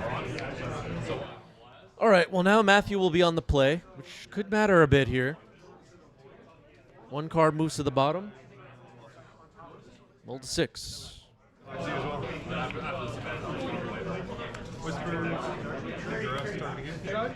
All right, turn 1 Duress. Let's see how this hand looks. 2 Days, 2 Ponder, Grafdigger's Cage, and Mishra's Bauble, and Sculling Tarn. Decent hand. So the odor of the affected permanent decides which card going back to place first. So you're going to decide whether it goes to Doffy or whether it goes to Wayland. Yeah. They will usually pick the best one unless you have like the option to have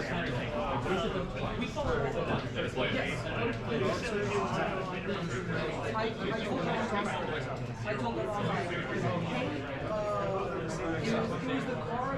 just saw a bag the last 2 years. Okay, Matthew selected Ponder, so Ponder is discarded. Vault to Whispers was the land, Duress was the spell. Some of you don't have every Magic card version memorized. I need to, I don't know, teach all of you how to memorize all the cards.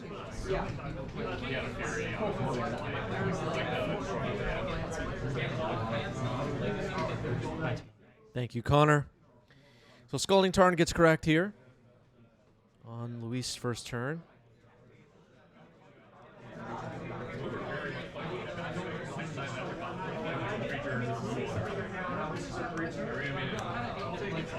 There's that Grafdigger's Cage again. So we'll see how this works out. Matthew chose not to take the cage when we were resolving that duress. Now the cage is on the battlefield. It is obviously disruptive to some extent. We were talking about that during the previous game. Gaia's Will allows the Storm players to cast cards from their graveyard, and that won't be an option with Cage on the battlefield. So, now Cabal Therapy.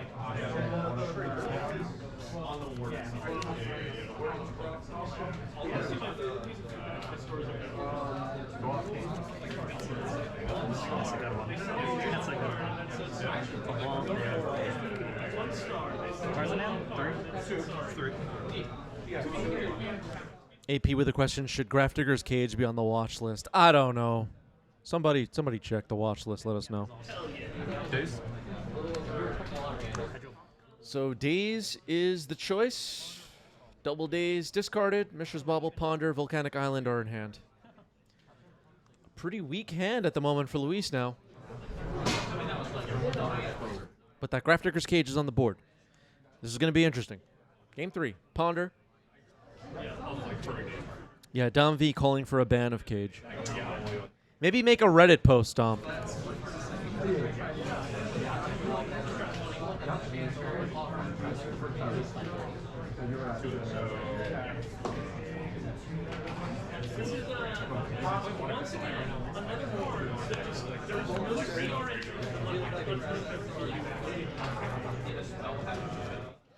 All right, Ponder shuffle.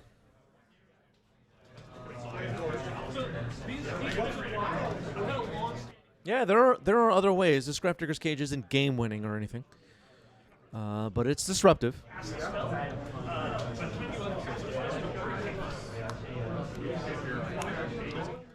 Mishra's Bauble takes a look.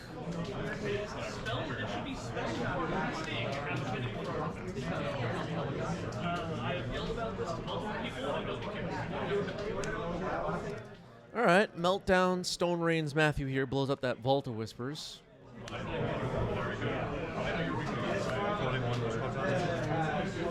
Wishclaw Talisman.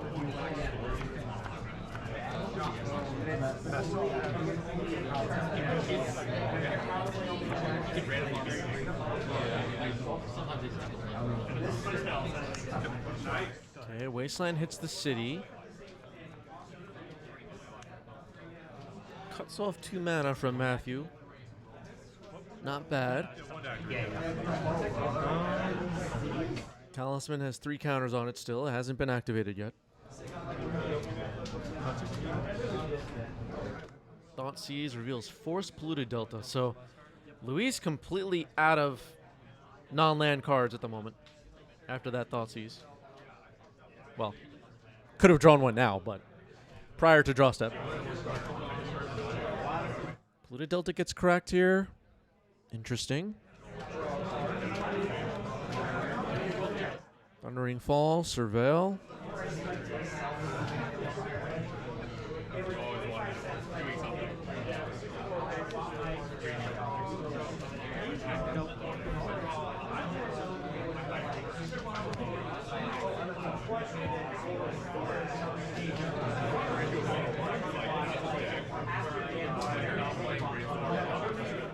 With the Talisman on the board and only 1 card in hand, Luis might be feeling a bit anxious at the moment. Worried that Matthew has a game-winning hand. Plays a Lotus Petal.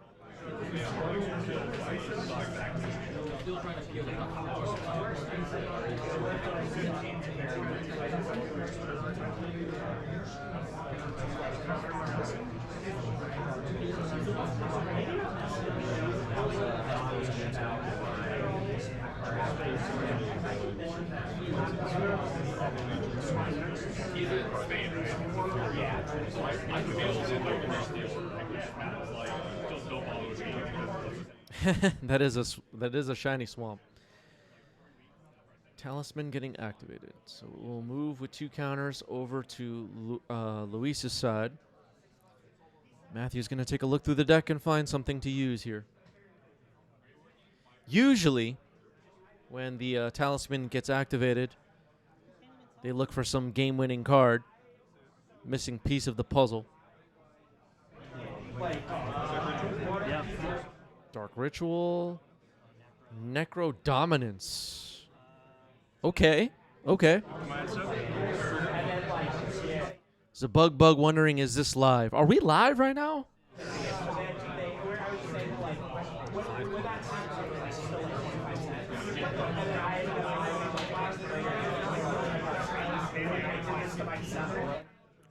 Are you watching this later on YouTube? Or are you live? Or are we live? I don't know what's happening.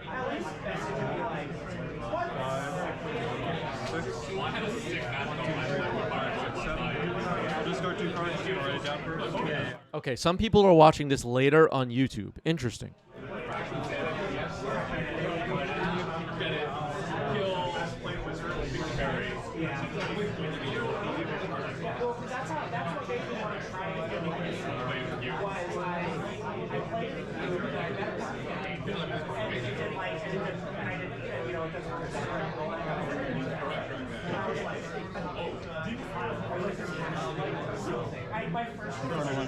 Okay, double Infernal Tutor are discarded to hand size and then exiled. Yeah, this event happens in 5 days. It hasn't happened yet.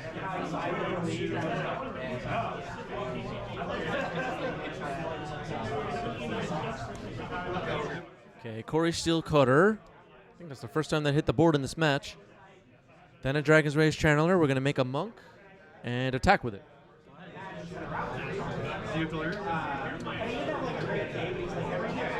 Yes. Sorcery instant land. Okay, Luis has Delirium.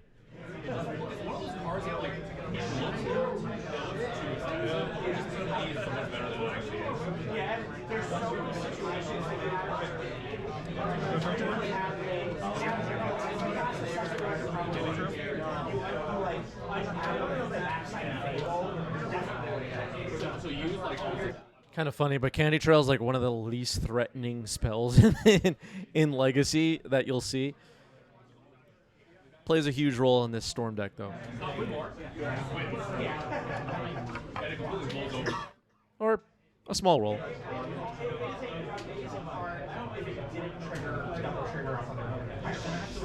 And then it also does that.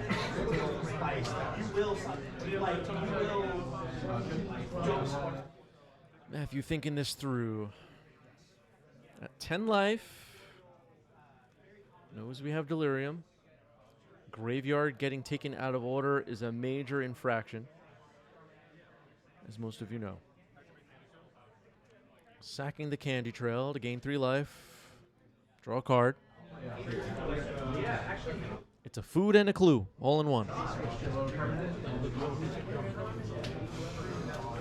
You can look for it with Urza's Saga. Pretty neat. Yeah, the Candy Trail should be exiled.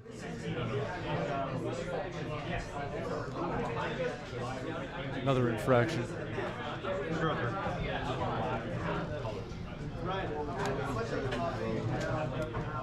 Okay, moving to the end step. Necrodominance will draw 3 cards.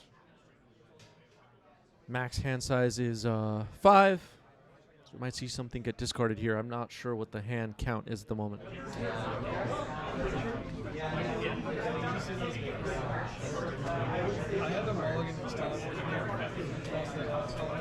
Luis might be catching a break here.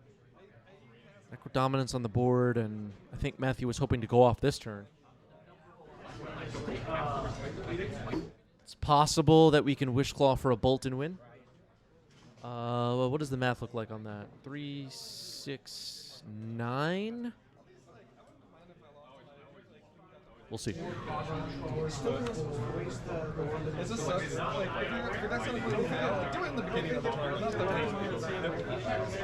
Okay, activating the Wishclaw. You usually don't want to give the Storm player back their Wishclaw, but Luis might be looking for something to win the game here.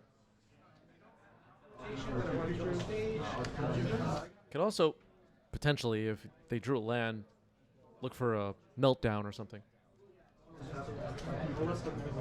I don't think that'll be it, though. Wait, is a Bolt lethal?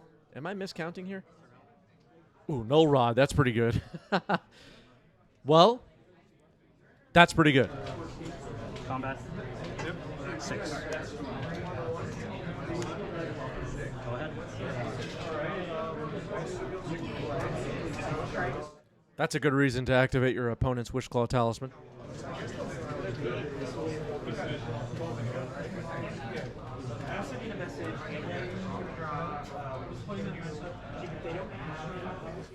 Well, it's not looking great for Matthew at the moment, TBH. At 4 life, Luis has 5 power on the board. That Grafdigger's Cage is getting in the way a bit.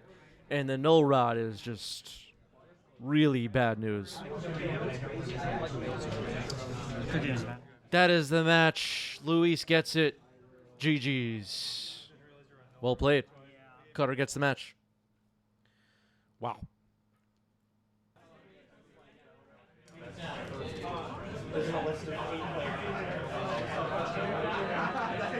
Okay, I just realized that some of my cards are upside down. It's not good. There you go.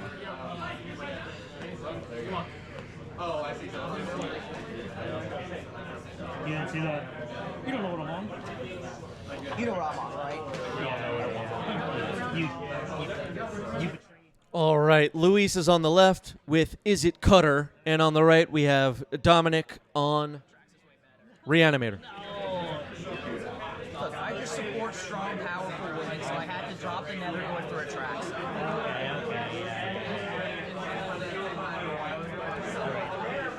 Good luck. We're into the top 8. This is first round of top 8. Joke's on you, because I didn't think that actually passed that turn. I know lands. No, it's just the first year that I've been in New York where I am not moving. I'll keep AP's hoping to see a Chaos Orb. It could happen, AP. Stay tuned. Yeah,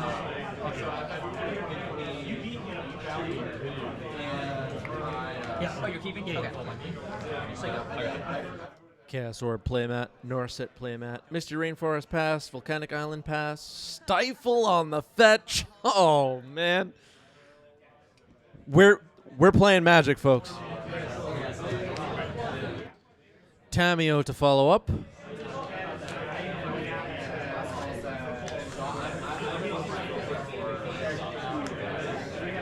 Dom should be at 19. There's Core Steel Cutter. Mishra's Bauble, okay. There's a Monk. GX wondering about deck lists. We have deck lists posted in our Discord server. That would be a good place to go look for that. So 2/2 Monk gets blocked. Mishra's Bauble takes a look.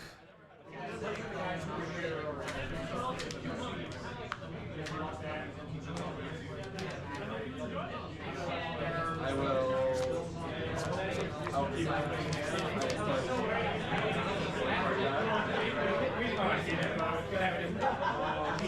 Trigger. Yep.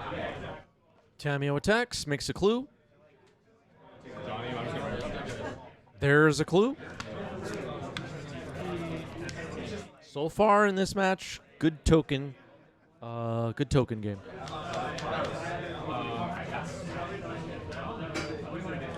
Say go. One second. Yep. No, I'm at 20 right now. Upkeep. No. Currently watching, if you just joined us, currently watching first round of top 8, a playoff match after 7 rounds of Swiss at the first ever 90s MTG Legacy Open. This is at Hex & Co. in New York City.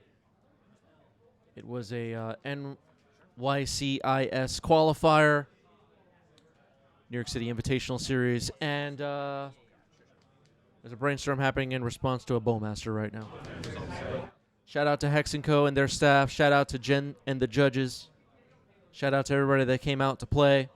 And shout out to the chat, the YouTube commenters, the YouTube viewers, and our paid members especially for making it all possible. Thank you, everybody. And thank you to me. Gotta remember to thank myself.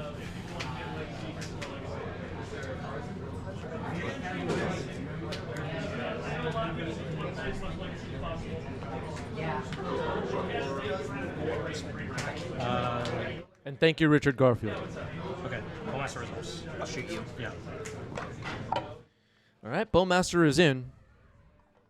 As Zan the man arrives in the chat. So 19. Okay, draw for turn. Yep.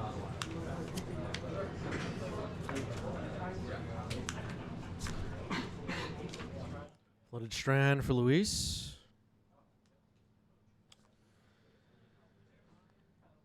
Dominic a little bit ahead on the board at the moment. If Tamio flips, could be trouble.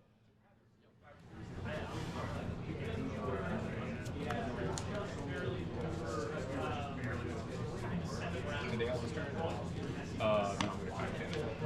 This is really getting away. Not really. I'll fix it. I like how you let out.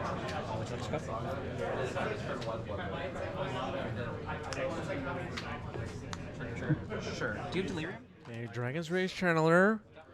It's going to trigger the Core Steel Cutter's Flurry ability, make another monk. Go to combat. Yep. Rag is here. Yeah, we saw Adam play against lands earlier.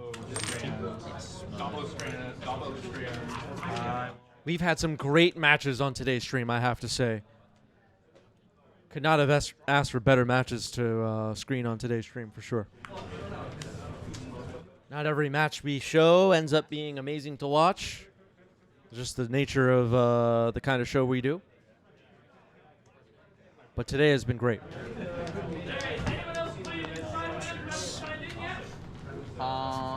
Say go. So it looked like a Bowmaster got dazed there. I think that's what happened, right?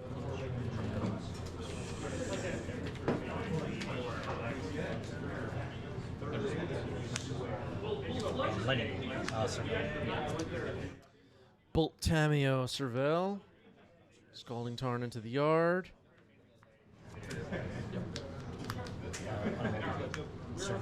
Unholy Heat on the Bowmaster. And now Luis is cooking here. This goes to 2. And then Cervelle. Yep.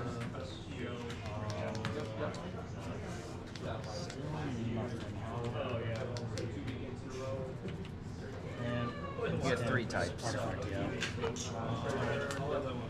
Alright, you got me for a point of damage. Yeah, that's where we want to AJ Potato is tempo drunk from this match. 7, 8, 9. Taking 9. All right, 9 damage comes in. Dom drops to 9. Iron City Trades, thank you for the bits. Appreciate that. Ponder. Iron City is number 1 on our all-time cheer leaderboard.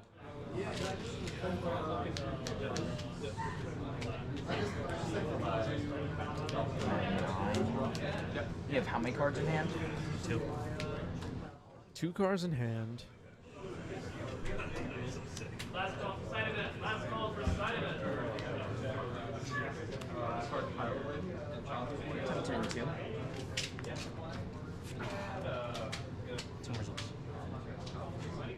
2 resolves. There is a Traxa Grand Unifier.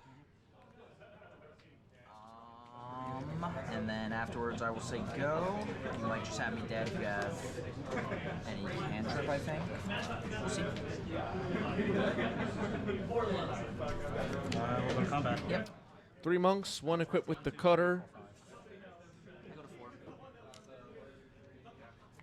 Go ahead. Dropping to 4, passing the turn. If Atraxa lands here, that could be great. Animate dead on Atraxa. Yeah, that's good. That's going to resolve. Delusional Kraut, thank you for 5 gifted subs. Really appreciate that. Hype train incoming, 3 minutes. If there was ever a stream to get that hype train started and get it going crazy, this would be the one, chat. 8, 9, 10.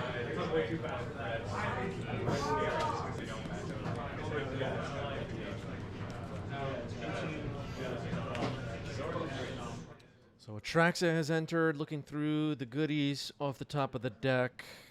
Thinking about what to grab here. Barragoyf will be selected. That makes sense.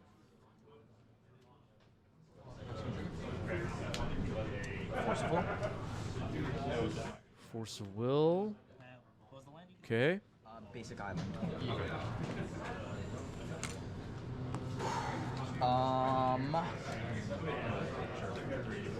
Sega. So now with an Atraxa on defense, Dom's going to pass the turn at 4 life. This is going to be tight.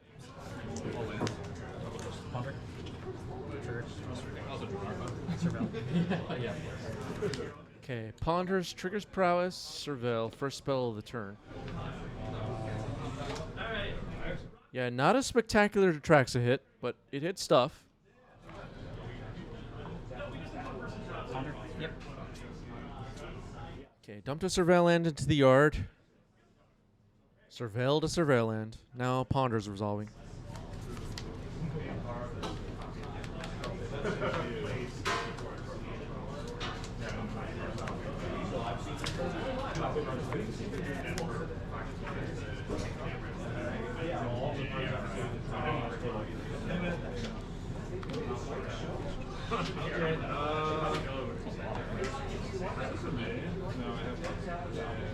With all the surveil too. Yeah. Okay.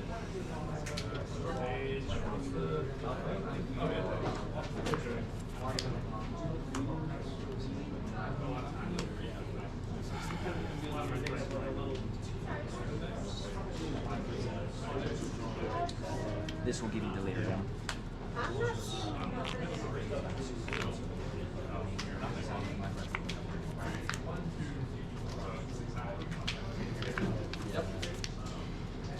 Tracks on the other side of the board complicates things in combat because of lifelink.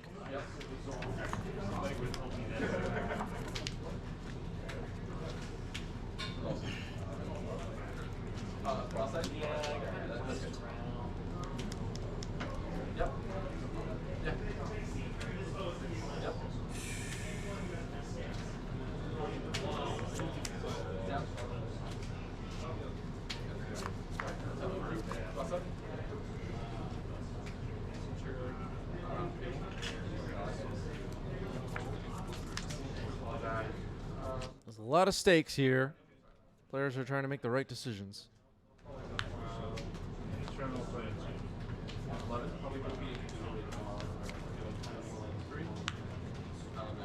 Comment. Yep.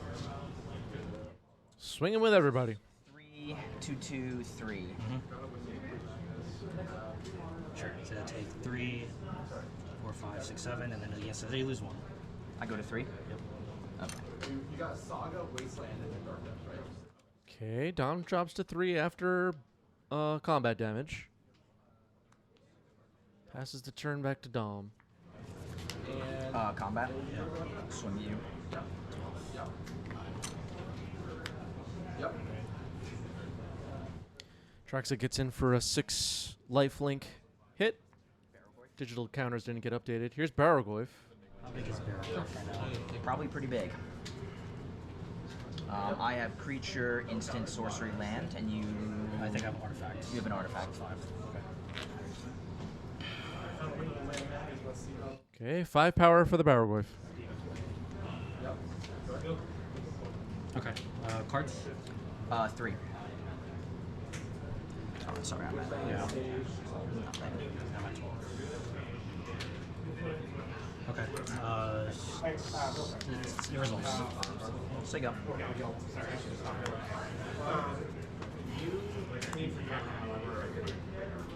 No, I was not. Yes, you win. I paid once for Yep. Barragoyf and Atraxa stand in the way of 2 monk tokens and a Dragon's Rage Channeler. Because I'm tapping, because you're the saga, you would just tap the saga for me. Or you would have. You just untap the whatever you choose. Yeah, well, you have one more. Petty theft on Atraxa Surveil.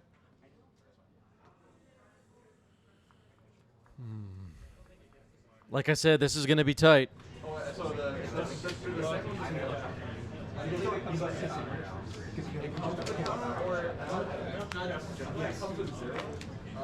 I'll attempt to force that. Force pitching force on the petty theft. Yes.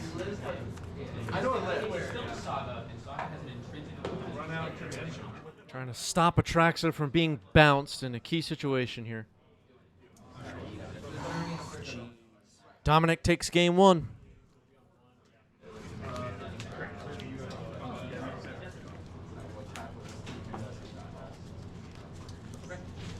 So now Dom up a game.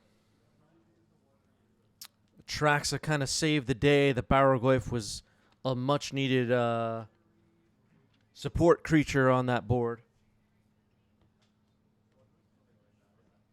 Even if the petty theft resolved, I'm not sure. Yeah, I don't know. Anyway. On to game 2. Luis will be on the play.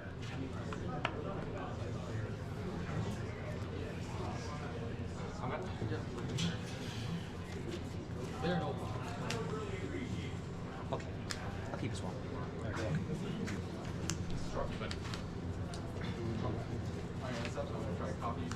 Sure. Turn 1 Dragon's Rage Channeler. Good start.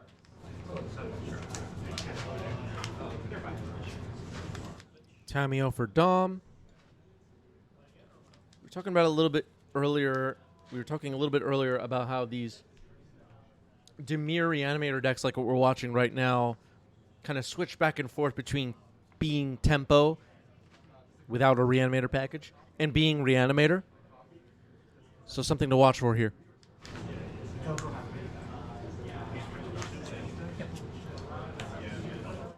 Bolt on Tamio is pretty good.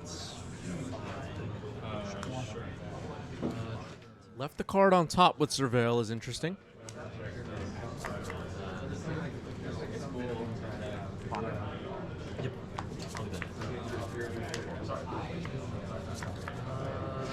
Now a Ponder for Dom.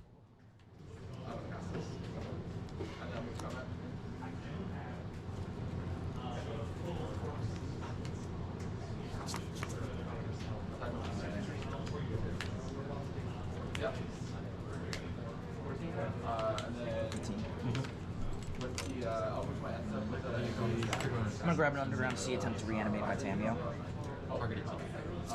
Okay, it sounds like Reanimate on Tamio is going to be the next play here.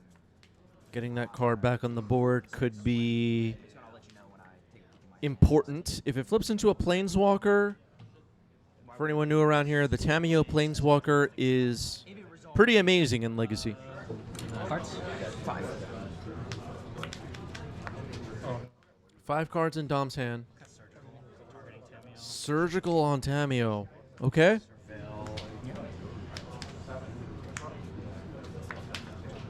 Hand. Tamio. And you can repeat some mechanics. Okay, looks like Dom's hand has Ponder, Wasteland, Murktide, Undercity Sewers, and what is that last card? I can't see the third card.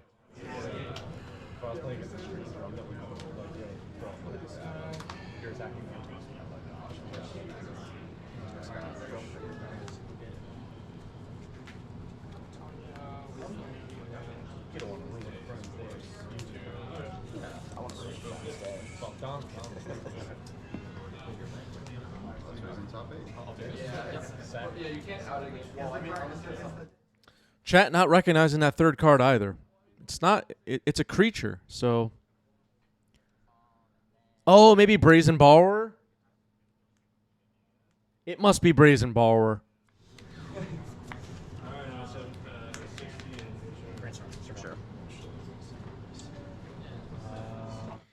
All right, Brainstorm Surveil for Luis.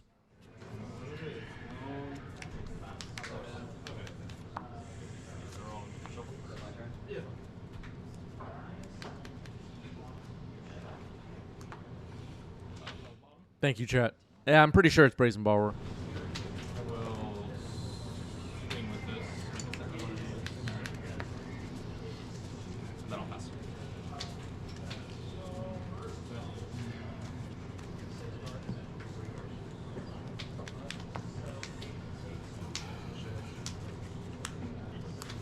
Sure.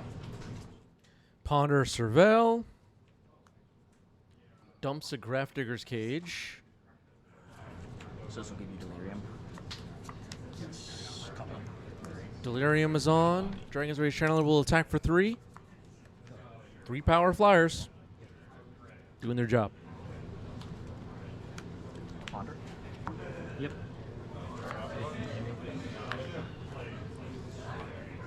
Now Don will ponder.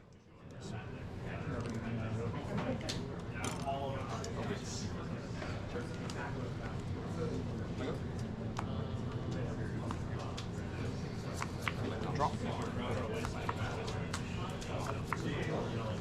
Wasteland. Yep. Push. If it'll push with the mana open, DRC down. We might see Wasteland fired off. Yep, I like that. Pass the turn. Good turn there for Dominic.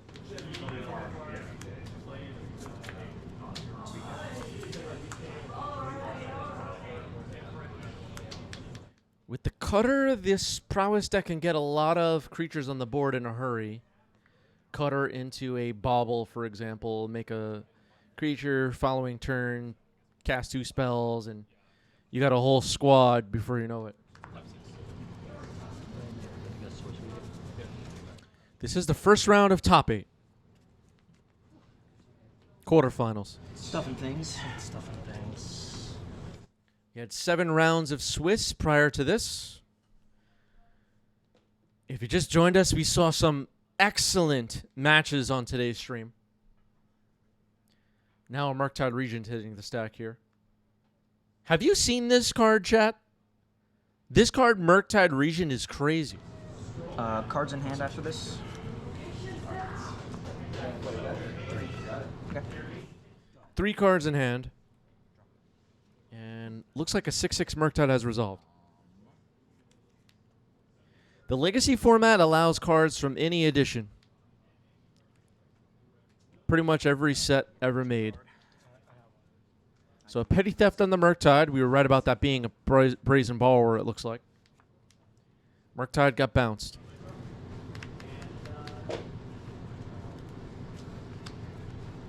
Sure. Yep. End step. I'm gonna fetch.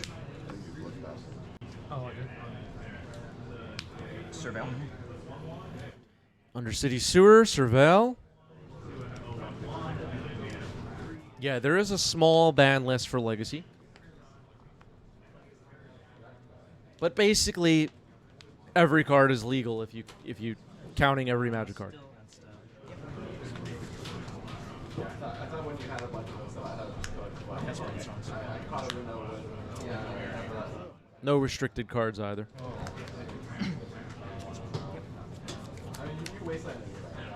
Similar to Commander. Like same legality as Commander for the most part. Just has a different set of banned cards. And everything could be 4 of, obviously. Draw. Monkey GG pointing out something that not enough people think about, I feel. Crazy to take all the thousands of cards and come up with a 60-card deck to put together and play with. It is kind of a wild format. Like, Legacy is pretty nuts. Cards? Unlicensed Hearse.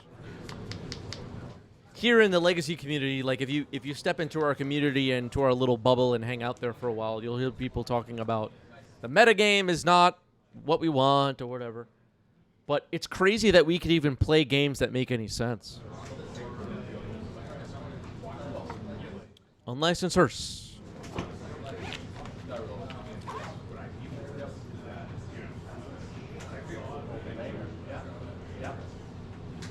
Okay, that resolves. I'm just gonna immediately. Up the Beanstalk is not banned in Legacy. It's actually legal and played a lot. Lightning Bolt. All right, the Hearse getting activated here. Surveil. Undercity Sewer, Surveil. Yeah, there are some uncards legal in Legacy. Few of them get played a bit. We saw some on recent live streams, actually. 2 cards, thinking on the Surveil.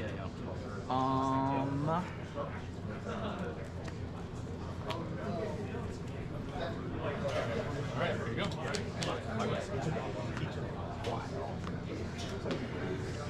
So just more time on my count. I'll surveil. So go. Yep. Where in the world is everybody watching from right now? Just wondering.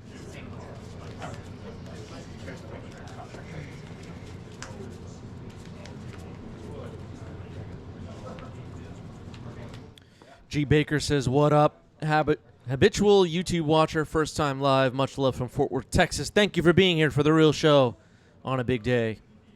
Thank you, G. Baker. Pittsburgh, Sweden, Columbus, Florida, Germany, Minnesota.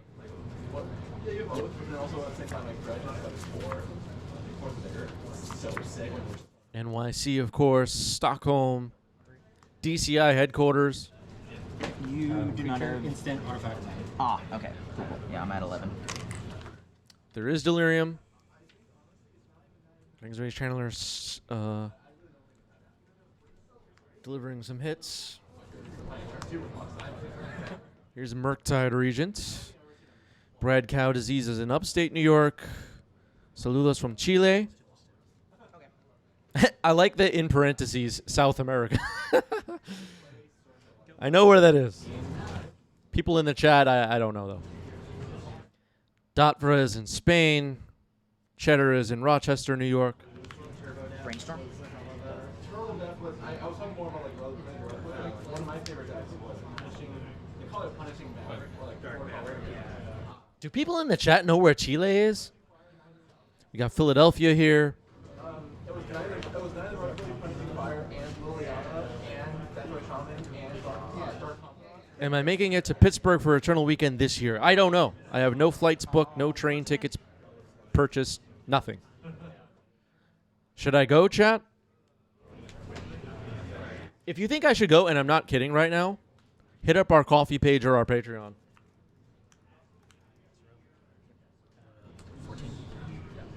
Maybe I'll make it to Eternal Weekend. We'll see.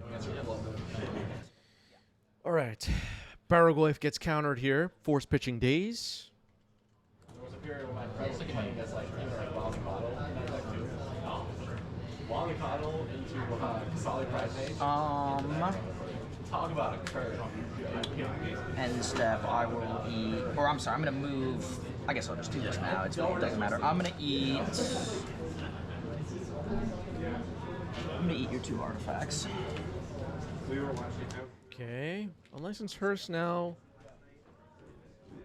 I'm not sure what its number is, but it exiled 2 artifacts from the yard, keeping Delirium down, keeping Murktide down. Attacking for 7. Dom's going to drop to 5. Or... Wait a minute. What should Dom's life total be? Oh, 5-5. Oh, 5-5 Murktide. Oh, that was an attack for 6. That was an attack for 6. Okay. All good. Hebe is in Utah. Untap. This is state based attack, so this is draw. Brazen Borrow is still on an adventure. I'm going to sacrifice Murktide. All right, now I'm Murktide for Dom. This could be pretty important here. Dom's trying to close out this match. A Murktide will be a big help towards that goal.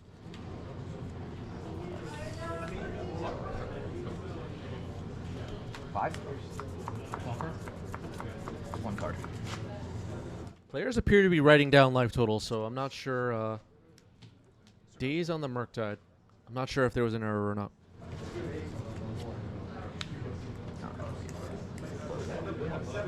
Actually, no. Unholy Heat into the graveyard. 8-8 Murktide for Dom. 5-5 Murktide for Luis. Murktide resolves. Can I see... You have 2 lands, you play 3...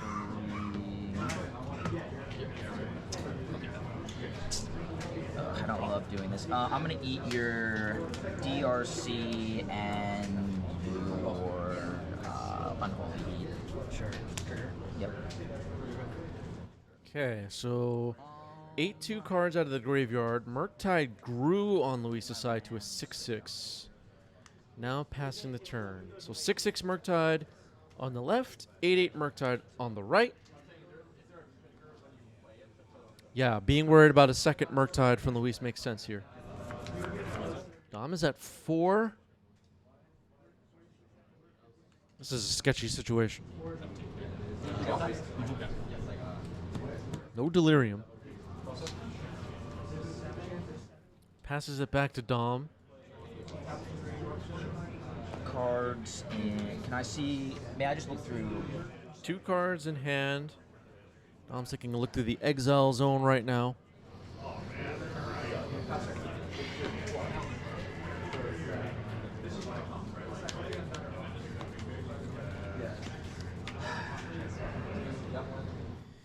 Yeah, AP pointing out that Pharaoh Macabre could have been used to grow the Murktide to a 8-8.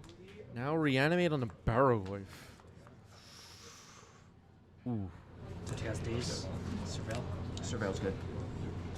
Daze just to surveil here. Knows Dom could pay for it. I guess it taxes. But Daze is not going to be huge in this game at this point. Barrogoyf is in. Dom has dropped to 1 life. Sego.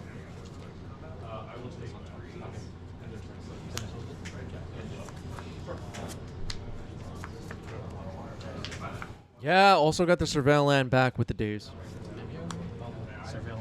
Yep. Mishra's Bauble, Surveil. Yeah, Dom is at 1. A little bit of a delay on updating the digital counter, but it happened. I have sorcery, instant land, and this is 3/4.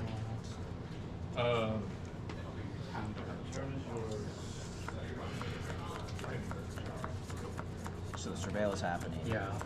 Surveil. Yep.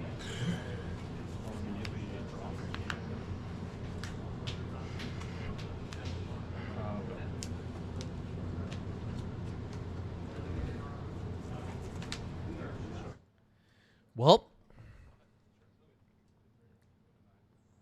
we're in a situation here where both players have to be very careful, of course. And the combat, predicting what's in your opponent's hand, all of it is going to have to be really well thought out, basically for the remainder of this game. 6-6 Murktide on the left, 8-8 Murktide on the right. Gonna sack Mishra's Bauble to take a look. We didn't get to see it. I didn't get to see it.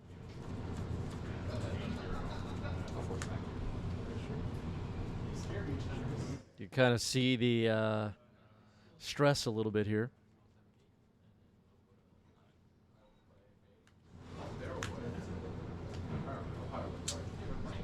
Okay.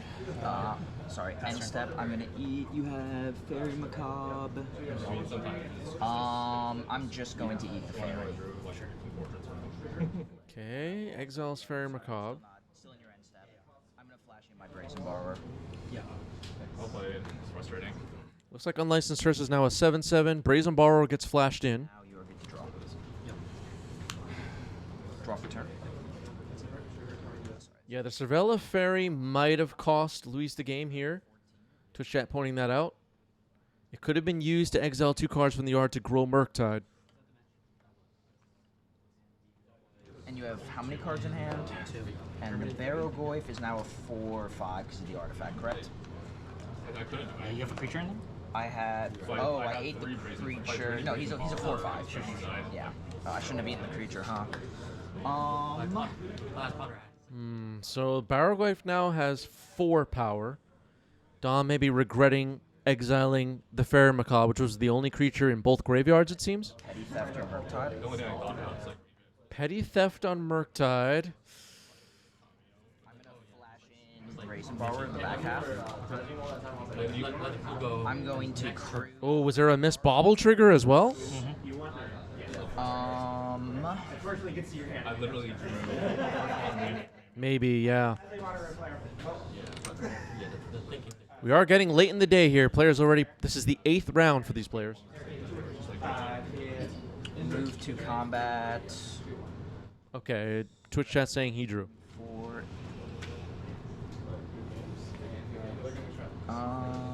Crewing the hearse and big attack potentially coming in right now. Swing like this for 14. Swinging for 14, which is lethal. Petty theft on the Barrogoyf. Oh boy. 10. Okay.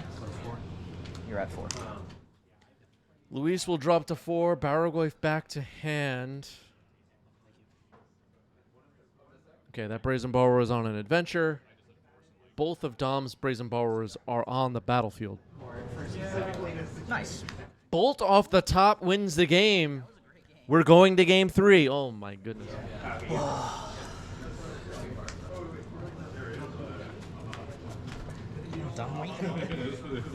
Sometimes you draw in Tomb Reanimate and then you crush them, and sometimes you draw that. Literally the worst part of the deck. There you go. Good luck, Dom. You too. Bolt off the top. You see my vintage on me? All right. Game 3. Dom will be on the play.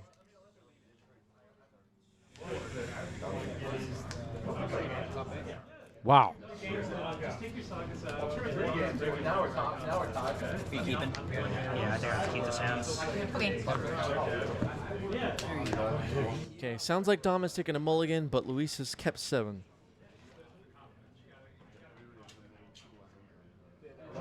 I'll keep it. Good luck, Dom. You too. C, Surveil. Yep. I'll leave that on top. So go. Go. Surveil left it on top. Polluted Delta for Luis. Cameo? So go. Tameo. I think because I've seen the stifle, while you have that up, I'm gonna just grab a basic island. Yeah. All right, Dom is remembering the stifle earlier in this match. Gonna grab a basic island here. Jesus Christ. That was this match, right? This match has felt like 2 hours long. I think I'm the one delirious now. Thundering Fall, Surveil.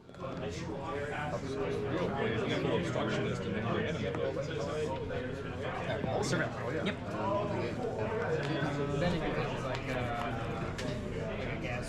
Sure, that's fine. Okay.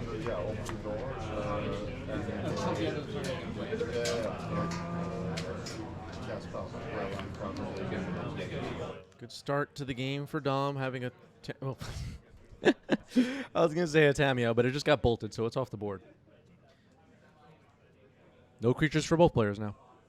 Brainstorm happening here. Oh, maybe for the future.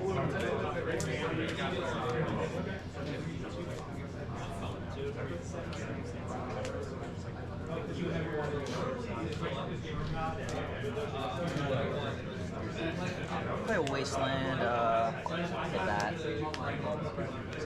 All right, Wasteland hits Thundering Falls. Here's a Ponder.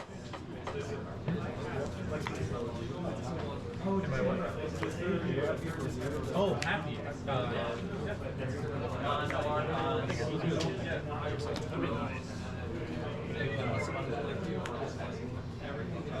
Drop. I'm trying to be more controlled. Play a Spellbomb. Spellbomb's good. So go. Spellbomb is pretty good. Nile Spellbomb hits the board. The plan here could possibly be to prevent a Murktide or shut off Delirium at a later time. Now a fetch got cracked. Do we want to crack Spellbomb now? The answer is no. Dom is aware that a Murktide could potentially be coming.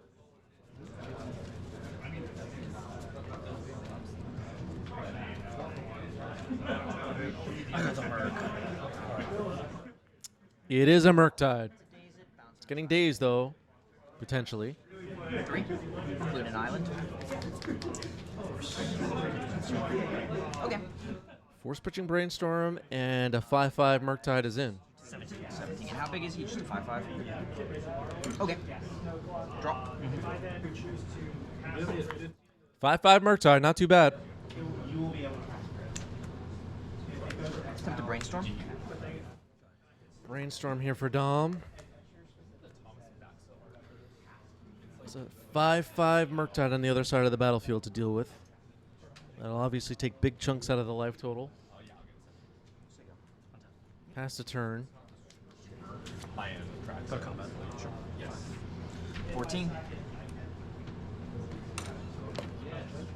Go ahead. Passing it back. End step, cracking the delta.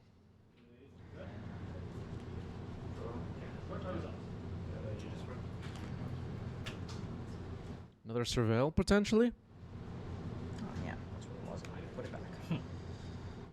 We need white border surveil lands, chat. Yeah, I don't think I could have popped the spell bomb there.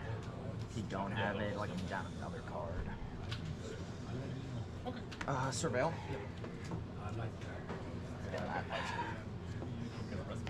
All right, Underground Sea into the graveyard. I can feel it already. This game is going to be tight, isn't it? Cards in hand? Yeah. 3? Oh, also, Chris, this Yeah. What are you at? 14, right? Sorry about You're right. Yeah. Sorry about that, guys. Most people are just like, whatever. All right. I was standing by with another life counter. These days, that's Why does Dom get a full last name? You know what? I have no idea. It's a goofy one, but I'm going to Deluge Pain 5. Toxic Deluge, paying 5 life. All right.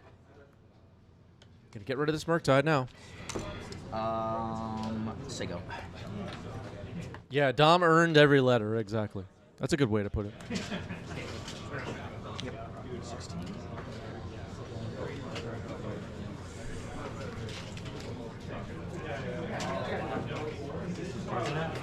Two. Dom's famous now, actually.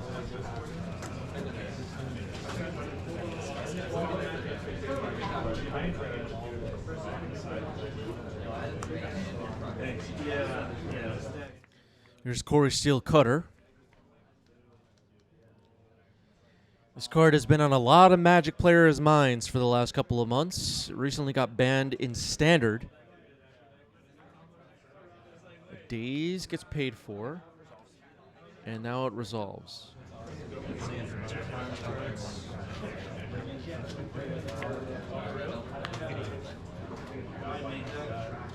Time to Merc. 1, 2, 3.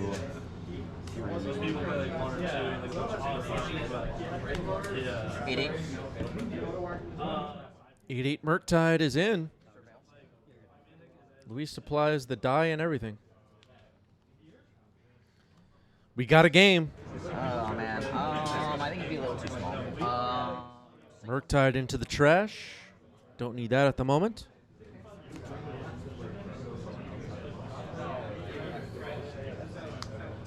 Dom's at 8, though. All right, had the removal spell, the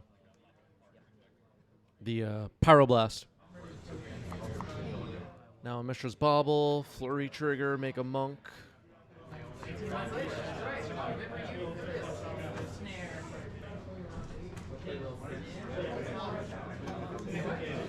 I'll take 2. The Monk attacks, drops Dom to 6. Life total getting a little low. I'm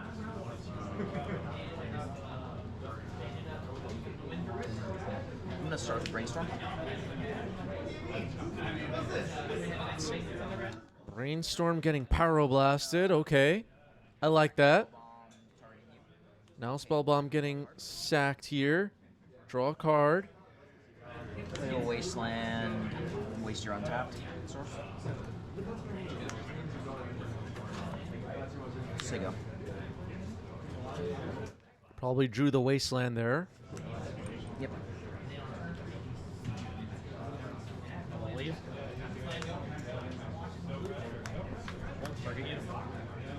Bolt you. Make a Monk. Fatal Push the Prowess Charge, Monk. Taking 2, going to 1. Yeah. Yeah, I'm pretty dead. Good games. Good games. That is the match. Luis gets it. Thoughtseize wasn't going to do it.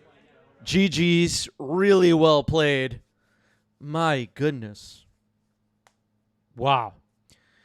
Our Discord server is up on your screen. Join the Discord if you're not in the Discord. We're going to take a 2-minute break. 2-minute break. Don't go anywhere. Quick break. Lewis. All right, Eric. All right, I'll take first. Good luck. Let's have some fun. Yes. Some good magics.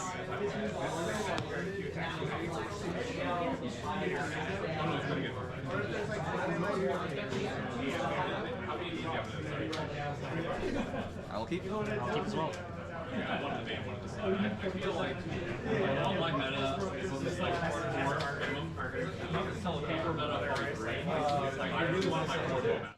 Second round of top 8. This is top 4. Eric on lands. We saw Eric earlier on today's stream. And the cutter deck again. That'll be Luis. Mox Diamond.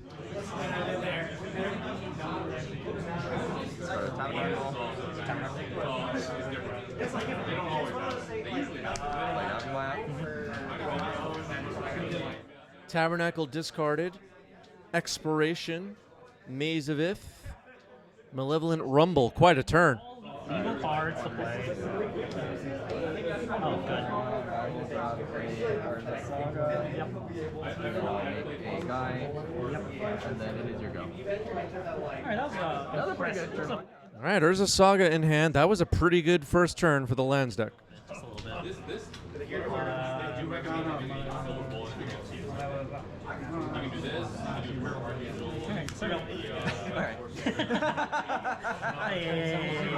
Relax. That's how you play the card.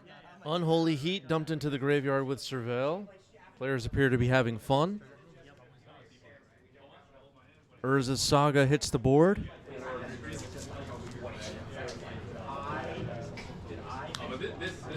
Sajiri's Step hits the board. Saved me a bunch of times today. Alright, I will Wasteland the Saga. In response, I'm gonna cast Propagations on Fighting Saga. It's good. Results? In response to a Wasteland, tapping the Saga for a green to cast Crop Rotation, finding another Saga. Well, I will wobble you. Alright, sounds good. Life from the Loam on top of the deck. Ouch. Jeez. I'll cast Life from the Loam. Targeting Urza Saga, Tabernacle, Yeah, it's pretty good. Alright. Results? Yeah. Yeah, is Crop Rotation on the watch list? Wasteland you. Oh, Andrew? Should be. Wasteland blows up Thundering Falls. Eric just way ahead in this game already. You know, that's a scoop. The lands deck typically pretty good against tempo, and I think we just saw why. Wait. Alright, let's go to 4. I've seen crazier things. Yeah. Okay, sounds like Eric is mulliganing to 4. Well, after that game 1, maybe Eric deserves it. Mulligan to 4 happening right now. I mean, Oops is gross, but I'm glad that people are playing what they want here, and it's all actually fun stuff. Yeah. Yeah, players appear to be having a good time. 5, 6, 7. I was at this event walking around during the Swiss rounds and looking around at what everybody was playing. The metagame was really diverse at this event. There were a lot of different decks on tables.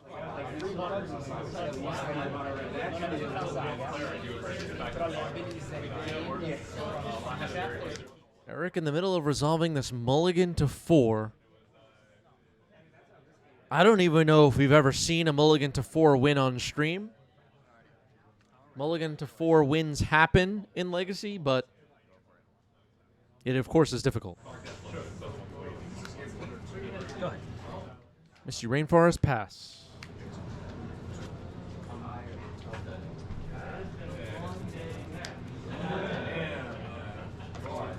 No cast once upon a time. Once Upon a Time.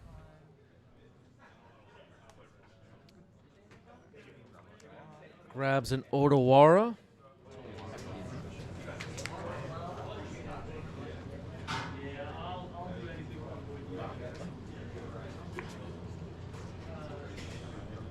Soaring City. I couldn't think of the rest of the name.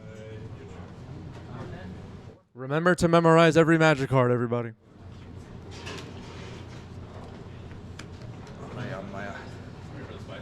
Last turn.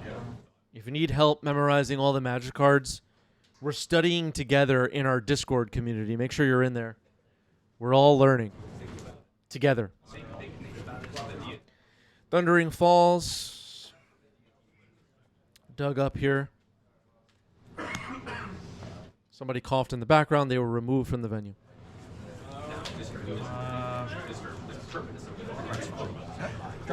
Left the card on top. Interesting. Not as explosive of a turn 1 for Eric after the mull to 4. Ponder. I mean, down a game in a top 4 match. Your opponent mulls to 4. You're crossing your fingers a little bit, like, all right, I got this one, I think. Well, we'll see.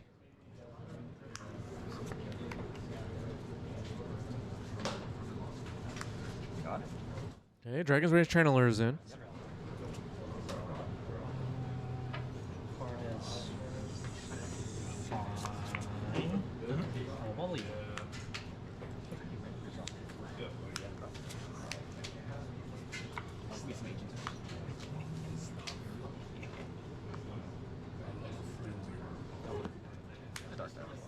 There's Dark Depths. That card is still one to watch out for on Legacy tables. Expedition Map.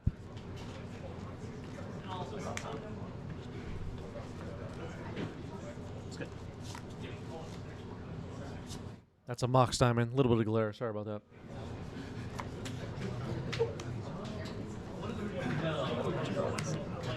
Discarding Caracas. Okay.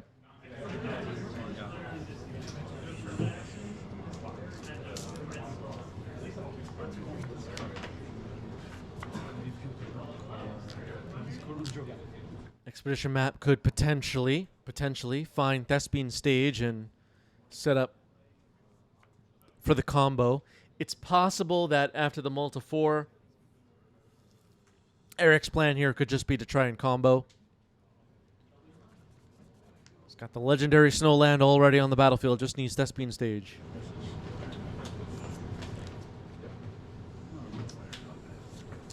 Wow, why'd you have to present those cards? It's making things so weird. All right. Weird situation.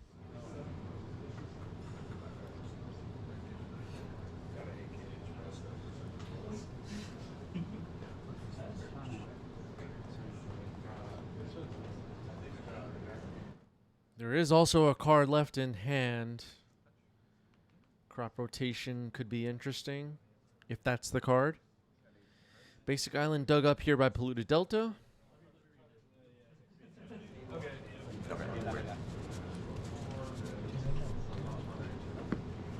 Looks like life totals were corrected. Blood Moon. Okay, things are getting interesting. That resolves, yep. Alright, combo. Yep. No. Alright, minute. Go ahead.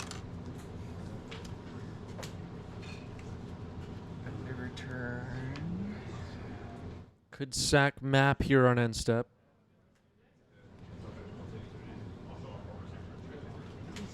I actually know that the last card in hand here is Odawara for Eric before this map gets cracked, which could potentially bounce Blood Moon. The Dark Depths was already in play, though, so it has 10 ice counters on it.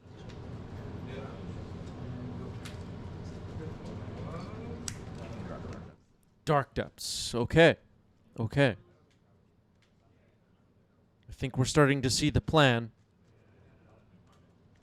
Otawara, bounce Blood Moon after a replacement Dark Depths without any ice counters on it is played.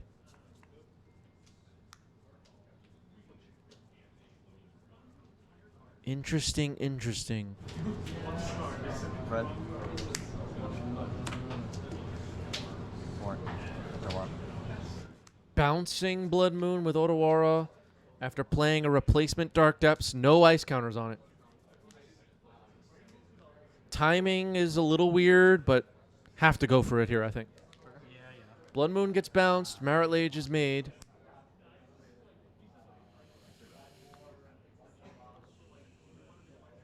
Need an answer. 2020 Flying Indestructible on the other side now. Alright, we'll go to my second main phase. Alright.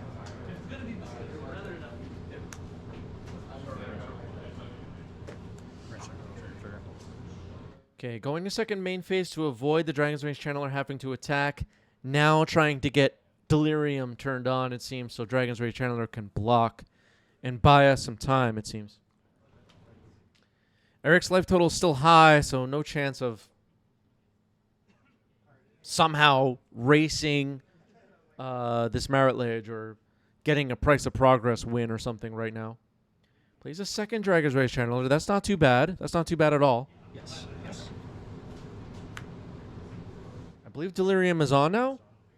Now a Brainstorm, double Surveil, Cutter, Daze into the yard. This is second main, so the Channeler will not have to attack. And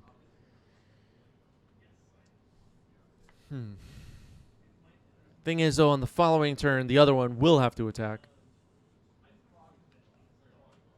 This is going to be tricky.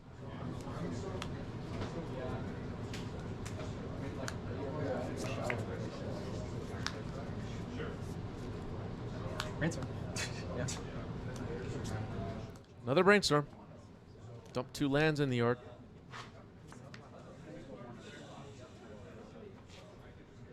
Fun game. This is a fun game. Fun game, fun game, fun game. All right, people are having fun.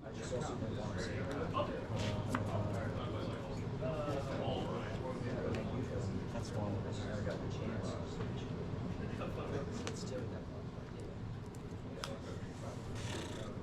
Okay, I passed turn. Yeah. The players are not really supposed to be having fun. This is a serious tournament.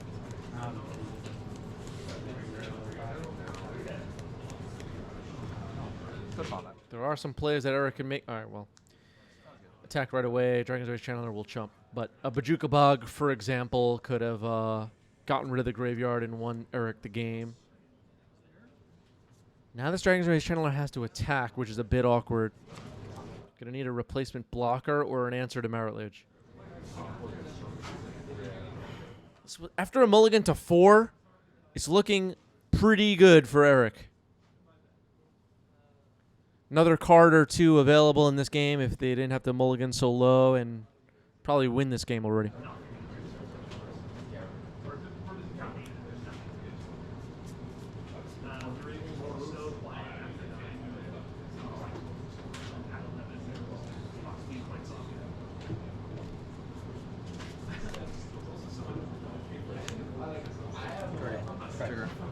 Okay, Preordain. Surveil the card. Now Scry.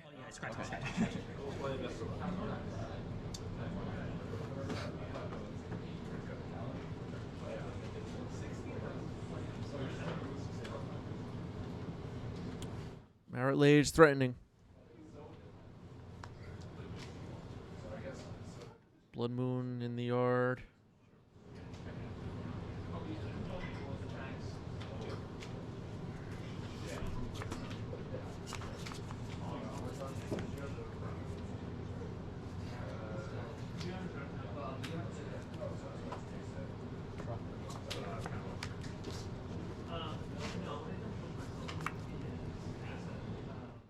There are Brazen Borrowers in the deck. We saw them earlier on today's stream. Murktide. Have you seen this card, Murktide Regent, chat? This card is crazy. Might need to be banned.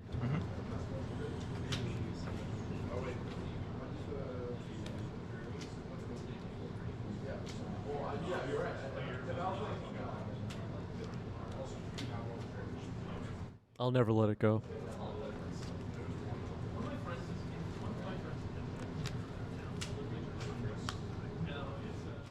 Thinking about how to delve. Do we want to keep Delirium here?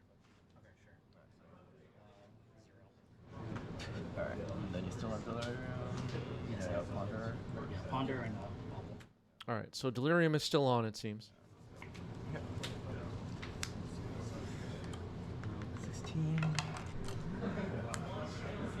Eric gets attacked, and another flyer. The Tameo is gonna potentially be a blocker for a later time.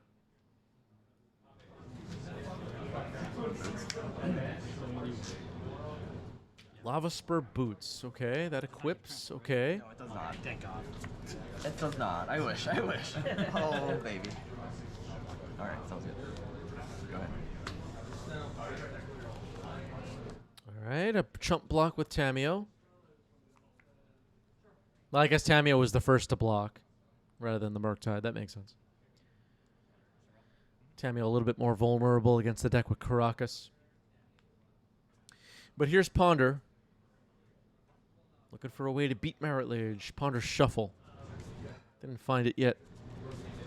It's in there somewhere, I know. It's in there somewhere. We both know. I swear to you. Both players know there's a Brazen Bower in there somewhere, and they're thinking about it. Haven't found it yet.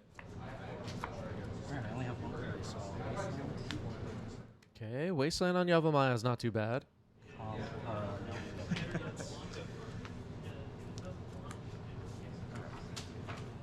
Another Murktide.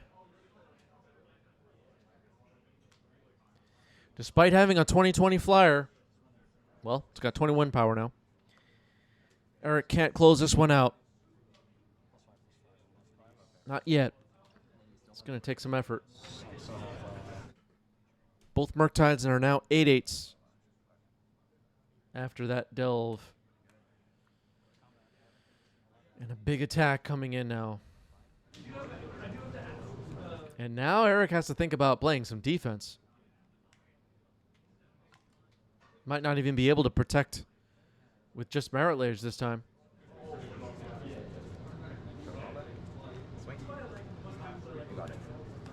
All right, Merit Lage does attack. And then the scoop. Okay. Moving on to game 3. Yes, yes. All planned. Just how, you like how I baited you into getting that Dark Depths line? Exactly that. Game 3, Eric will be on the play. Lord pointing out, so well played. It really was. That game was well played. All around.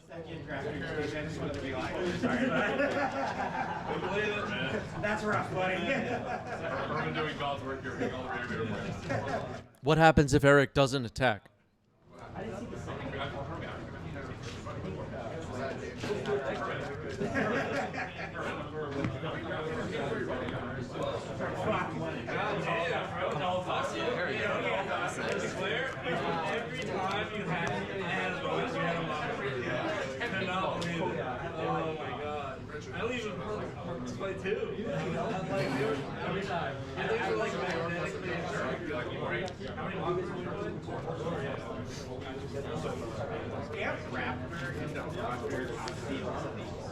Like, I feel like there's that.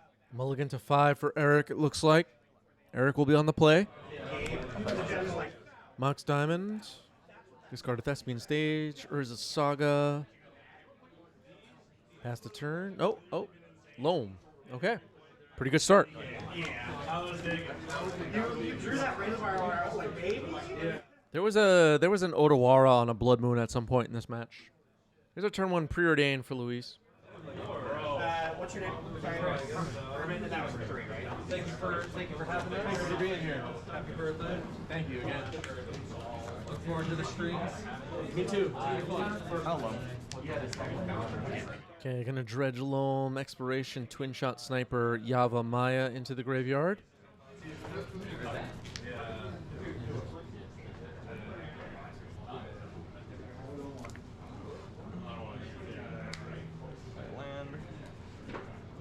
Get the text for twin shot sniper up on the screen. I know a lot of you in the chat don't have every magic card memorized like I do.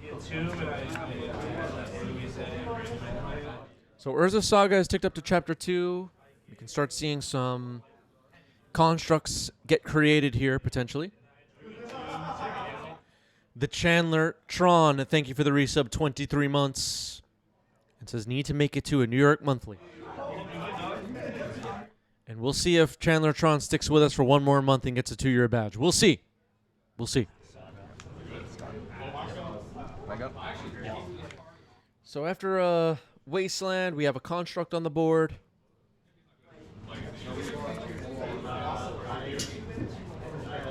Yeah, the twin shot sniper is not a card that comes to mind when people think of Legacy, but it does see some play. It does. Force of negation on Life from the Loam. That's pretty good. It's pretty good.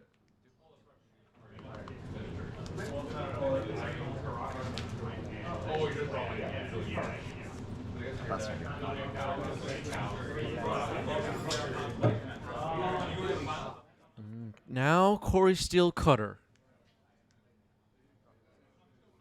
Things are going to get interesting. Got someone's contact.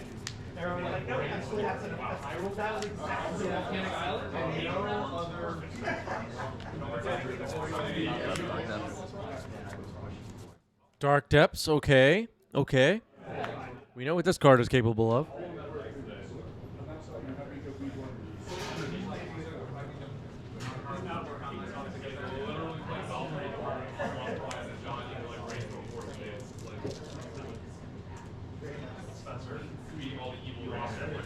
So when you copy Dark Depths with Thespian Stage,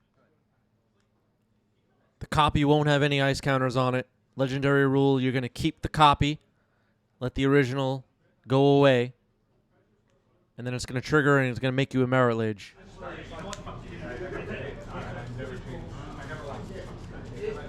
And I think that's on some people's minds right now.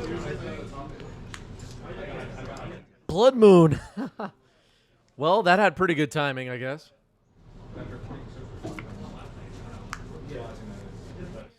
That pesky Blood Moon again. Parker, thank you for the resub. 21 months with Prime. Gotta get there. Go ahead. Construct attacks. Eric convinced it's going to get there. Another Corey Steel Cutter. Now a bolt, trigger 2 flurries, and the monks are starting to roll out. Attacking for 4. This could get out of control in a hurry. Trapped under a Blood Moon right now. Eric needs a little bit of help off the top of the deck, it seems.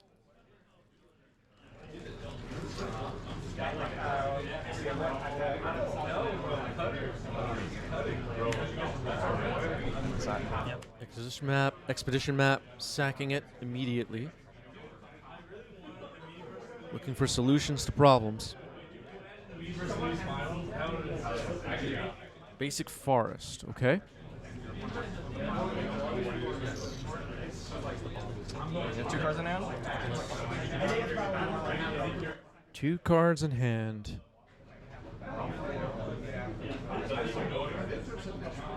And Blood Moon is a pain in the butt.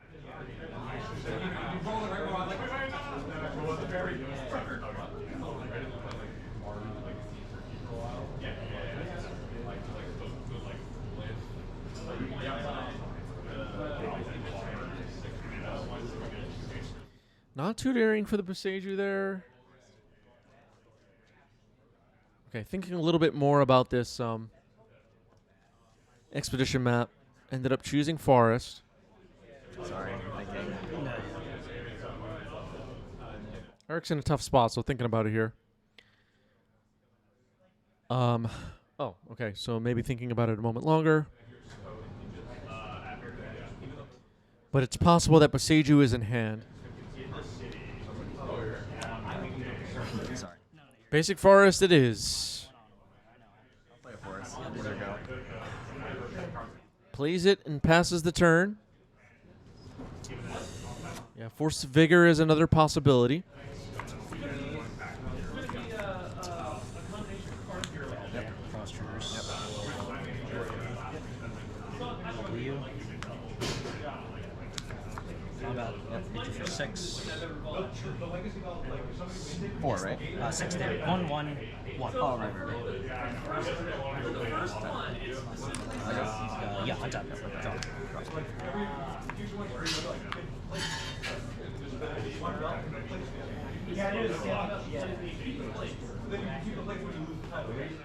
Dark Depths, Thespian Stage, a basic forest.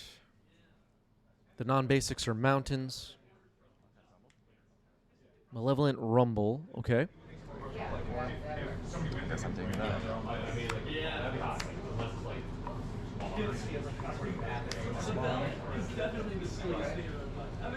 Yavimaya is found.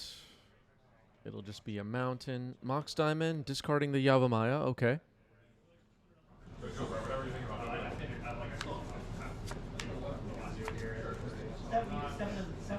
The monks do have prowess.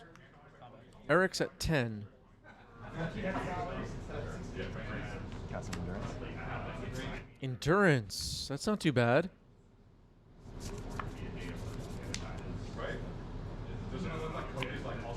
Card? One card.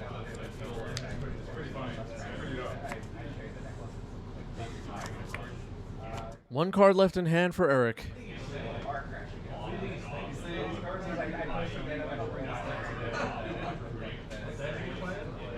Alright, endurance resolves. Target hero. Or spell. Okay.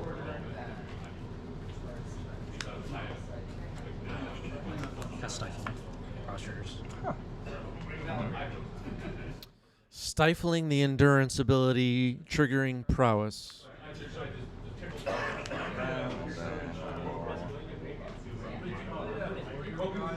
Blocking with endurance here. Triggers. And then I take. Bolt to the face, trigger prowess. So now 2 prowess triggers on these monks, and flurry happens now. 2 more monks get created. Not going to move the equipment. Okay, I will not move the cutters. Okay. And then you will take 4 here. Yes. And then the endurance will die.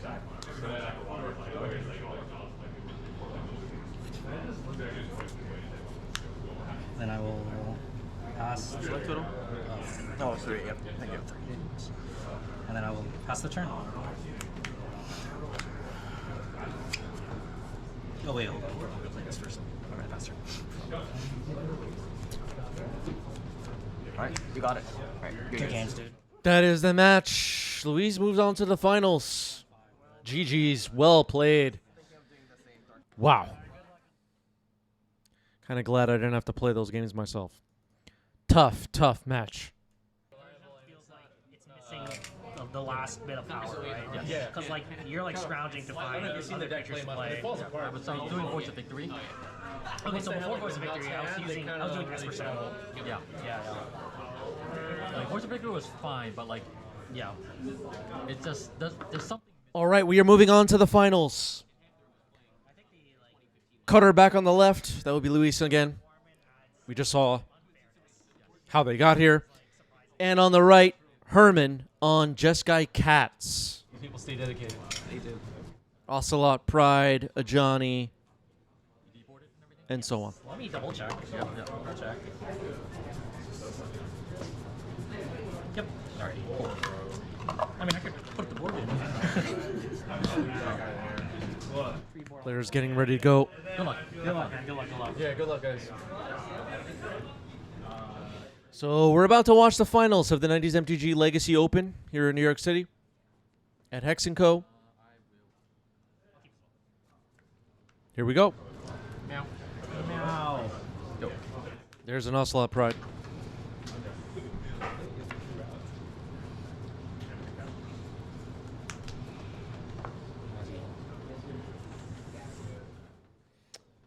This card has been a big card in Modern for the past year since it came out. And a noticeable card in Legacy, let's say. Dragon's Rage Channeler, Mishra's Bauble, stifles a stifle dumped into the yard with Surveil. Both players with a great first turn here to start the finals. Meow. Yeah.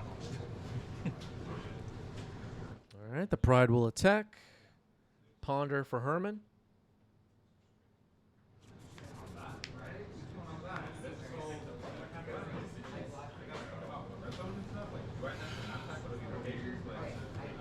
Having some conversations with some friends at this event.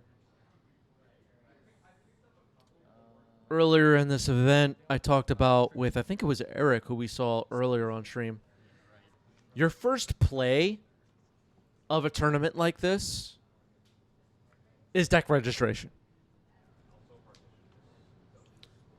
Both players made great choices for this event, I feel. We'll go to my second main phase. Okay. A lot of people out there talk about S-tier decks and whatever. Choosing an event for a competitive tournament like this takes some skill and maybe some courage sometimes. The Cats deck felt great watching Herman's games all day. Just crushing people with this deck. And we've seen a bit of this Cutter deck on stream today as well. And it's a powerful deck. Both players played really tight all day and rewarded for it by making to the finals here. That's a brainstorm for Herman.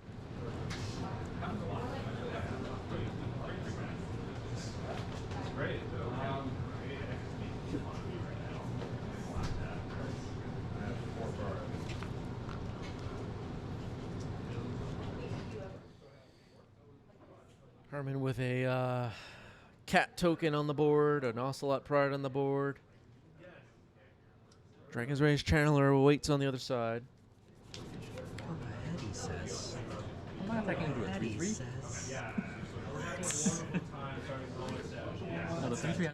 Herman's not falling for it. No attacks. End step fetch. Fine. Thundering Fall, Surveil.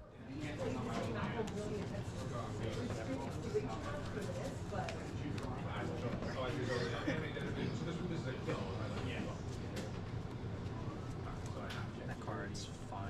Let's out.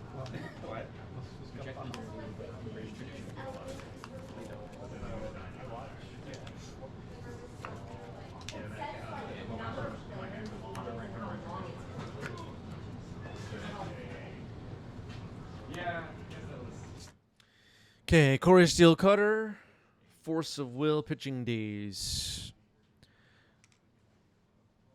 Usually a pretty good idea to counter the card the deck is named after. Card's fine. Cutter is countered. Dragon's Rage Channeler will have to attack, right? 3 cards in Herman's hand. And accepting the attack. Bolting the Pride. Another Force pitching Ponder. Herman's protecting the Cats from lightning. Meow. Meow. Are these players having fun or what? 16.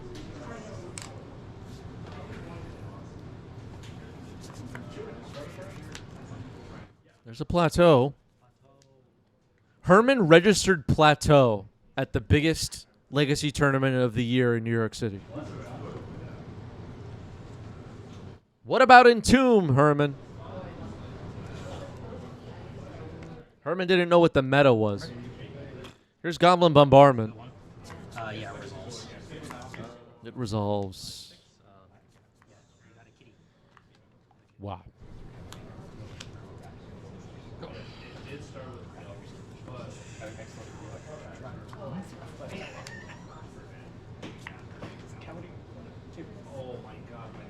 Yeah, this is Legacy. No fun allowed.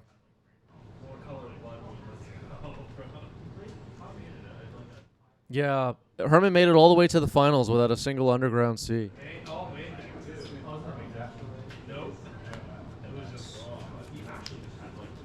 Mishra's Bobble dumped it to the yard.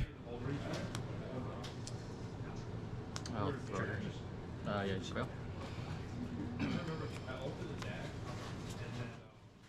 Beta counterspell with a question: was there anything spicy in the tournament?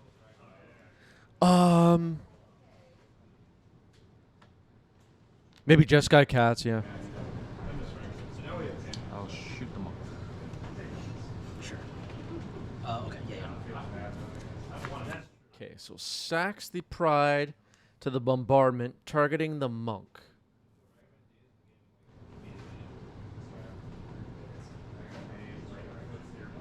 I mean, it's gonna happen whenever. I'll block. Sure. And then before damage, I'll shoot them off. Yes. Okay, so the Monk is going to die in combat here. Herman's going to take 3 from the Dragon's Rage Channeler.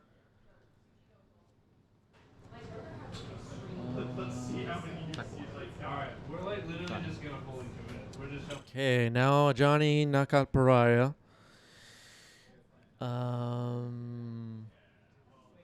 This card is good. It's the main cat. I don't even think I mentioned to Johnny when we were talking about the cats, did I? Whatever. It's kind of one of the most important cats.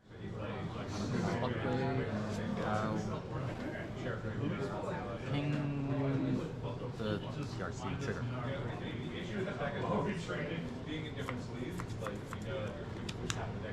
Okay, so we're going to sack to flip a Johnny, dealt the damage to Dragon's Rage Channeler, and now we're going to finish off the Dragon's Rage Channeler with the 0 ability. And we have a red permanent, that would be Goblin Bombardment. How in this huge pile do I get archive? There are people laughing in the background. I think they were playing Candyland on the other side of the room.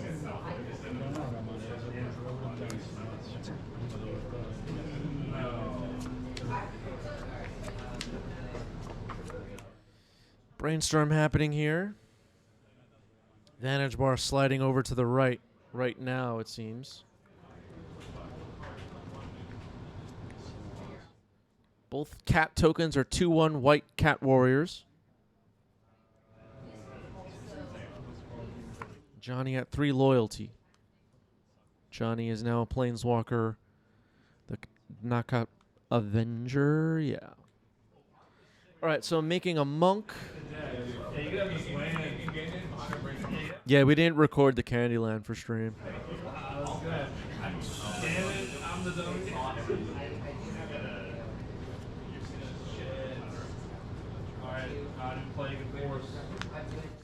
Wasteland on the plateau, Mishra's Bauble, Surveil, Flurry rather. Or Prowess. Prowess, there's so many abilities. Prowess. Fetch. There's too many mechanics in this game. We're racing. This was wasted this turn. This is all wasted this turn. Yeah, we had Wasteland in play. It's for several turns. Alrighty, there you go. Yep. Alright, how about you? On me? Alright. Draw. I do have every card memorized, by the way. There's only one Savannah, so you can. I mean, Yeah, that's pretty good. 4? Guide of Souls.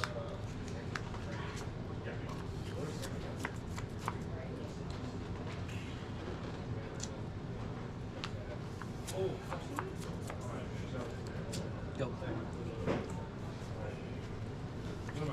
Is Herman aware that Reanimator is the best deck in the format? Someone call Herman and tell him. He doesn't care.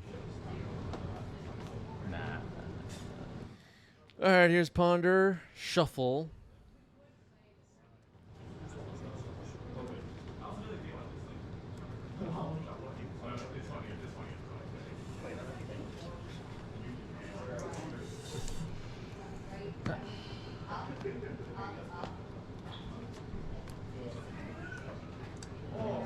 Combat. Yeah.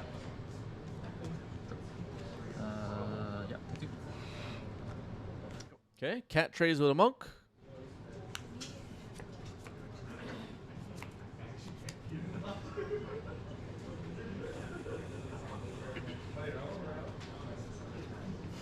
One of my favorite things, folks, if you're new around here, is Magic players insisting that a certain deck is S tier. Maybe it is. And registering that deck and just getting crushed. That is one of my favorite things. I played Reanimator and I went 0-3 drop. I had bad matchups. Oh, that's the best. I own this card in the game. You own the card in real life. How are we playing this? How are we playing? I paired against a bad matchup 3 rounds in a row and I had to mulligan. You're terrible. Oh, man. Isn't that the best? Is it just me or is that the best? That is the best.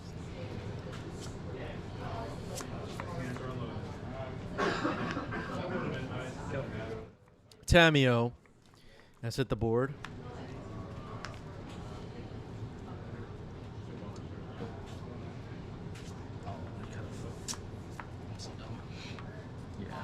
Okay. Second favorite thing is cards that are not on MTGO being a part of the getting crushed. Yep.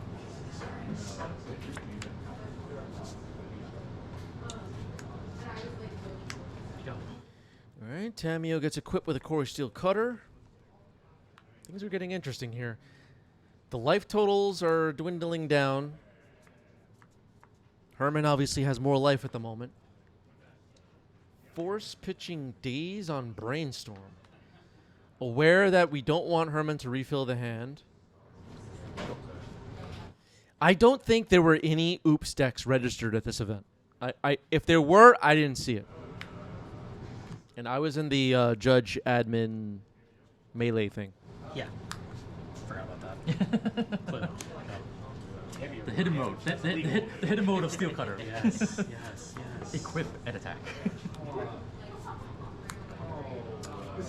Yeah. All right, Ponder.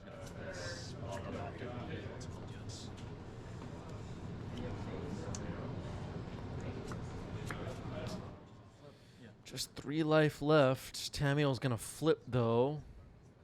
Tamio's going to become a Planeswalker.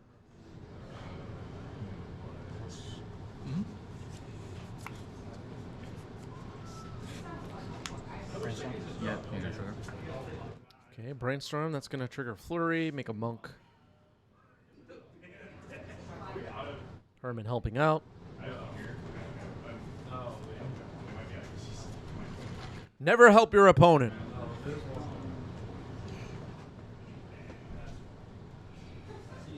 I put the Bluntay Wire in the deck, I literally thought of this. Go ahead. I made Passing it back. So, Herman has a lot of cards that come off the top of the deck and win this game. But a Flooded Strand is not one of them. Pass the turn.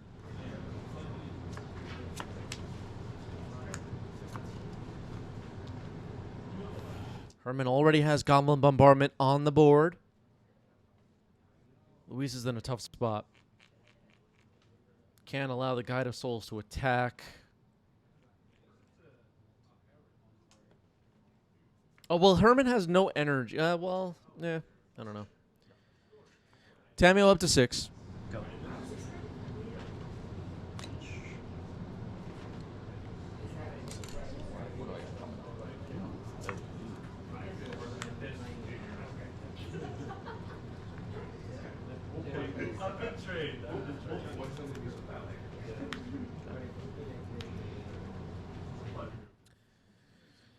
No energy yet for Herman.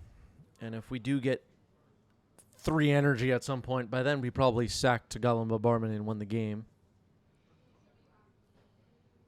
I don't think we're going to see Guide of Souls use its energy ability, actually.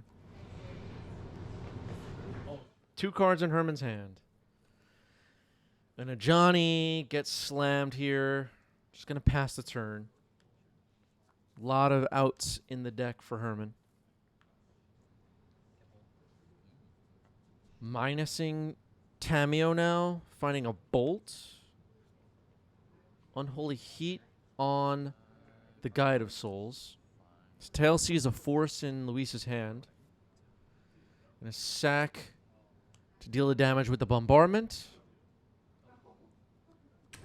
Trigger. Yeah, you have to.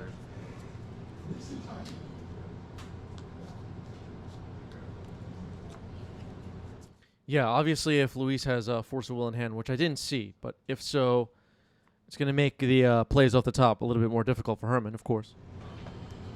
Cards in hand? 3 cards in hand. 2 for Herman.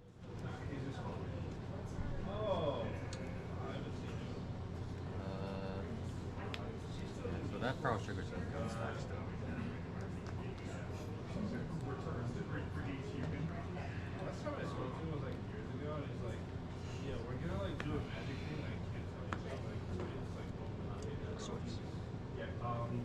Swordsing the Monk with the Prowess trigger on the stack. Force pitching Stifle going to 1.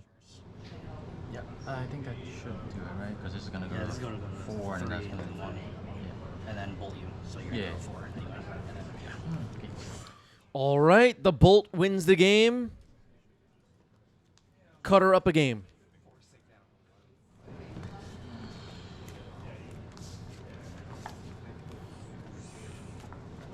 Moving on to game 2 of the finals of the 90s MTG Legacy Open here in New York City. You know, the energy. Yeah. Yeah, your deck definitely feels like you wandered into the wrong format. What are you talking about? It's got Dave's favorite Force of Will Wasteland. Dude, Swords of Plowshares is Brainstorm? Come on. Yeah. Great. You just take the busted modern creatures and you just add the busted modern blue Legacy blue cards. New creatures, old spells. Like. Let's see. All right, there you have it, Herman's formula. 1 card on the bottom for Herman, who is on the play, a Multa 6. 7 on the other side, Ponder. To start game 2.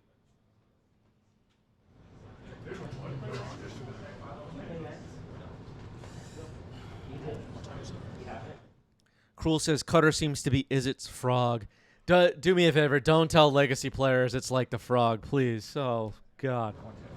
2. I don't know if I can handle that. What about the Cutter? For the next year and a half. You play all night. Shuffle.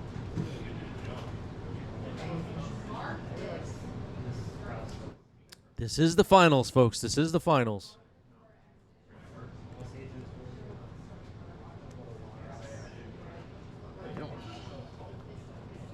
And draw for Ponder, and you're all set.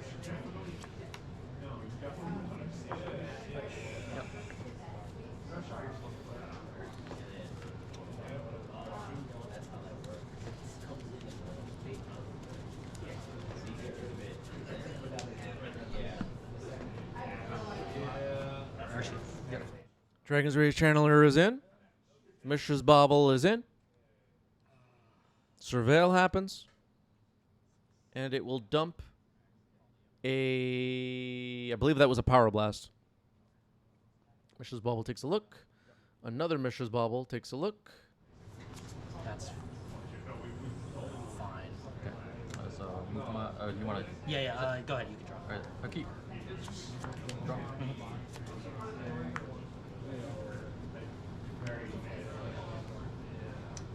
Souls. I'll slap right.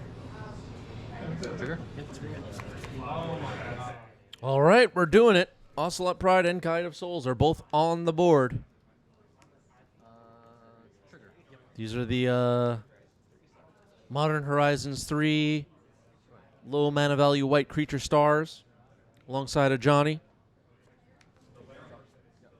They've made for great decks in Modern and Legacy as well.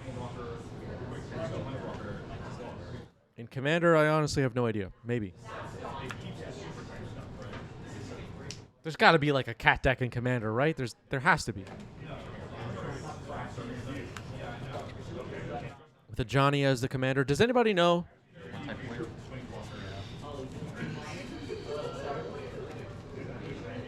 Does anybody watching know what Commander is? Talking to Legacy players here.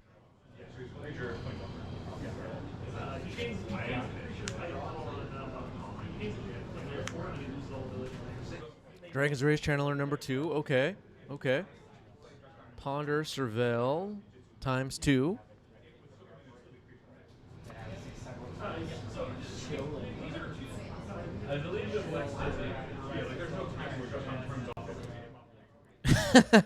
Sanity says Commander is the format where you have to ask people what power level their deck is and then they lie to you.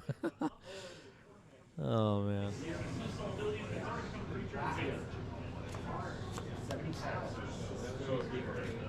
Is Dual Commander the one where they banned Comet? I mean, ugh.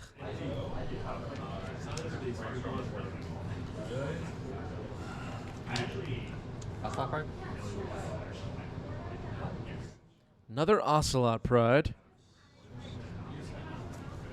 Ocelot Pride's good. Trigger. Yeah. Under. This is going to be an interesting race here.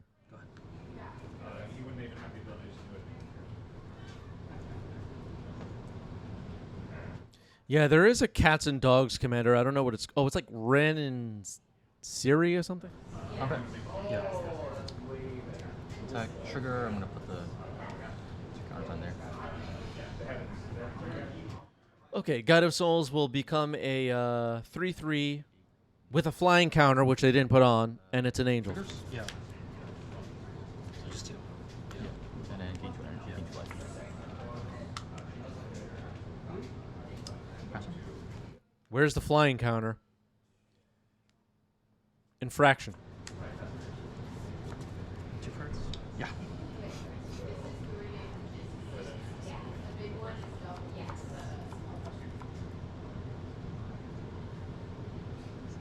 Two cards left in Herman's hand. Herman has a lot of cats. Well. Okay, there's a start. Lightning Bolt on a Pride. Surveil ×2. Dumps a Hydroblast. Ooh, we'll have to see if that Hydroblast getting dumped comes back to bite us. Could potentially later this game stop an Ant Raptor and a Johnny once it's flipped over.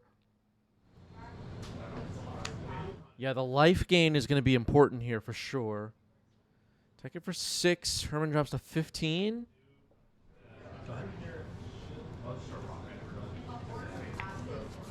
Herman has 2 energy right now.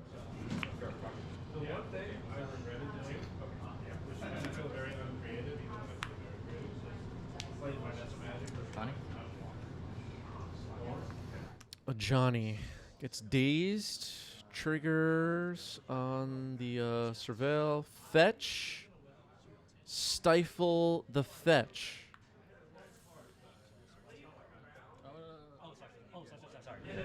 Okay. I accidentally drew 2 cards. I actually 2. This is a Surveil 2 instead of a Surveil 1. Surveil 1. Yeah. So I actually looked at 2 cards. So, yeah. Did we change the order of the cards?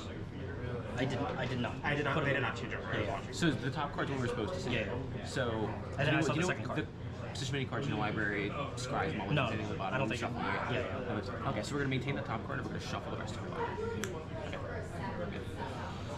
Okay, small error there. Accidentally surveilled 2. Herman caught it right away. Rather than surveil 1, surveil 1. Johnny most likely getting dazed here. Oh, Surveil? Surveil 1. Yeah. Surveil 1. Yeah. Yeah, this was a long day. Players might be running out of gas a little bit, but the Ajani is dazed. The error was corrected. The judge was sitting right there, ready to fix everything, and it's all good. All right, so attacking with Ocelot Pride and 3 1/1 cats. 3/3 flyer, Guide of Souls is back on defense. And Herman gets a 3rd energy. You find with that league. Well, I mean, it's, you know, it's a 3-mana card that doesn't do anything. It's surreal. But it's still like one of the most disgusting things I've ever seen. So an Unholy Heat just hit the Guide of Souls. Got the blocker out of the way. Attacking for 6. This race is getting close. The removal spells have been really important. But Herman has 4 1/1 cats and an Ocelot Pride. There's a Brainstorm.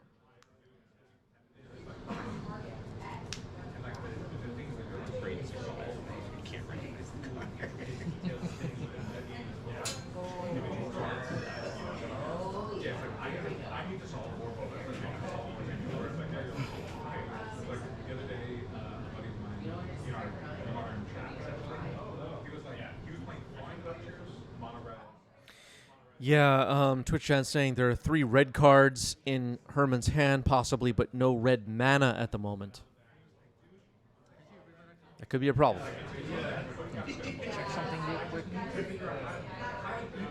Taking a look at the graveyard to see what's going on in there. Thinking about this Brainstorm.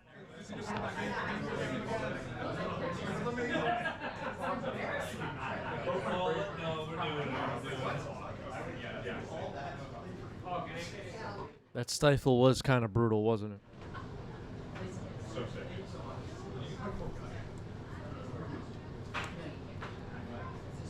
Okay, Flooded Strand could potentially change the top of the deck. Taking for 5, get a lifelink, up to 12. Fetch down to 11. Ooh, this is so close. This is going to be so close. Volcanic Island.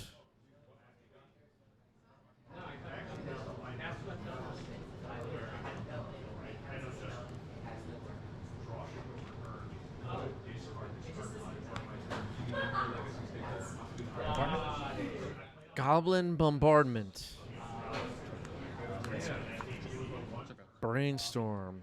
Twitch chat curious. Does this bombardment resolve? Well, we're about to find out, I guess. Brainstorm happening here.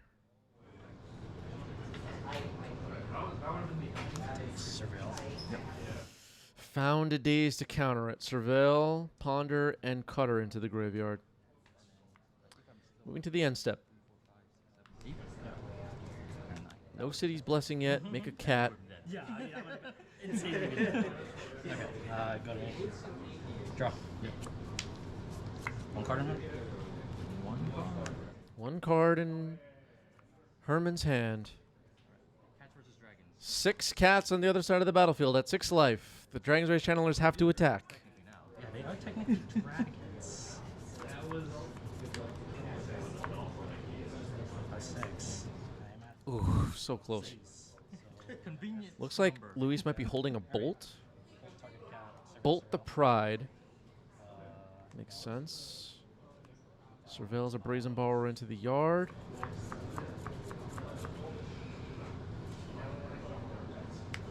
Attacking for 6. Left the other card on top, it looked like. Herman drops to 5. Brainstorm surveils. Left them on left it on top. Wanted that card on top.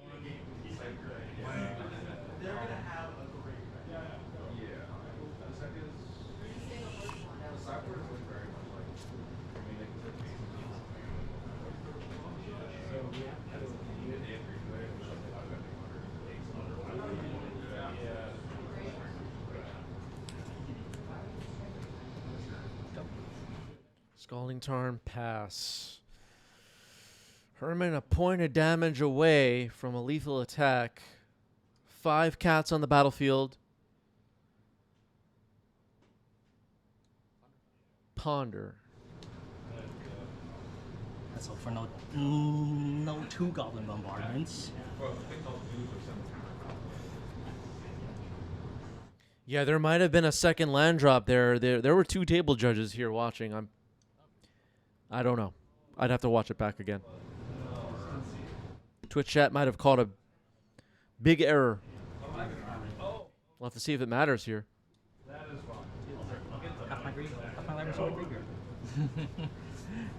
What happens when double DRC? Yeah.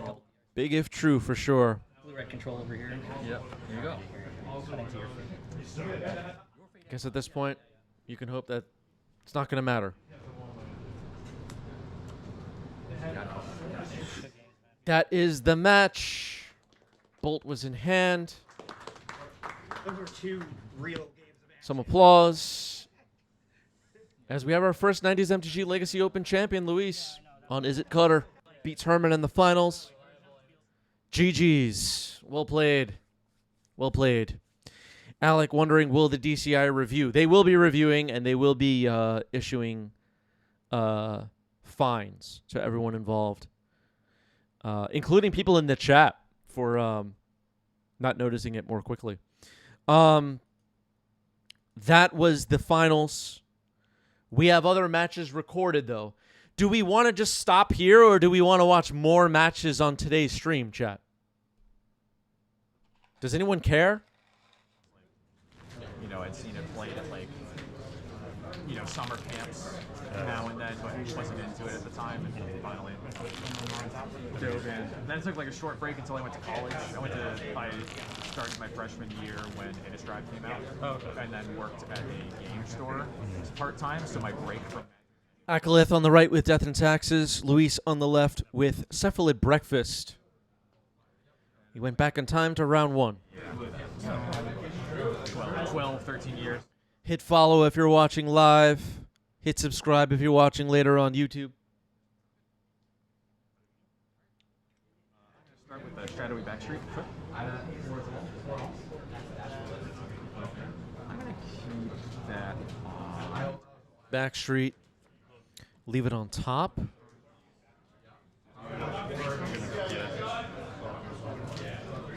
island and try and ponder. Sure.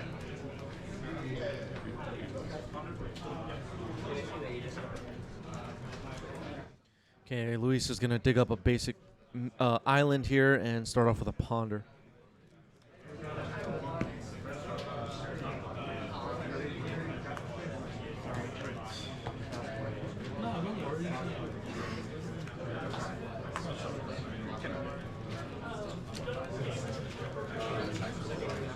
Yeah, they banned Grief. It was too good.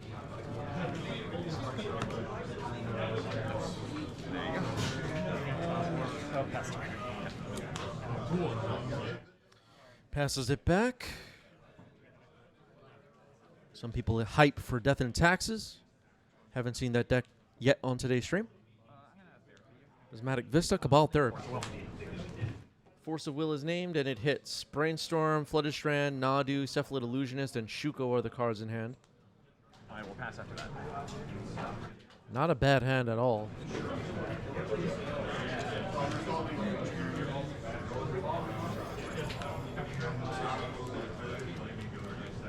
Play the round and pass it out. AKA Ray, thank you for the resub with Prime. 3 months. Great work on the event, Chris. Thank you.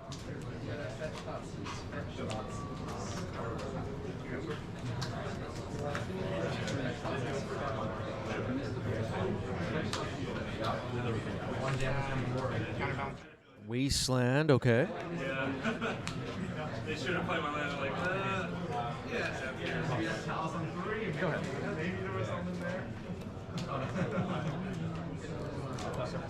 That's also I could have my hand game one of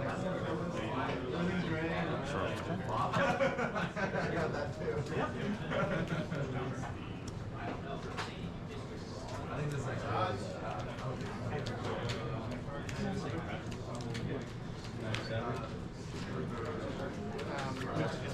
I'll play the Shuko. Sure. Shuko is in. Combo piece in this deck. So what is the combo? Well, there are a few, I guess, between several different cards in multiple directions. But Shuko combined with Cephalid Illusionist, you can mill your library. Narcomoebas will enter. Flashback Dread return. Thassa's Oracle. Or with Nadu, you can kind of go off with Shuko, equipping over and over.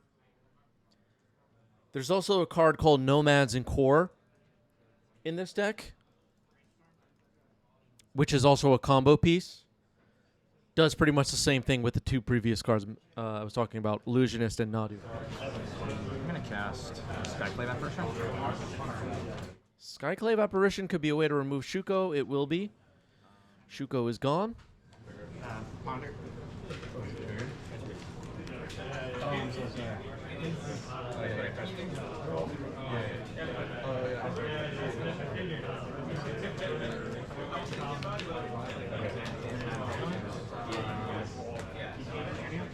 I'm going to flash back to the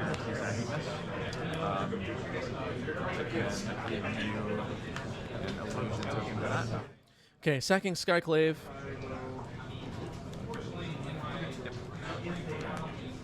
To flashback Cabal Therapy, fetching in response.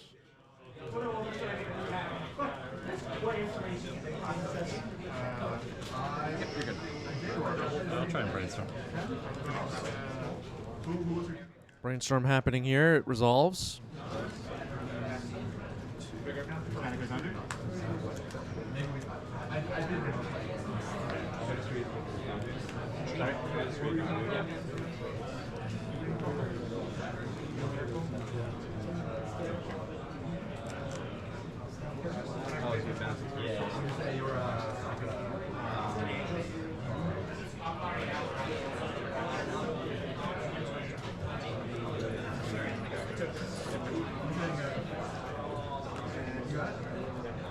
And therapy results.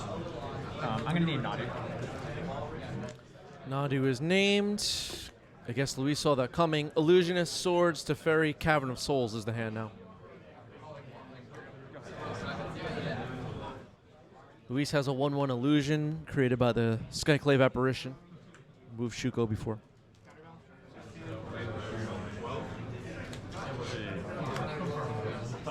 Cavern on Wizard. Yep. Okay, Cavern on Wizard, fetching here. Leap says play the Blue Eyes White Dragon. Yeah, that sounds like a good idea.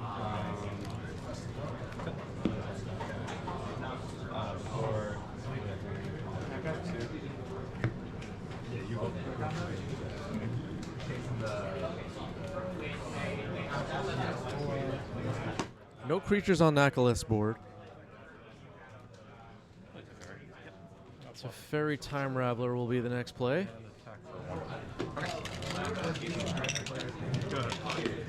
I will fetch end of turn. Plussed with Teferi. Fetching on end step with the Marsh Flats.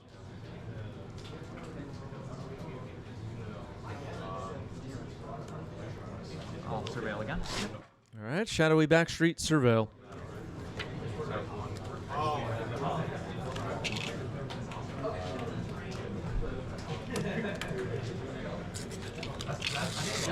That art might be my favorite song. I am going to mill that to Witch Enchanter. Okay, Witch Enchanter goes into the graveyard. APs I don't like hanging that Cavern out there with the face-up Wasteland. I don't even know if Cavern is important in this matchup. It's not like it's going to protect anything from counter magic. The real target for Wasteland in my mind is Urza Saga. And yeah, I don't know. I don't know. I don't know if we care. Play Emperor Bones. Emperor of Bones. Really cool card. It's going to hit Skyclave Apparition first. That doesn't happen yet.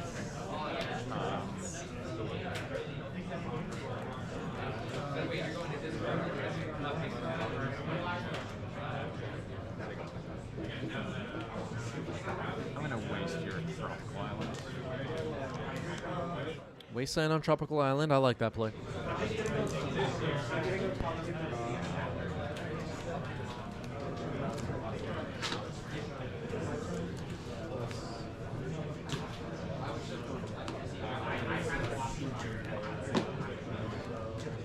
Three cards in Luis's hand: Swords, Cephalid Illusionist, and an unknown card.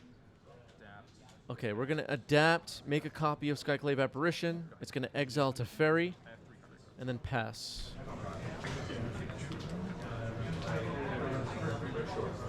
That was on end step, so it'll last until Luis's end step. Try not to. Yep.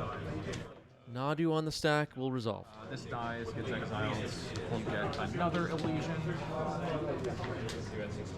3/3 illusion comes in.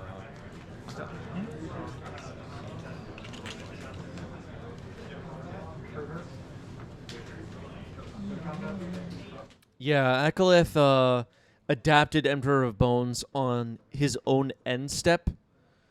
So the creature is sacrificed at the beginning of the next end step, which would be on the other side. This is a 3/3. No, 3. Play a Stoneforge. Stoneforge Mystic. 3 cards in hand for Akalith. Force pitching Cephalid Illusionist, leaving just a Swords for Luis. Swords could potentially deal with Emperor of Bones. Nadu is on the board. That's something that Akalith has to worry about. It's a combo piece, as I was saying before. I'll go to combat. Can I see your graveyard? Nadu at this point banned in multiple formats. Not Legacy, though. People had concerns about it when it came to recent ban announcements. Thought maybe Nadu would get cut. Nadu's still around, though, and arguably not a top card in a top deck. It's just kind of hovering in the... It's in some tier 1 decks, but it's like... I don't know. I know people are would disagree with me, so I'm like choosing my words carefully here, but it's mostly fine. Target you.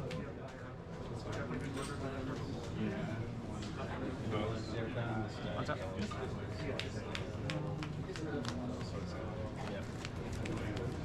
You're wrong. Nadu's broken.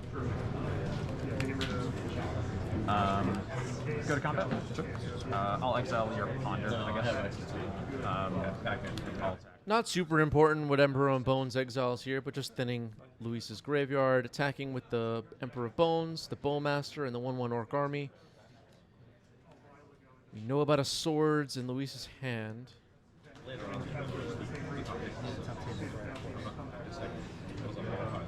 Okay, that's pre-war formal wear. Stoneforge. Pre-war formal wear, just Stoneforge in the yard. That's going to resolve. Oh, you can do that, Stoneforge. Yep.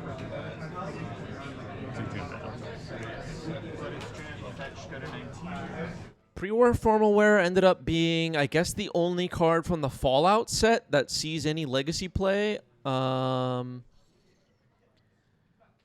at a high amount. Is there any other Fallout card that sees play frequently?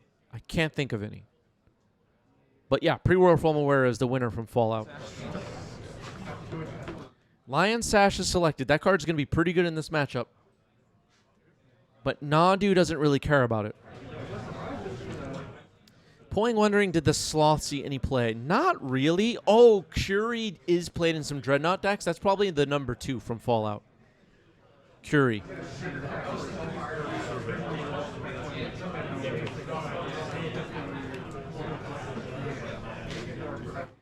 I knew there was another one. I couldn't think of it, though. Thank you, chat. Dion got it. As I was telling that whole story, I was like, what's the other card? Delusion of Kraut says Nadu functions like a glimpse of nature chain that you don't have to use your brain too much to keep going. Wow. Graveyard, and then I'll put it in one. Sure. Okay, surveils our Narcomoeba and then puts it into play. Neat. Wasteland on the Meticulous Archive, though. Still in my end step. You got... This is a 3/4. A 3/4. Yeah, and you got Lion Sash. Yes.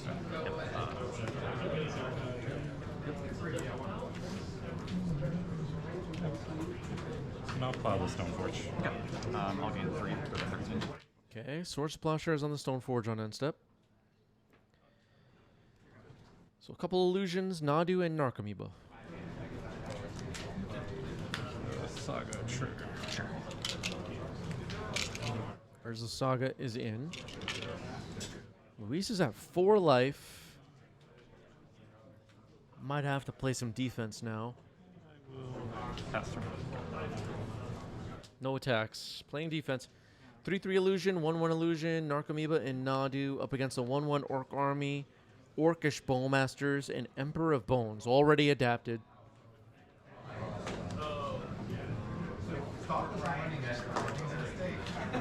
Pre-war firmware not currently equipped to anybody.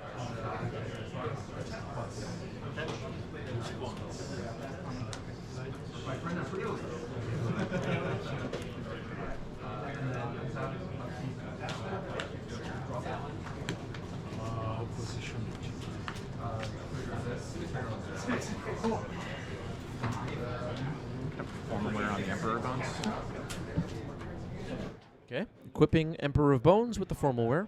I'll exile the Swords Plowshares. Attack for 6. Doesn't that trample it?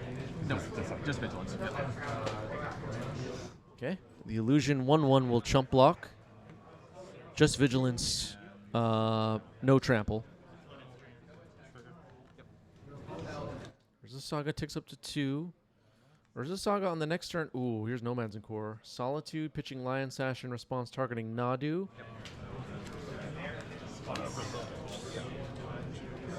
Nadu gone. Found a Swords to Plowshares. Nomads is in. That sword should be in your hands. It's in your hand. That's a reveal. Yep. Pass turn. Yep. Good catch there by Akalith. Nomads and Core plus Nadu would have been really big problem there, but managed to stop it with a Solitude. Had to get rid of the Lion Sash though, which is not ideal, I feel. Attacking with Emperor of Bones again. Narcomoeba will chump. I'll put Yorion into my hands. Okay, Yorion to hand, setting up potentially a big turn next turn. Making a construct. Yep. Float 1. Yep.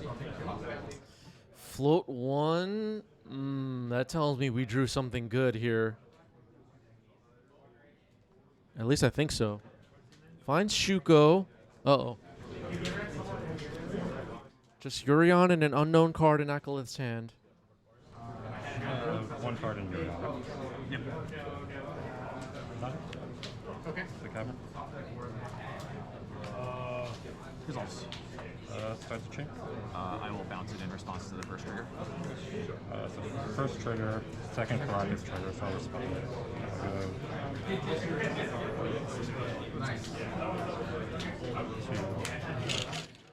Oh man, the Nadu combo's going off now. The Caracas targeted Nadu, but we're doing all of this in response. And it looks like Luis is just going to jump way ahead.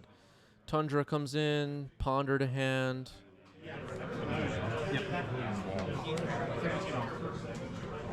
Illusionist to hand now. Flooded Strand into play. Now using the Construct. Tundra to play. Force of Will to hand. Yeah, that's a scoop. Ouch.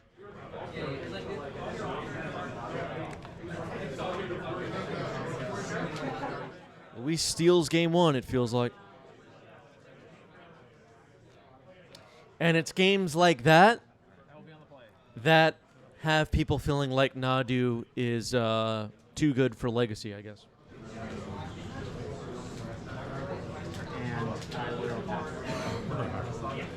Top, right? Yeah. You do have to draw it, though. Luis top decked it there.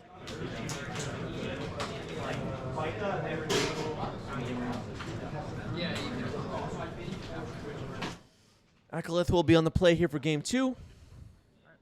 I'm going to fetch a scrub land and Thoughtseize. Thoughtseize. The hand is revealed. Cephalid Illusionist, Hedge Maze, Misty Rainforest, Ponder, Pithing Needle, Shuko, Tameo. Decent hand, has combo pieces in it.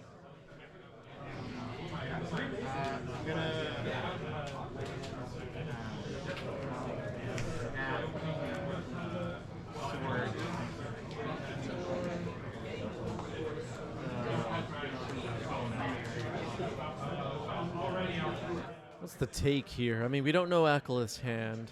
Creatures are easier to deal with than Shuko is, I feel like.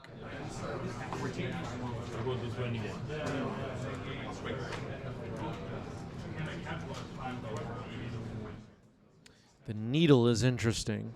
I'm going to take the Tameo. Go ahead. You know what?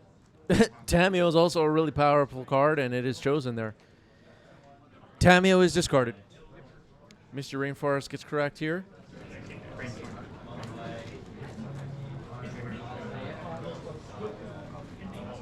Try to ponder. Sure. 6, 7, yes.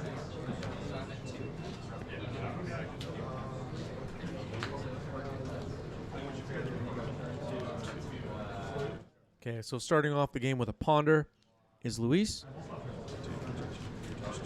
I think our minds are alike.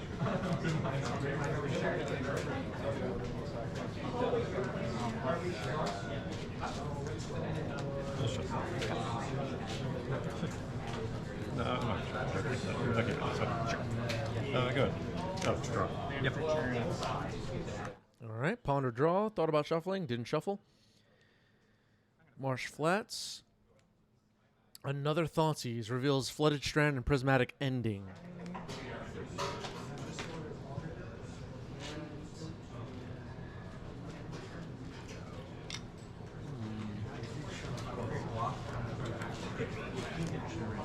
Tricky.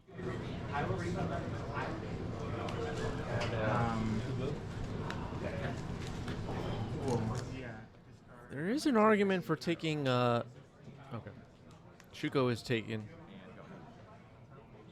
I was going to say for taking Cephalid Illusionist if you have no way of dealing with the graveyard combo. If you have ways of dealing with the graveyard combo, it depends what Akalith is holding in hand, really, at the end of the day. Here's another ponder.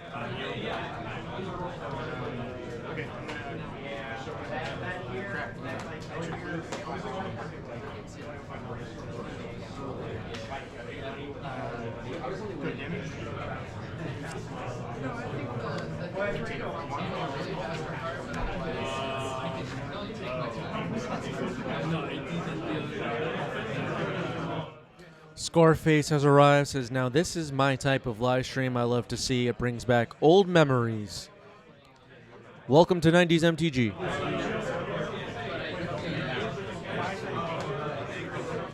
A little bit of nostalgia in every stream. Shadowy Backstreet, Surveil.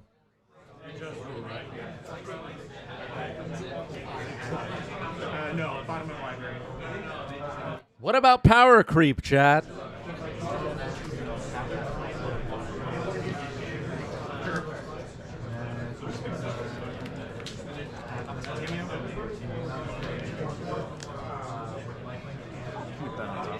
The board will be full of cards from like 2015 and earlier, and people will be screaming about power creep.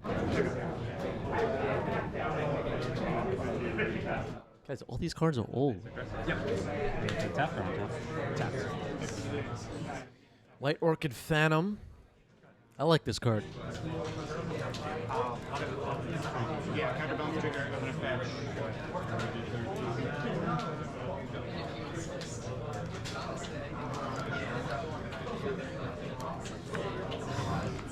White Orchid Phantom is a card that when you blink it, it gets kind of gross. Cephalid Illusionist is in hand. Prismatic Ending, Pithing Needle, Flooded Strand, 2 unknown cards. Salty says, stream for basically my whole workday has been fire. Like fire design. Which is another favorite topic of Legacy players, by the way. Attacking with White Orchid Phantom. Luis drops to 17.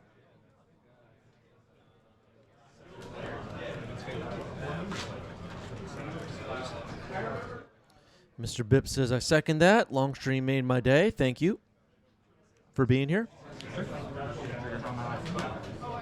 Thank you to our paid members for making the stream possible in the first place. We would not have had an event. We would not be streaming right now. We wouldn't have a Discord server, which you all join. And none of it without our paid members. Thank you to our members. Each and every one of you has made this possible. Thank you. To everybody else, that's it.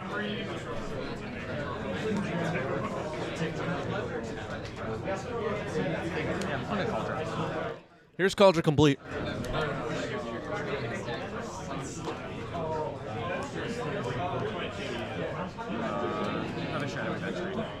Another shadowy Backstreet. Backstreet's back. Leaves it on top. So Cauldron Complete is in hand, not on the board. Flooded Shrine gets correct here.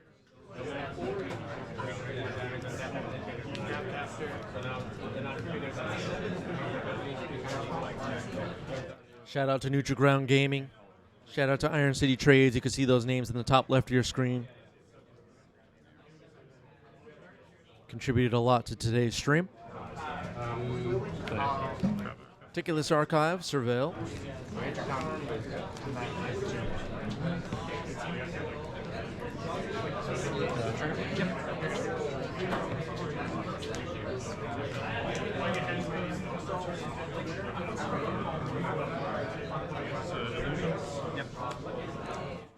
Except for the Illusionist, okay. Nomads in Core. Path on the Illusionist in response. Force pitching Nadu. This could be a key moment here.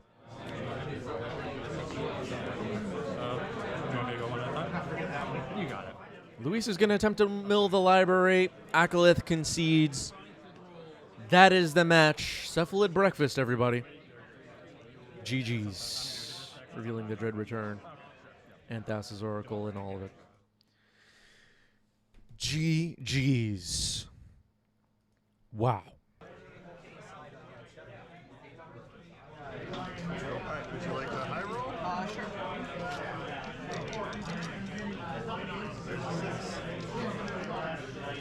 God damn it. Alright, I'll take the play. Sounds good.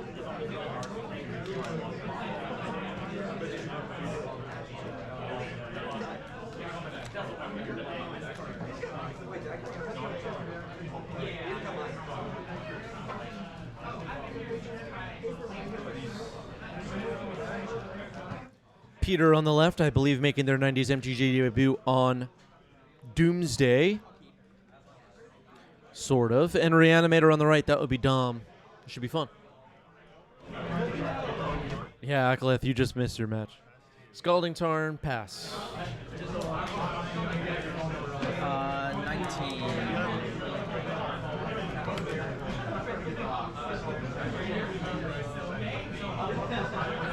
I'm gonna attempt to ponder. Okay, sounds like a turn one ponder for Dom.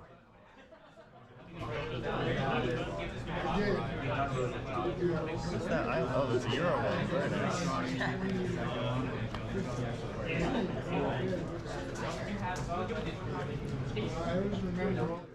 Good old ponder. I'll shuffle this.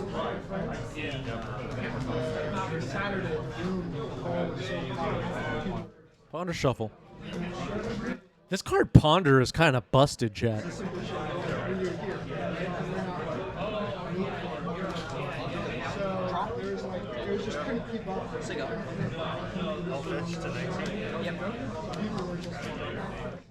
Scalding Tarn gets cracked, dropping to 19. Maybe gonna surveil here. We're on the edges of our seats. Christian Pizza says he heard in a podcast, or they heard in a podcast, that it sucks talking about Ponder. You know what? There's a podcast for everybody. on Sunday morning, it's like high 60s. Everyone's like, yeah.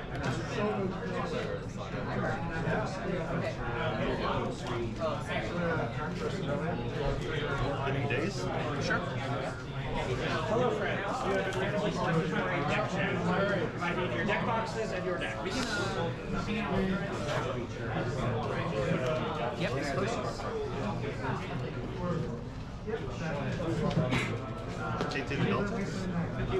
Ooh, what card is that?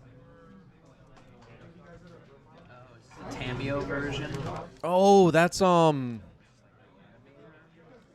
crap. They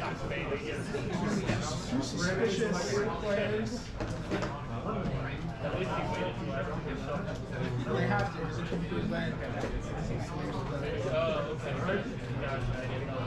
That's why if you see them like lingering before the round, I didn't know that. Sometimes you're like,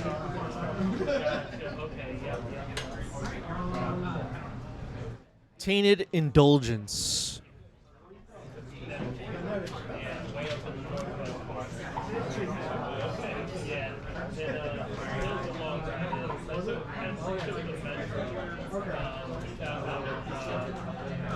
Thank you, chat.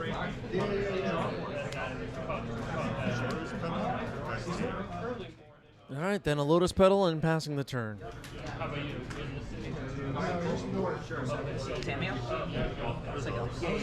It's a card from Streets of New Capenna. I could not remember the name or what it does. Well, at least in its entirety. Draw 2 cards, discard a card unless there are 5 or more mana values in your graveyard.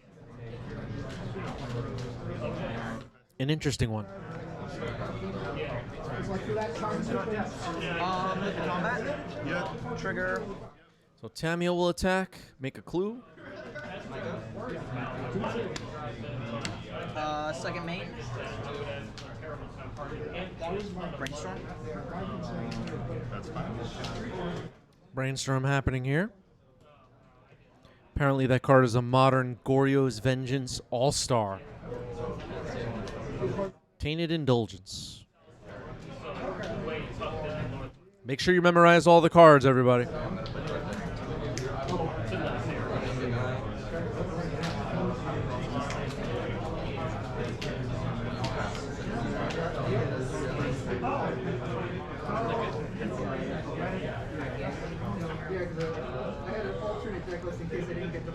I'll trigger the Tamio. All right, Tamio's going to flip into a Planeswalker. It's pretty good.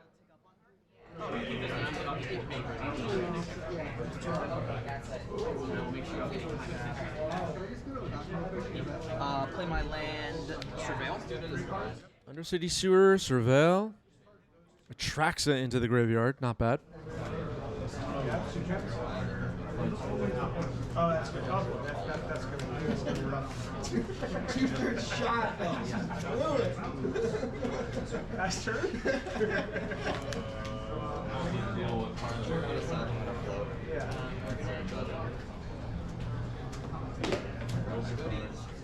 Sounded like a lot of people were laughing in the background, no?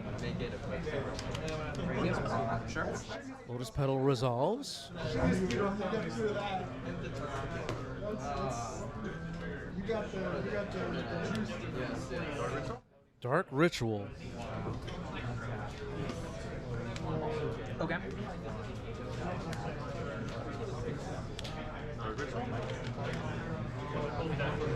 Okay.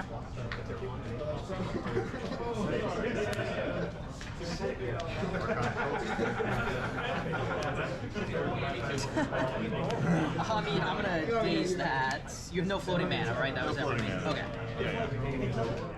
What the heck just happened? Archon of Cruelty gets dazed and goes to the graveyard after all that. I knew that was coming. Never mind. Oh my goodness. Cards in hand? Reanimate now from Dom. My Atraxa? Yeah, we're good here. Gonna go for Atraxa, and that is a scoop. I thought it was like Doomsday or something, so I thought...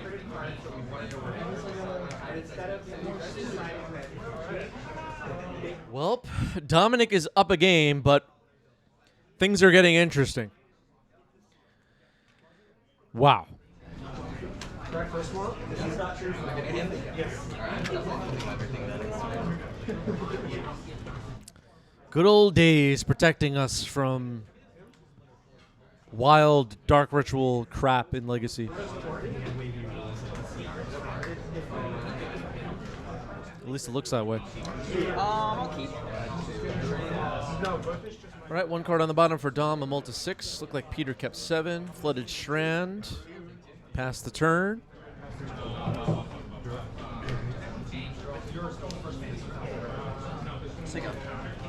Underground Sea, pass the turn.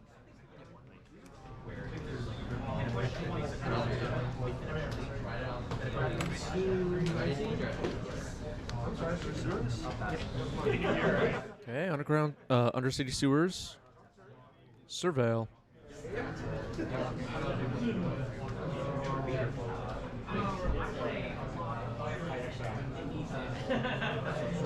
So this is not an ordinary Doomsday deck. It has kind of a reanimator-y side to it.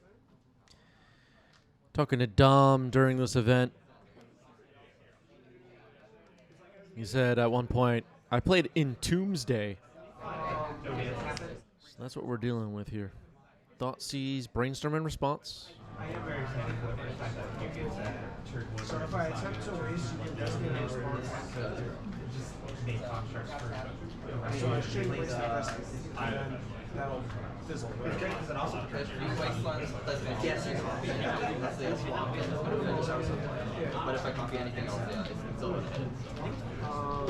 So if I waste the saga, you just make a saga. Yeah, but then turns over. Okay, Thoughtseize is going to resolve. Tameo, Polluted Delta, Brainstorm, Ponder, Force of Will, Misty Rainforest.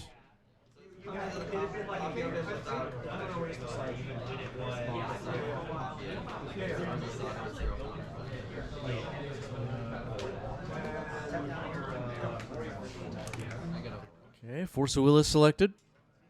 It's discarded.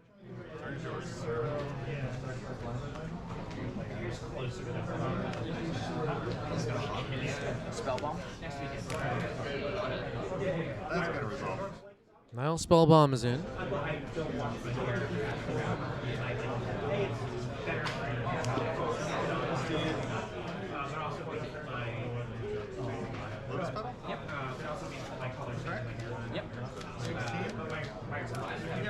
Shieldred?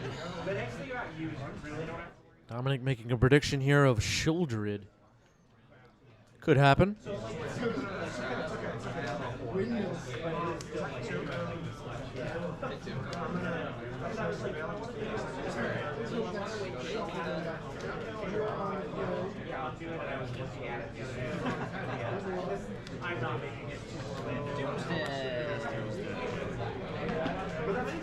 Doomsday is on the stack. Sure. So you can go to 8? Yep. Doomsday is going to resolve. And now we wait for a pile. Interesting, interesting. So when you play like an all-day event like this, you know, you're going to play against... We're watching Reanimator right now, which is thought to be a top deck in this format. You're going to play against Reanimator probably at least once, right? Couple of other tier 1 decks or whatever. And then you're going to hit that one round where you play against the one brew that's doing well in the event. Earlier on today's stream, we saw Herman on a brew on a off-meta deck.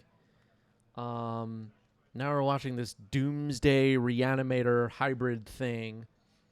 And when you sign up for an event like this, sometimes playing something people won't expect gives you a really good advantage, especially against players that aren't that well versed in the format. Oh, so you were just Doomsday. I'm just looking through the deck right now. It sounds like Dom has seen that the Reanimator package has been cut. But, anyway, I mentioned earlier how, like, the first play you make of an event like this is your deck registration. and getting creative with that can be rewarding. Yeah, you can pull some stock list off of, you know, a tier 1 deck and go jam with that. And if you know what you're doing, you might get far if the deck is really powerful on its own. But there is definitely something to, with deck building, creating advantages.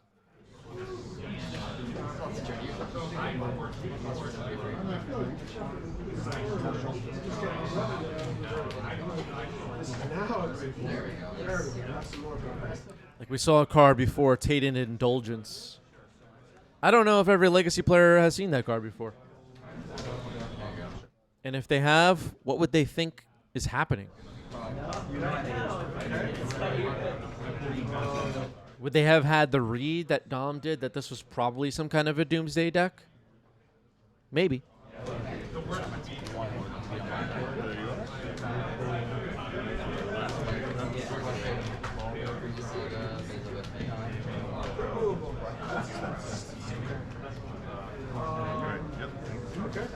Those are your 5? Yep, those are my 5. And I'll pass the turn to you. End step, I'm going to fetch, go down to 19, grab an Underground Sea, and crack this Spellbomb to draw a card.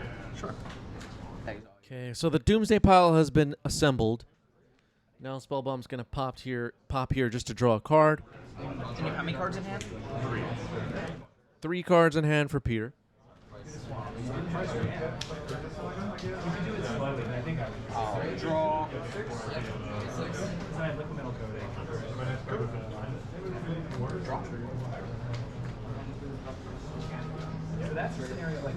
I'm sorry, can I look through this? I predict we won't go to. Trying to guess what's in this Doomsday pile.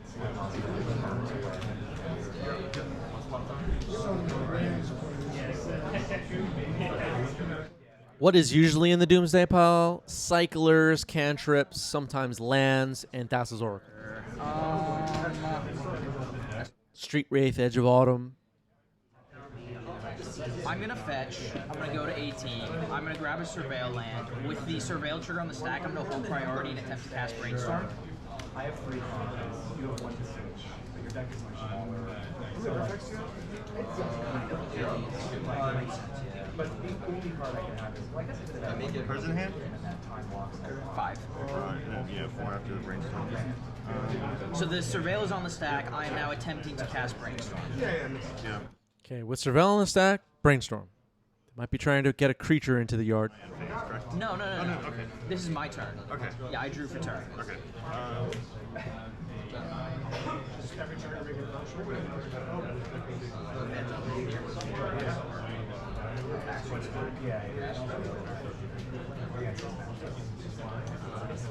Peter thinking about how to respond to that. Force of Negation pitching Force of Will on the Brainstorm. Okay. Try not to shake the table too much for your leg. Surveil. Appreciate it. Leave that on top. I will attempt to ponder. Okay, now a ponder for Dom.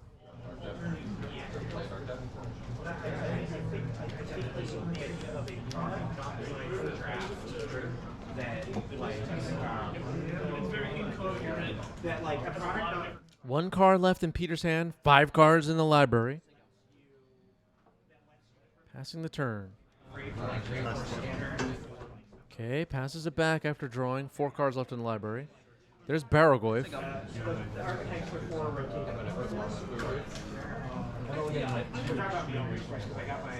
Cycle Street Wraith to 6. Sure. Cycling a Street Wraith. Falling to 6. Wizard? Yep. Cavern Wizard, Thassa's Oracle, 2 cards left in the library. And that's game winning. Moving on to game 3. Both because I was going to bin the attraction to reanimate, so I thought your Turbo Reanimator also brought in more counter magic, which hits Doomsday, so it was like, what is the... You just getting around the hard graveyard hit you expect? Yeah. Yeah, very, very good. Like, you know, game 2 opponent puts a ley line in the void. I think the mistake I made when I brainstormed, I should have hid the spell bomb and the force. I just wasn't expecting a Doomsday Troop. So I was like, well, if I have the spell bomb, what do I need? Getting ready for game 3. Dom will be on the play. Doomsday was able to take game 2 using Doomsday.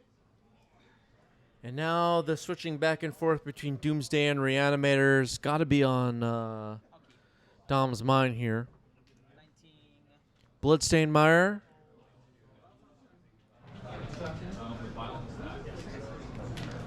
Tamio. That was nice.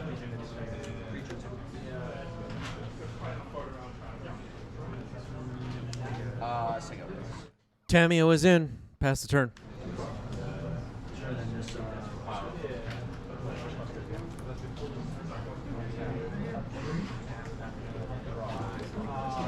Yep.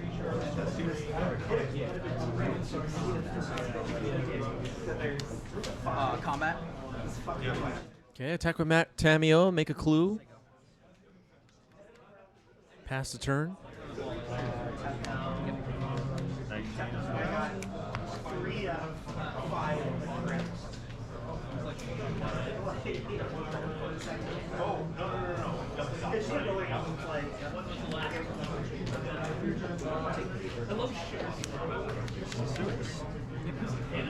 Undercity Sewers Surveil.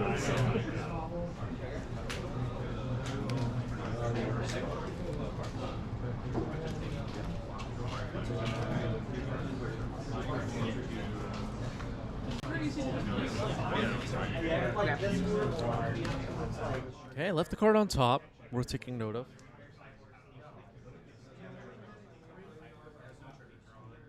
Tamio flipping could be sort of a clock. Fetching.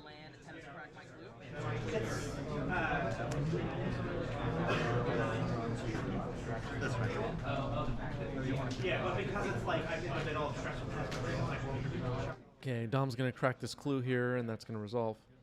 I think that what in real life I would like, if I did the process of doing it, would it I'd be like, okay, draw because I'm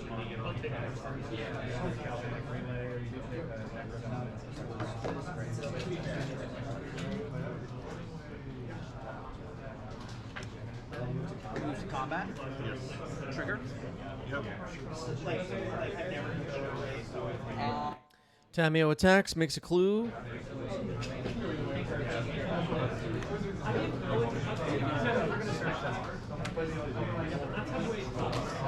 Second main, I'll attempt to brainstorm. Now I'll brainstorm.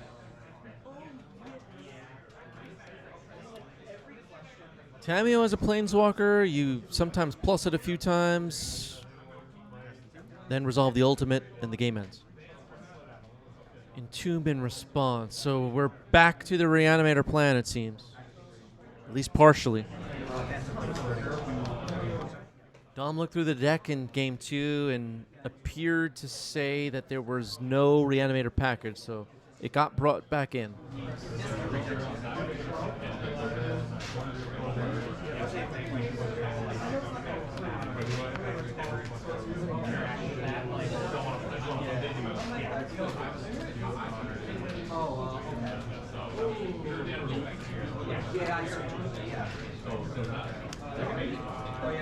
Archon of Cruelty, okay. Yeah, it is a concern here to entomb and then your opponent reanimates your creature. Archon of Cruelty was the choice.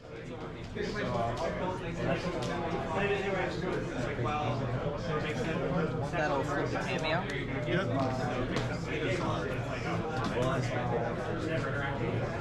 I will tick up on Tamio. Tamio will tick up as a planeswalker now. Your Archon. Reanimate targeting Archon. Flusterstorm. Yeah, Fluster is good. I'm gonna fetch. Yep. I'm gonna grab a land and attempt to reanimate your Archon. Sure. I read it as like layer. Well, Twitch chat called it out. Now it's happening. Archon of Cruelty is going to join the wrong side here. Reanimated. Yikes. You go to 16, I draw a card.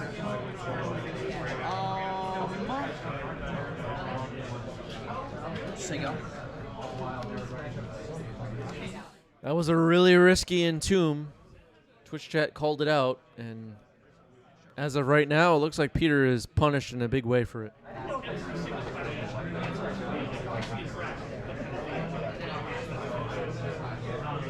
Double reanimate in Dom's hand. Flusterstorm countered one, but the second copy got it. And Archon of Cruelty is an incredibly fast clock. This game will be over quickly. Dom could also pick stuff up out of the graveyard with Tameo if needed.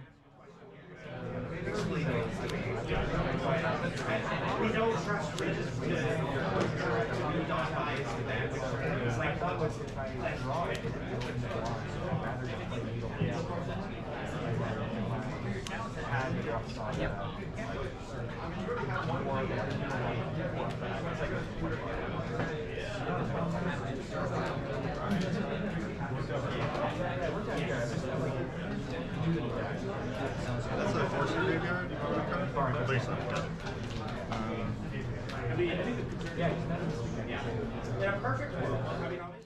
I mean, it's also possible Peter just doomsdays and wins the game, right? This isn't over. It's going to be tough.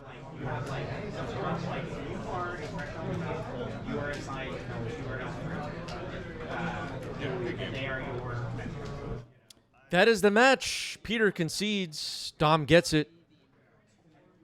GG's. The Archon switched sides and won Dom the game. Ouch. Quick break here. Don't go anywhere. I think we all know what it was on. You betrayed. Never mind.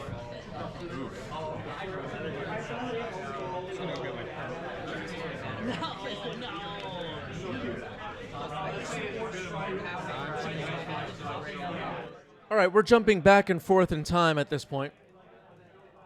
This is from the quarterfinals of top 8. It was 5 blue cards, 2 forces, but no land.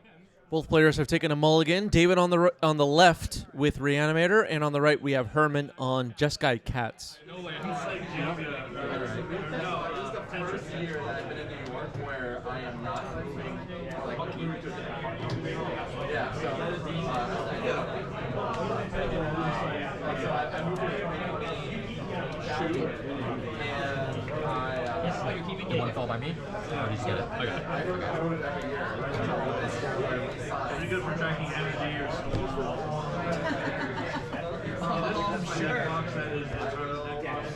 Players getting ready to go, shuffling up after a mulligan.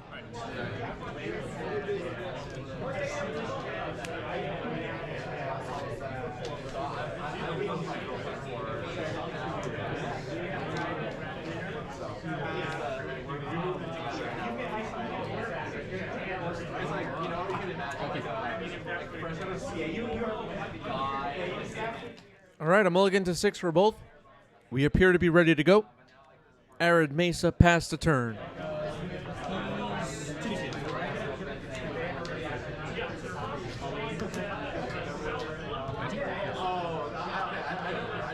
Polluted Delta cracked here for David.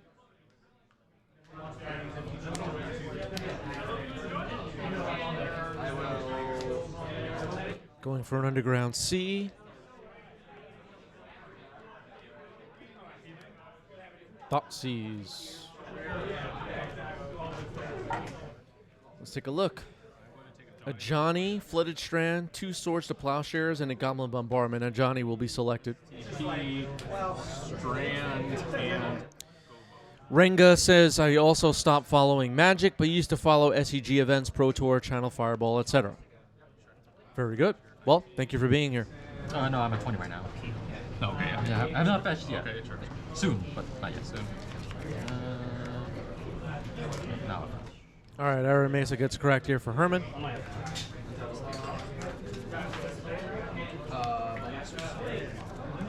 There's a volcanic island.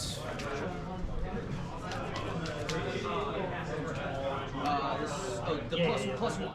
Ringo with a question, why are you called 90s MTG?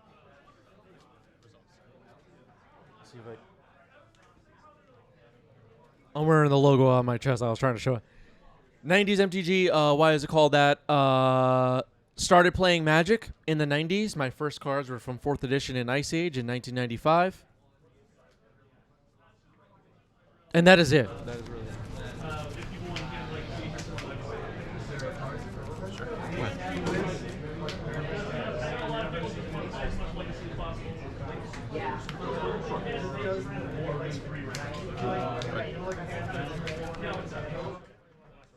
All right, just passing the turn back and forth a bit here. No creatures on the board for either player yet.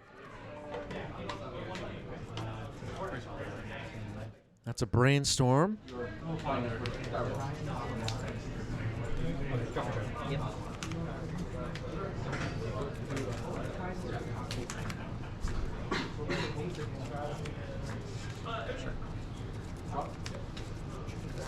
Wasteland, Wasteland. Wasteland going after Underground Sea. David's going to float a mana and Entomb.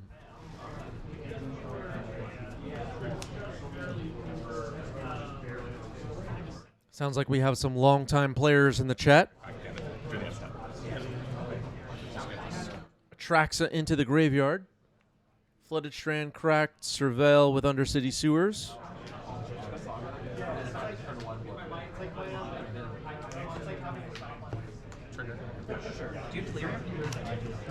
Polluted Delta dumped into the graveyard.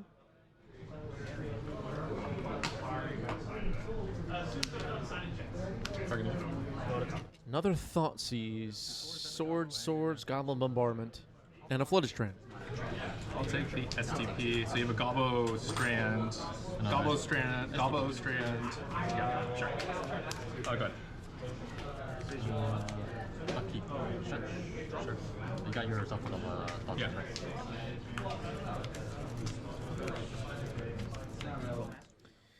Goblin Bombardment and Swords to Plowshares remain in Herman's hand. David knows if Atraxa gets reanimated, Herman might go after it with a Swords. Best mechanic, phasing or flanking? The best mechanic of all time. Does everybody know what the best mechanic of all time is? Do I have to? Do I even have to tell you? Everybody knows what it is, right?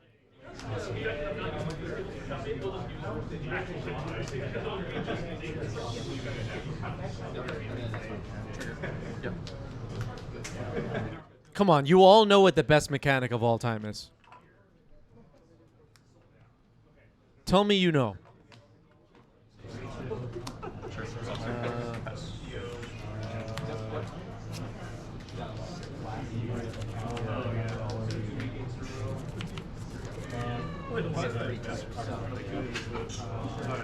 Come on, someone in the chat has to know what the best mechanic of all time is. You're all getting it wrong. Alright, that result. 6, 7. Take it 9. Oh, yeah. Yes. That's so funny. Dude, that's so funny. So there's an Ocelot Pride on Herman's side. David's playing with his graveyard. I'm not really sure what's happening right now. Maybe a Murktide? Yeah, it's good. Oh, it is a Murktide. Okay. Wasn't clear. Well, a 4/4 Murktide, it seems.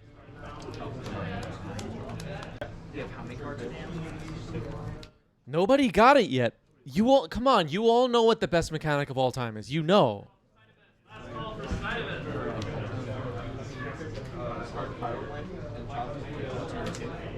Come on, I know you know the answer.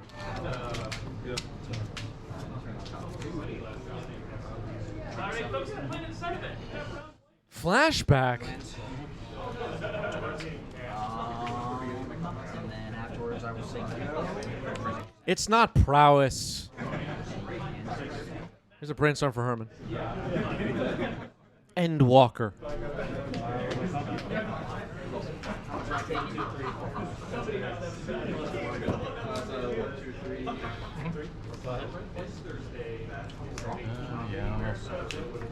Okay, swords on the Murktide. It's gone. 16. 18, and I will trigger. Pass one trigger.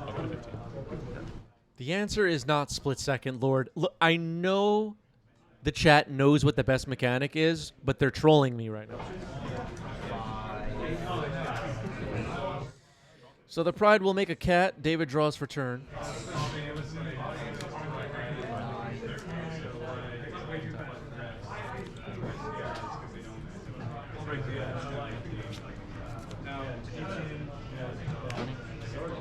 Here's a Johnny, knock out Pariah.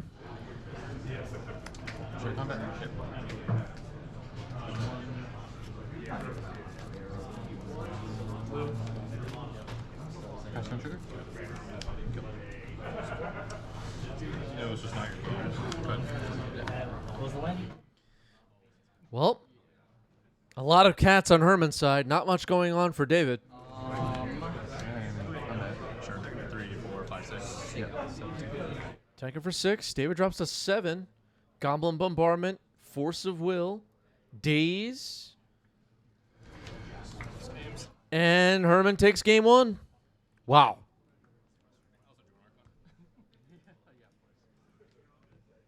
Herman up a game. Run out dimension.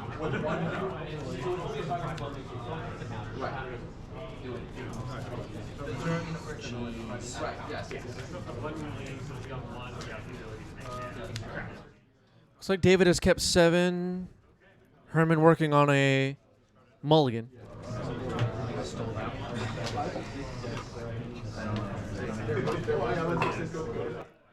Don't even bring up attractions. It just gets me upset. How dare they ban attractions?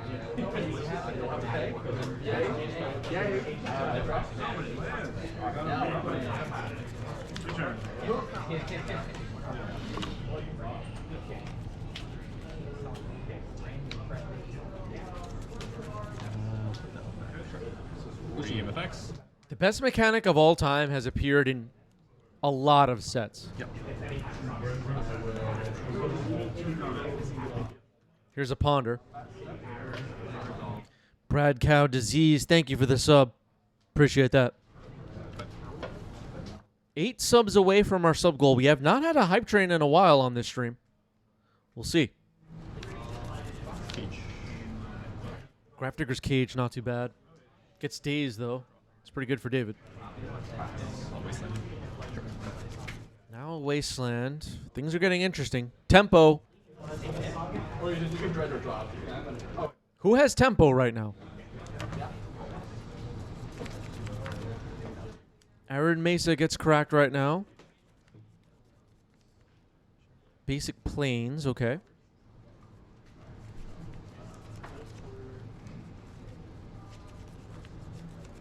I guess nobody in the chat knows what the best mechanic of all time is. You just all have no idea? Go ahead.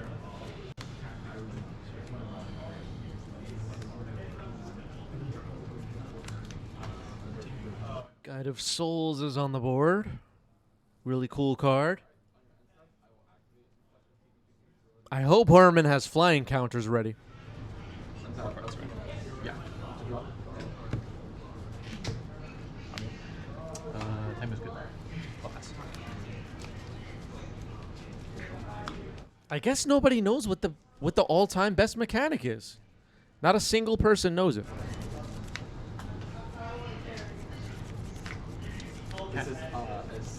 There's an Ocelot Pride. Getting an energy.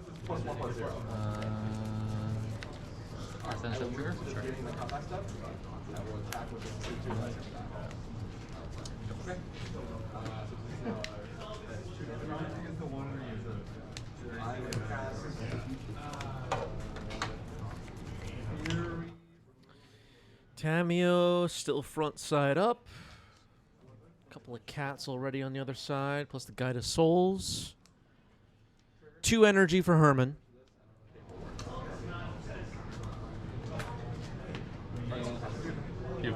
Yeah.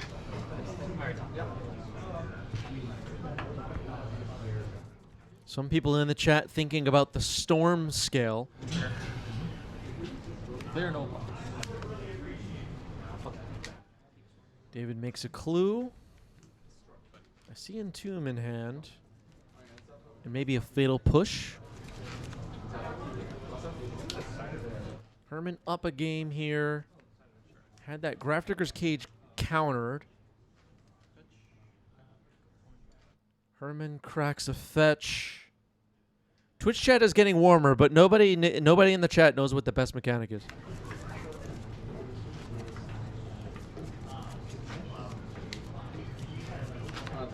Sorry, Josh, is a copy, the token, the copy, is that a CMC 3 or 0?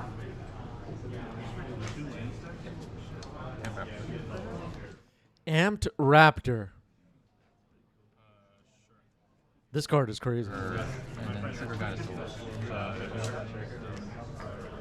trigger.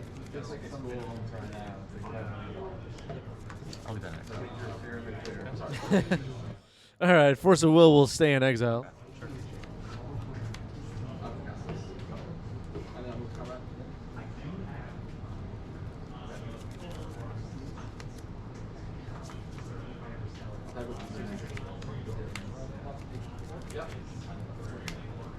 You're getting warmer, chat. You almost got it.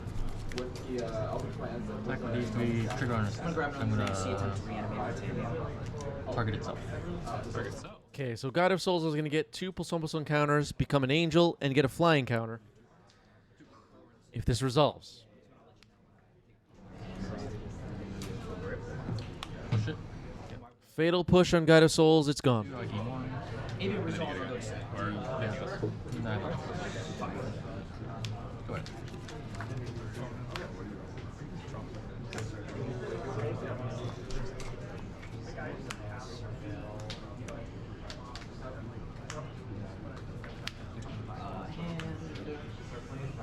All right, here's Entomb. Traxa into the graveyard.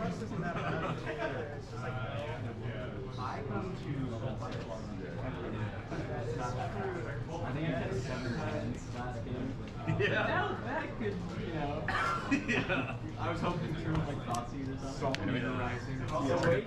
Reanimate on Atraxa. It sounds like that's resolving. Atraxa is in. You're getting really close, chat, but you don't know yet. You haven't said yet which is the best mechanic. You're getting really close. You have already played your land for turn. I have. I'll take this. Yeah. Yep. Yeah, you can't out against Is the card that turns off just against lands? Well, I mean, Boseju's one was kind of vulnerable against Boseju. Tamio is selected. Looks like Polluted Delta is selected. Oh no, Orcish Bowmaster is actually.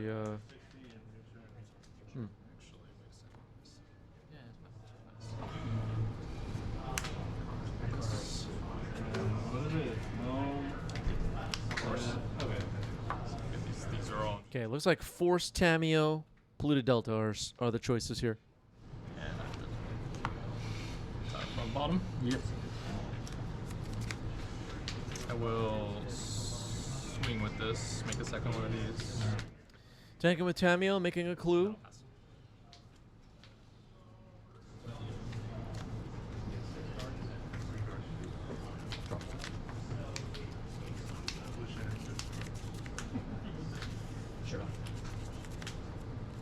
Brad Cow wants everybody to keep guessing garbage mechanics.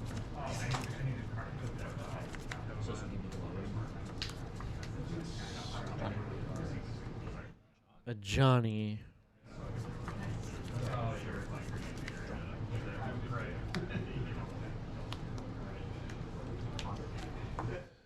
Force pitching Tamio, it looked like. A Johnny is countered.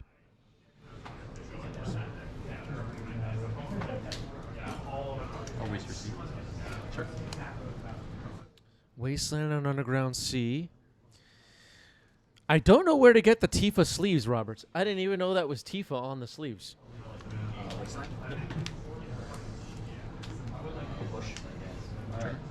Are those Final Fantasy sleeves on David's side? I honestly don't know. I'm not being funny. I honestly have no idea.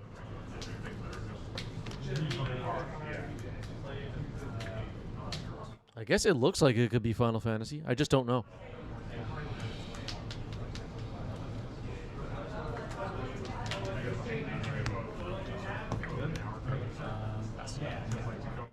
There's a Baraglyph.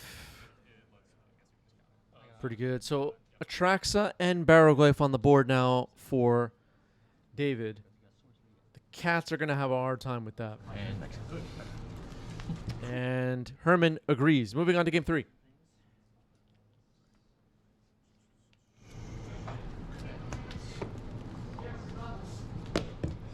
Wow, all this time and not one person guessed the best mechanic.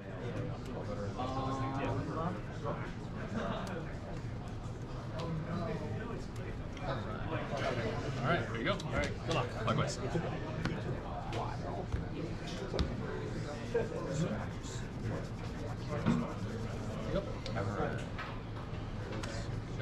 I'll surveil. Yeah. Single.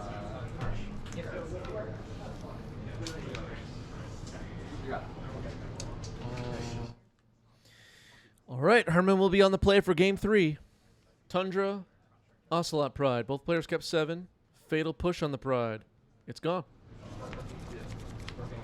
Yeah.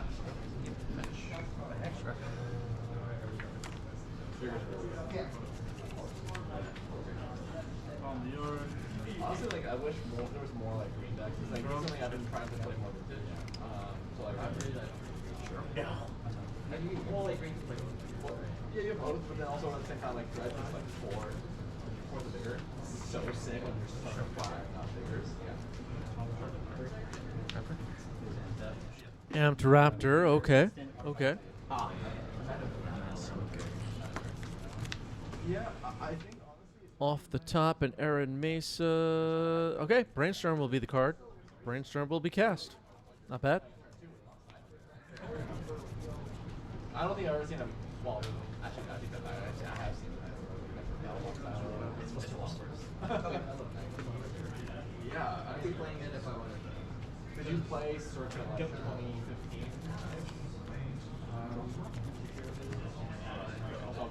Go ahead.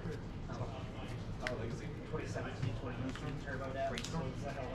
Turbo Death was. I was talking more about like one of my favorite decks was Punishing. They call it Punishing Magic. Like Dark Magic. Passing it back. It was neither Rotary Punishing. Wasteland. Grafdigger's Cage. It's not bad. Amped Raptor attacking here. David's going to fetch. Maybe we're about to see a Bowmaster. Amped Raptor is the next one.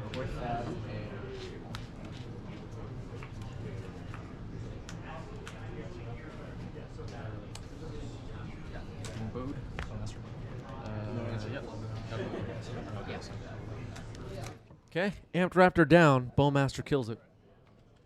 Orc army created here. A Johnny. Not bad. Talk about a curve. Or I'm sorry, I'm gonna move. I guess I'll just do like Delver deck Wasteland. I'm gonna eat. Wasteland takes out the Volk. That might make it harder to play cards like Goblin Bombardment. Or another Amped Raptor.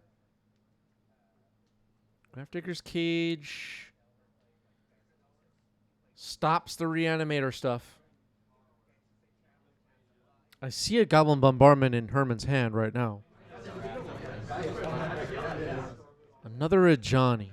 Okay. Gonna make an Ajani Planeswalker using that. Make another token. This is trigger stall on the stack. Well, this flips because this is state based effect, so this hasn't come into play yet. Yeah, so this hasn't come. So this is flipped. Yeah, I'm going to sacrifice the planeswalker, and then you get the other guy. Yeah.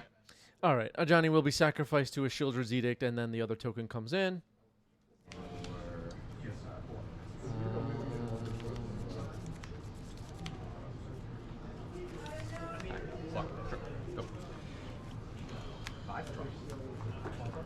This is random, but I saw that the Cat Warrior token that Herman is using on the other side had an energy.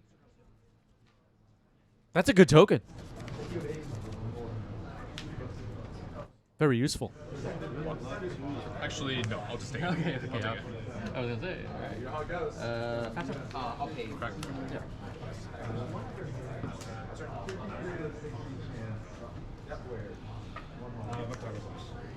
Can I see? All right, Polluted Delta dug up an Undercity sewer. We're going to surveil. Yep. I'll keep that. Okay. Draw. I'm gonna eat your DRC. It's a ponder for David.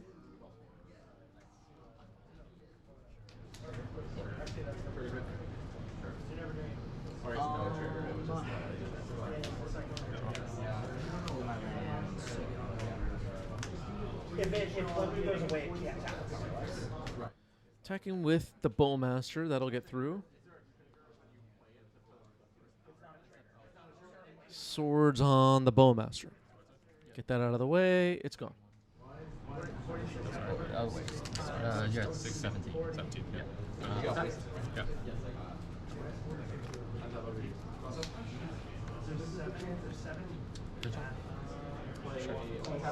Okay, now a brainstorm for Herman.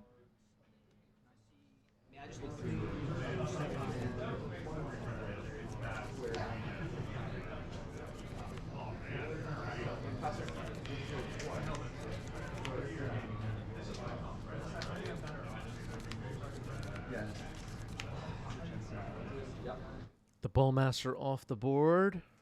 Firing off that brainstorm. No replacement Bowmaster showed up.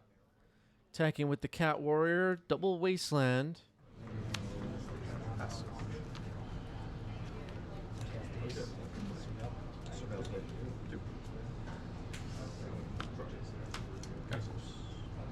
Guide of Souls, okay. Fetching in response. Maybe going to hardcast Force here? No. Undercity Sewers. Okay. Here.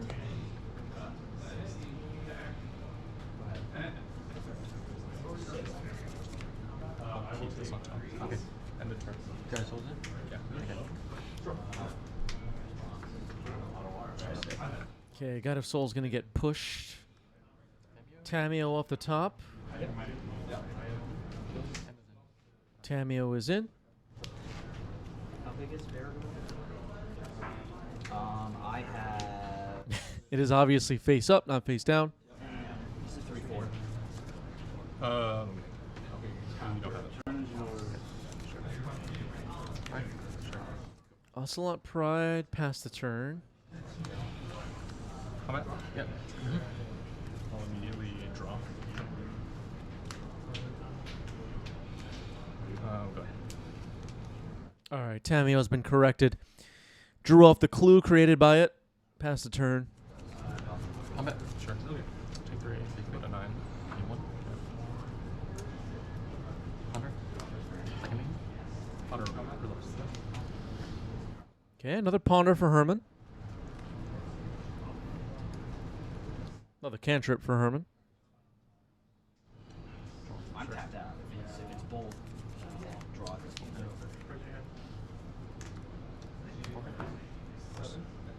Force pitching force on the Goblin Bombardment. David was ready for it.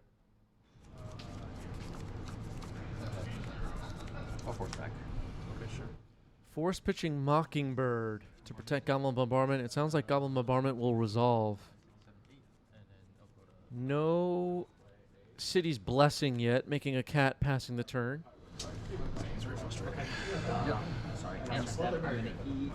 Make a clue, crack a clue. I mean, sometimes it's just. I'm just going to eat. The one I drew, like, 4 turns in a row. And Reanimate targets and reanimator? Still in your head stack. I'm gonna flash in my Well played. It's frustrating. All right, Herman gets the match. GG's. Well played. Just Guy Cats, everybody. Just Guy Cats.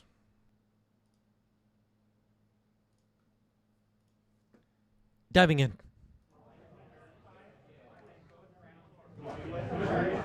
So we caught this game in progress. Mox Diamond ×2, discarded 2 lands, then Life from the Loam. Looked like a Wasteland and a Ghost Quarter.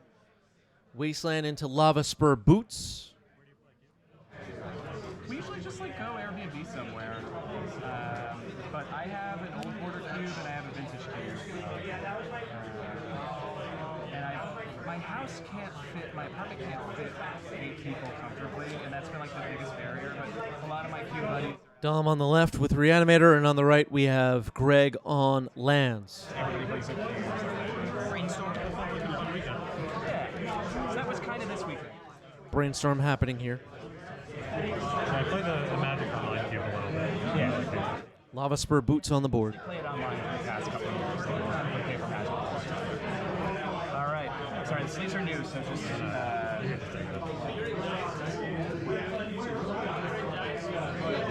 All right. Good luck. Yep. All right, Greg will dredge Loam.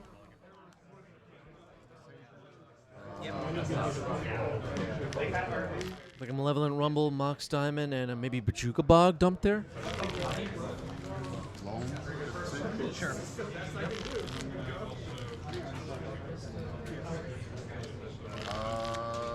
Play Dark Depths and Sigil. Dark Depths comes in, pass the turn. The matches are pre-recorded. I'm live. Welcome to the show. Alright, Sigil. This was at the 90s MTG Legacy Open over the weekend at Hex & Co. here in New York City. A NYC Invitational Series qualifier. Trying to get a new circuit of Magic events up and running. Thank you all for being here.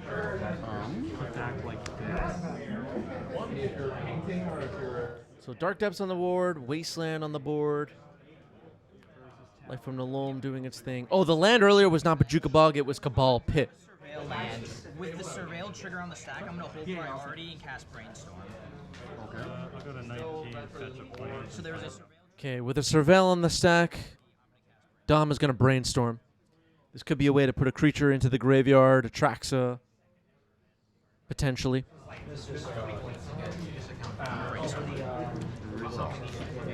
Okay, the Brainstorm will resolve. I'll play versus Workshop and pass. That's the one that lets you make turns. No, perhaps makes These two back on top. Now the Surveil will happen. And a Traxa into the graveyard, as I predicted. Wasteland on the Undercity Sewers. Makes sense. Yep.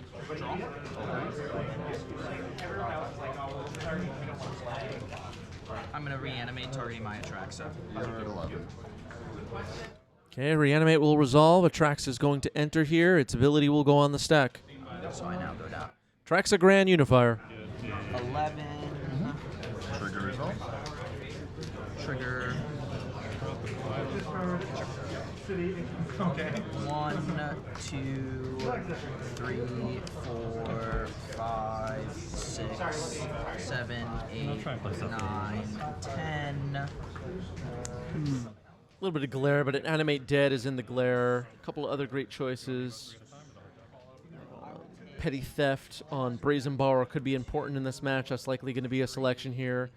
Force of Will will be a selection here. Animate Dead will be among the cards chosen, and a land, just a fetch. So a good pull there from the Atraxa enters ability. And Atraxa will be gaining Dom some important life points. Marit Lage is a 2020 creature created by Dark Depths that the lands deck sometimes makes way too quickly, and people can't react to it. Dom's going to have some defense here with Atraxa and a Brazen Borrower in hand, which can Petty Theft. Thinking about discarding the hand size now. 2, 3. Okay. What are we discarding? Days, Cameo, Wasteland. Got it. Dazed, Tameo, Wasteland, all discarded. It's Greg's turn now. Alright, dredge again. Another dredge, Caracas, Bayou, Ghost Vacuum. The Ghost Vacuum would have been useful. May I read Cabal Pit? What does that do? -2, if I have threshold. Sure. Which I currently do. Loam, target the 3 lands. Okay.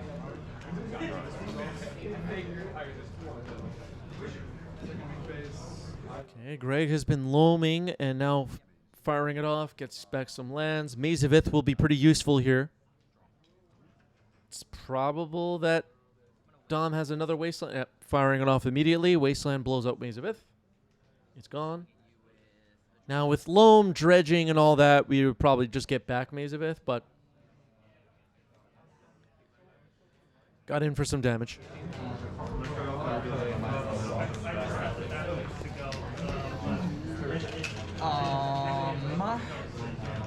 Sigo. Doesn't matter. All There's loam. Another dredge of loam. Exploration, Tabernacle, Dismember. Time to cast loam. I'm gonna force that pitching Murktide. Force pitching Murktide on Life from the Loam. Sometimes you do that. Slow down the lands deck from recharging. Maze of Ith won't hit the board this turn, it seems. End step Entomb. Yep. Archon of Cruelty into the trash.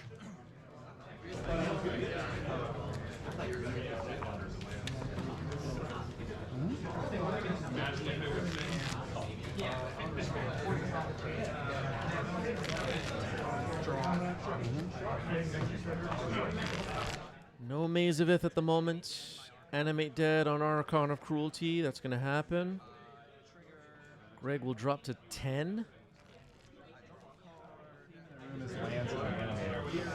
A lot of people are. This Archon of Cruelty is kind of a big problem. Maze of Ith doesn't do enough against it. Dude, I know lands is broken, right? We gotta ban something. So you're at 3 and I'm at 20. It's just so gracious. And you're at 3. Alright. Greg drops to 3. Play my I'll be on the play, yeah, good luck. land for turn. Sigo. This Archon of Cruelty doesn't need to get through for combat damage next turn. It just has to attack. Greg is aware. But that mouse Yeah, we have Dread Loam. Yep. Dread Loam. Yavimaya, Dismember.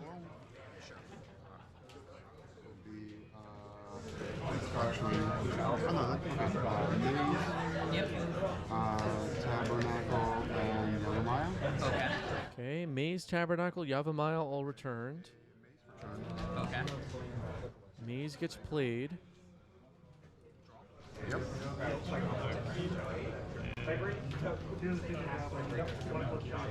Cards in hand? 5.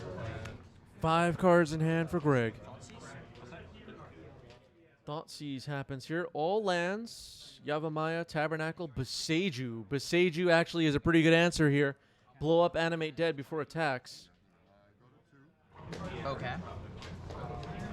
Beseju, your Animate Dead? Ah, this is pre-combat. Okay. Yeah, pre-combat. Don't let Archon attack. Archon will head to the trash. Maze of Ith can be used on Atraxa here. Surveil land. Artifacts. Or trigger on stack. I haven't targeted. You can respond to No, actually, I'm just gonna grab that. What do you respond to? It's on stack. I haven't chosen a target. You can wait and see. And then I'll. If Dom has a reanimate, the game is over. It can do something with vigilance. Target attack. Okay. Second main. I don't think it's changing what I'm doing, but it is something like that. I'm gonna cast Murktide. Saga tree.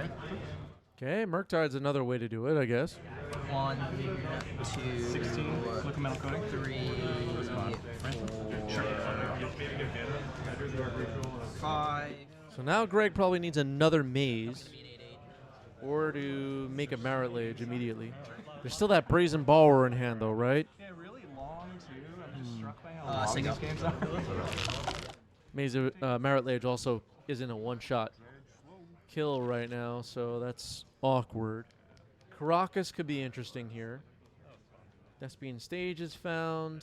Pithing Needle. Do some math. No, can't do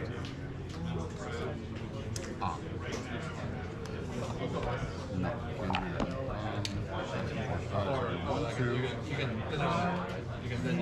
There's 5 cards. That's actually not bad. Roam? Targeting. Oh, but you have that shit, right? Forgot about that. Yeah, I think I'm just dead.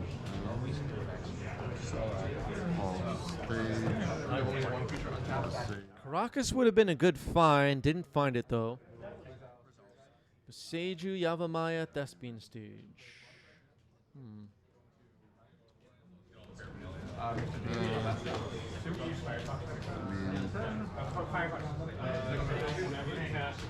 Yeah, I can make Marit Lage where you have the bounce shit, and no, you do. There's nothing I can do about that. Two attackers. All right. Stage on. That sucks. And I can't. Wild Pet doesn't do anything. I'm also at 24. That is also true. You can just block the face. Dom doesn't even need to block Marit Lage if it attacks. Greg's going to concede. Confident that Dom got game 1. Moving on to game 2. Found the stage a little bit earlier on the loans. I think it was one. Overboard, right? I think you can overboard. You can overboard. Yeah, that's fine. Judge. Hi. I'm playing Karn the Great Creator, and I shuffled the liquid metal coating from game 2 into my deck for game 3.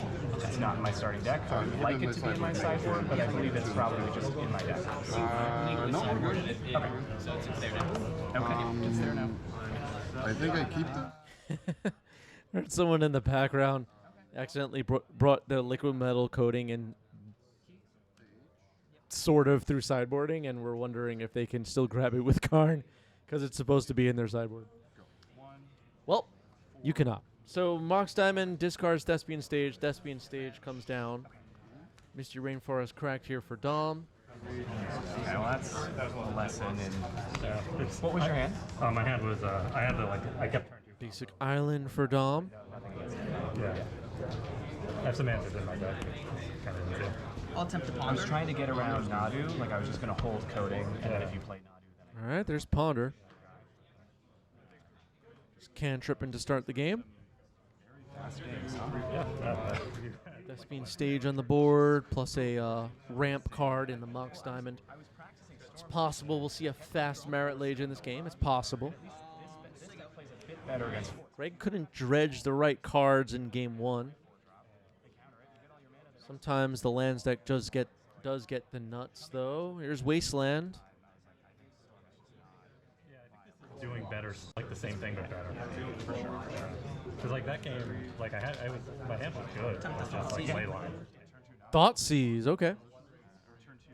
Opposition agent in response. The ley line plus the like ton of mana. I could be one or the other. Yeah, and it's funny this matchup. Like you're on the not. You know, Opposition Agent is a nice gotcha card. I don't know if I wanted it in my deck against Reanimator.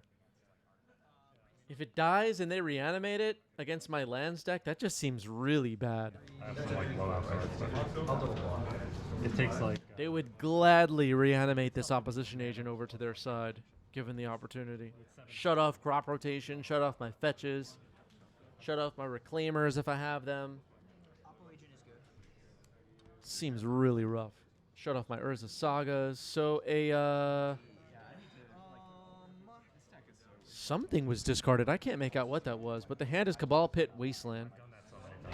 I'm glad it's not a game loss anymore. It used to be like if you did that like when I used to play paper, it's a fucking game loss. Did anybody see what that card was that was discarded? I remember the first, like the very first time. Wasteland takes out Underground Sea. Nurturing Peatland, sacking, draw a card. Attacking with the opposition agent. Hate Industry says, whoa, blue-black reanimator, so original, never seen that before. Wow. Wow.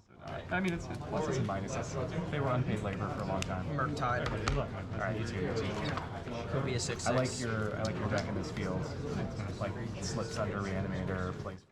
6/6 Murktide is in. The mana's bad, and then like it has a bunch of clunky draws because it plays bad cards in the same deck. That's like how you do it. You can turn two with force. Wasteland fired off. You too, take care. Yeah, there's a best deck. Let's cry about it. 6/6 Murktide crashes in. Sego. Exploration? Sure. Expiration is in. Yeah, zero might be right. The discarded card might be Elvish Reclaimer. I just didn't see it. Sorry about that, folks. I'm at 11. Good guess from Zero, though.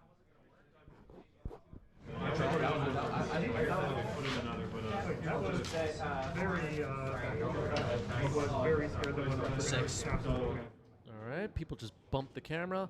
Attacking for 6 with the Murktide. Thespian Stage will copy Cabal Pit. Sorry for the glare. There's now 2 Cabal Pits. One is a stage, one is a Cabal Pit. Attacking with the opposition agent for 3.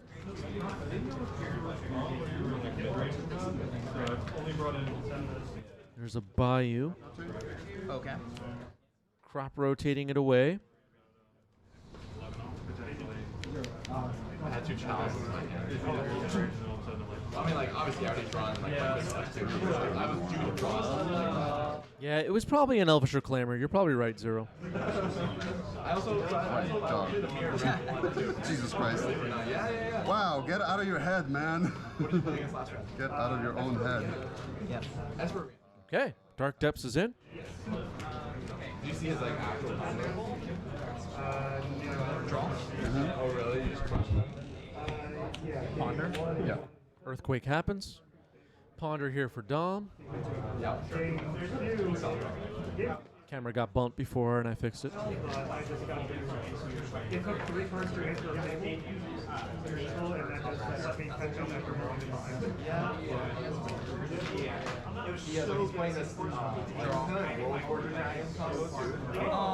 Sego. Like a vanilla. End step. I'll take 1, go to 7. Yeah, you got it. Okay. Yeah, the Oppo was good. All right, the opposition agent ended up being good. We're moving on to game 3. You get an okay, if you count, you know, it's a risky play. So now Dom will be on the play. Animator and lands. Before this event started, I was feeling like lands would be a great choice for this event. We've seen lands a bunch on today's stream. Made it deep into the event in the hands of another player. But the lands deck definitely a good choice for this metagame, I feel. Wasteland on Undercity Sewers, it's gone. Thoughtseize off a basic swamp. All right, you want to turn 1 fair, 1 mono.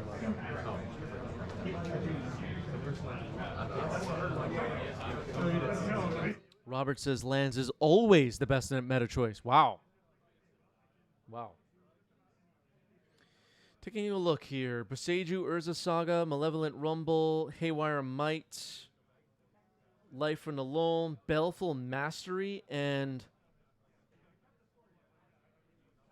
Expedition Map, it looks like. FL Legacy Club, thank you for 5 gifted subs. Appreciate that. Thank you, thank you.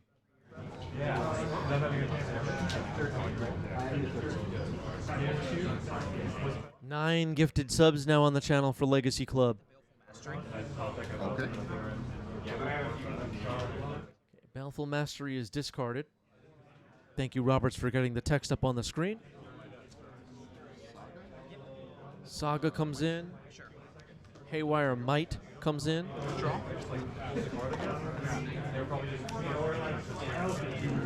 Voidwalker. There's a Dothy Voidwalker. FL Legacy Club says, best legacy content. I blame this man for my addiction to eternal formats. You're welcome, or sorry, or both. But thank you for being here. Thank you for the gifted subs.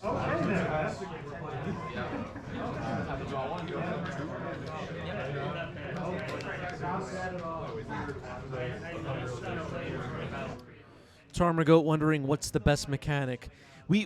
Twitch chat earlier was trying to guess what the best mechanic is, and they all got it wrong. It's kind of unbelievable. Nobody knew.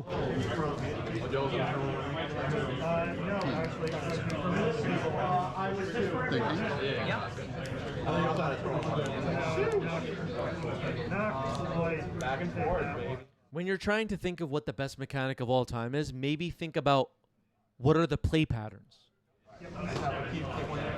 Is the meta balanced? Not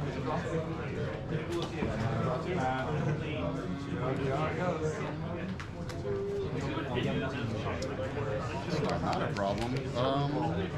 Are you having fun? Sure. Malevolent Rumble.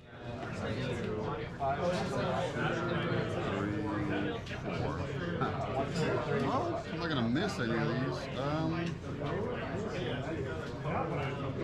This card's been hot in Legacy recently. It took a little bit of time for Malevolent Rumble to catch on as a Legacy card. At any given time, I always feel like there are a lot of cards in Legacy, especially in the times we're living in now. There are a lot of cards that just have not been tested yet and are being overlooked. Malevolent Rumble was one of them for a while. Eventually it caught on. Now it's hot. That's fine. Yep. Or I'll just put the die here. We'll just mark this. I don't remember anybody when they were previewing the Modern Horizons 3 set saying Malevolent Rumble. Yeah, it's definitely going to be in Legacy lands for sure. 3. Nobody. All right, 17. The one person who thought it was good is going to jump in here. So 2 Dothy Voidwalkers on Dom's side is pretty good here. It shuts off the Loam plays. Urza Saga is going to make a construct with Boseiju. Wrong construct token.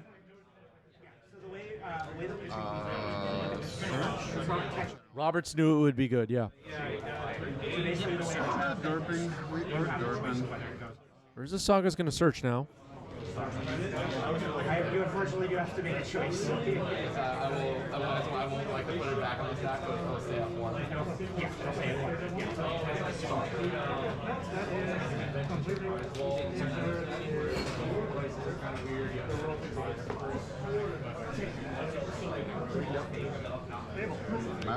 Yep. Expedition map. Yeah, dredge with bridge from below used to be a big thing in Modern. You'll occasionally see a bridge from below on Legacy tables for sure. Dredge, I mean, we've seen dredge happen a bunch of times on today's stream. Wasteland? Wasteland on the Underground Sea. A lot of cards getting exiled with void counters on them, though. Haywire Might attacks. Shadow creatures can't block. Surgical on Underground Sea, it looks like. Underground Seas, you're going to 15? Yeah, we're just throwing. In the yard. Give me a Yeah, we're just throwing haymakers here. Oh, that's yours.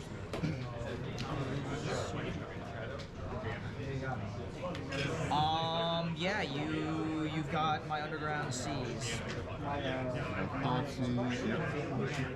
All right, Dom's hand gets revealed here. Force, Engineered Explosives, Thoughtseize, Orcish Bowmasters, it looks like, and a Brainstorm. Underground Sea getting Surgical is pretty gross.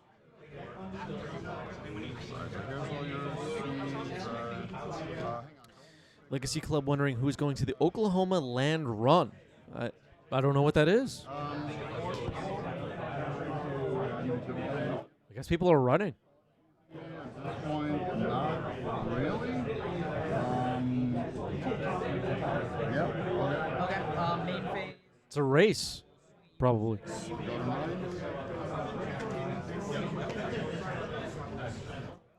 Proxy-friendly Legacy and Vintage this weekend. Very interesting.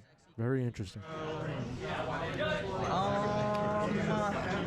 Wasteland in the yard. I don't really care about that. Say go. Engineered explosives. 0 charge counters on it. It could detonate and blow out those constructs. Combat for 5. Attacking for 5. Trying to race these Shadow Void Walkers. Greg's going to crack the map now. Play Tabby, say go. Tabernacle Ependrel Veil. Well, that'll change the race a bit. Pay for 1. Lose the other Voidwalker, I guess. Okay. Draw for turn. Actually, I'm sorry. So the trigger's on the stack. Sure. I'm gonna crack the 1 Dolphy. I'm gonna target. All right. So with the Tabernacle triggers on the stack, we're gonna sack Dolphy Voidwalker here. I'm gonna target your Wasteland, and then I won't pay, and then I'll pay for the other Dolphy. Okay. Okay, so Wasteland could be played from Greg's Exile Zone this turn. It just, okay. You may play turn? this turn, yeah. This turn, okay, Yep. got it, yeah, that's fine. I will play the Wasteland. I'm gonna waste your Seiju. It's still in exile because of the other Dolphy. Yeah. I will hit you for 3. I will go to 6. Yep. Greg drops to 6. Adam Combat says, I saw with the latest Edge of Eternity spoilers, we'll have 3 Soul Lands on Arena and Strip Mine. How long before the Mika Spawn gets banned? You know, the Timeless format, it looks like is going to have 4 Strip Mine legal. It's going to be interesting. Let's clarify that. There hasn't been a format with 4 Strip Mine legal like that in a very long time. Let me confirm You're it. probably right. I'm just... Haywire Might's dying under Dolphy. He does not gain the 2 because it's getting exiled. Yep, Haywire Might specifically when it dies, it dying is replaced by going to exile. Oh, I'm sorry, you're at 6. Okay, Haywire Might did not die. It went to exile, so no gained life. Stage. Turn 2. Yes, 2. I'm at 10. Go ahead. Same, I'm gonna pay for the Dolphy, draw. Dom found a land. That was pretty important. The Voidwalker attacks, drops Greg to 3. Greg needs to get rid of this Voidwalker immediately.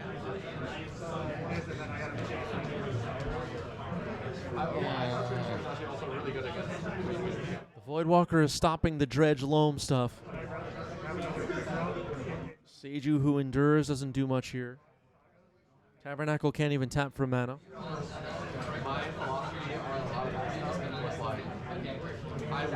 Exploration looks like is in hand. That doesn't do anything. That is the match. Reanimator, Dom gets it. GG's. GG's. Wow. Wow. Breakfast on the left, that would be Devin.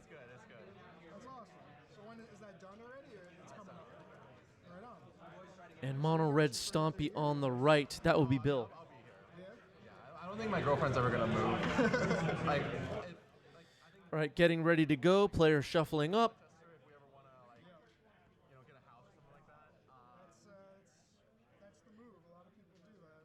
We haven't seen Devin yet on today's stream. Both players quite talented, for sure. Should be an interesting matchup.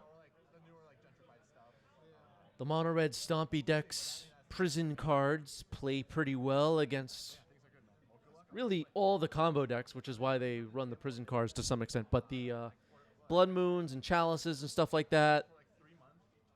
Those are effective here against breakfast for sure. But then now.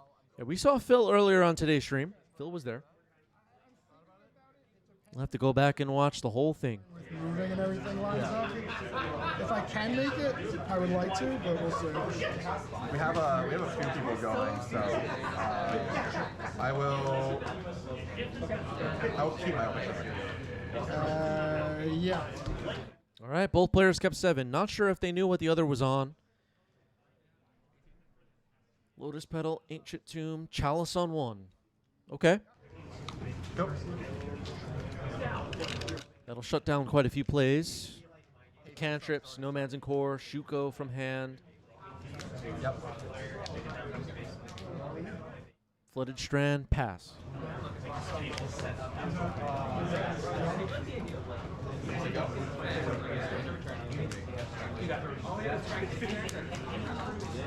18 or 16. Sorry, yep.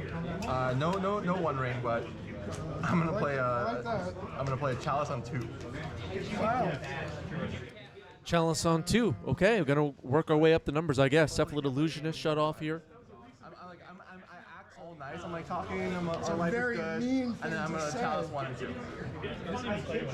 Great start to this game for Bill. I like Bill's chances already. With a fetch land past the turn.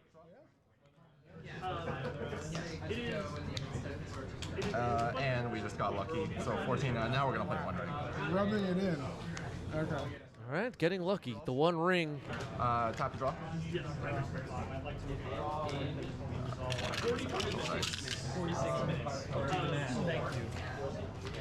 Pass turn. Well, it's safe to say Bill's ahead in this game. Cracking a fetch now is Devin.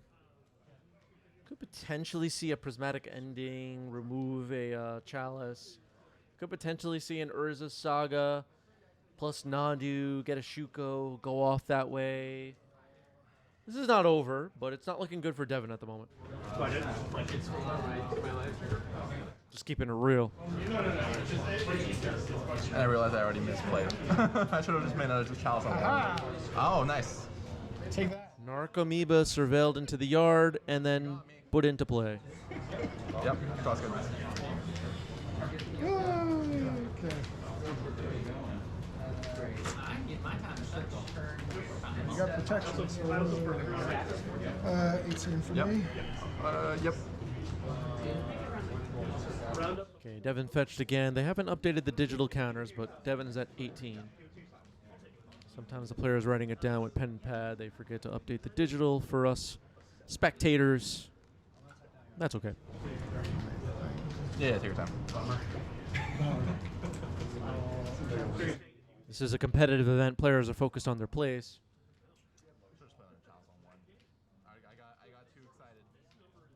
This is a nice prize pool event. Once again at Hexaco here in New York City. Thank you again to our members for making everything we do here at 90s MTG possible. There's Nadu. Like I said, this isn't over. 13. Thank you to Hex & Co. and their staff. Great venue to have this event. Thank you to Jen.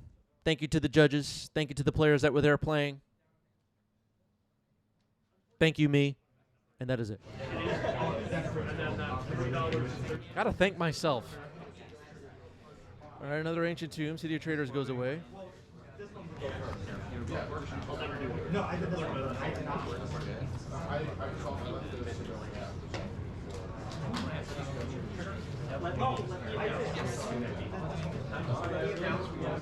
Audrey was at this event. Audrey got knocked out kind of early, I think. We were talking about earlier on today's stream how when I arrived at this event and was looking around the room, I was kind of glad I wasn't going to be competing because I was doing the coverage. So many talented players in the room. I mean, there were like 20 different people that it would have been perfectly reasonable to make a prediction that they'd win the whole thing. And then there were the people that I never even seen before who were also perfectly capable. I mean, someone won this tournament that I had never met before, so at least I don't think so. So part of the issue. QCD says, such nostalgia. I love this. Thank you for the stream. Thank you for being here. Thank you for the follow as well. Lord says, no Roland with Bling. Sad day. Yeah, Roland couldn't make it for this event.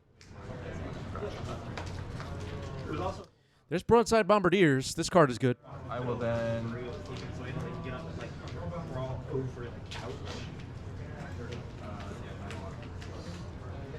Broadside Bombardiers from Lost Caverns of Ixalan. Maybe overlooked by people that play other formats. This card's not on their radar. For Legacy, though, this card was a hit from the Commander set of Lost Caverns of Ixalan. There's a Fury. It's going to target Nadu here. And then that trigger's good. Yeah. Oh, there you go. Another Nadu. All right, well, one Nadu is down. 18? Or sorry, 16, my bad. Second main phase? That does mean I don't get home. I will... 9 o'clock. 8. 4.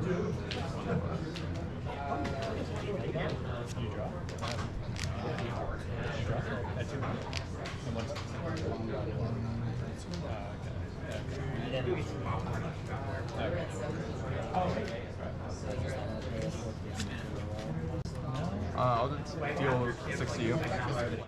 6 to the face, sacking the 1 ring to the Broadside Bombardiers. Boast ability. Devin drops to 10. Life total definitely under threat. 1 ring is gone, but I guess Bill got what he needed out of it. Devin in a really tough spot here, way, way behind, as you can probably tell. Drew another Nadu, but it just doesn't do a whole lot right now. Chalice on 1, Chalice on 2 to start this game was brutal. Now Bill's just in the process of closing this one out.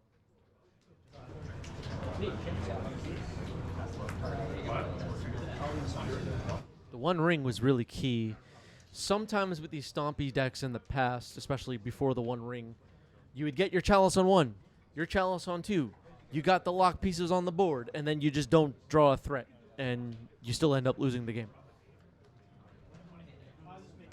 The mono-red Stompy decks are a little bit better in today's format because they're able to drop those prison pieces and then deliver a punch quickly.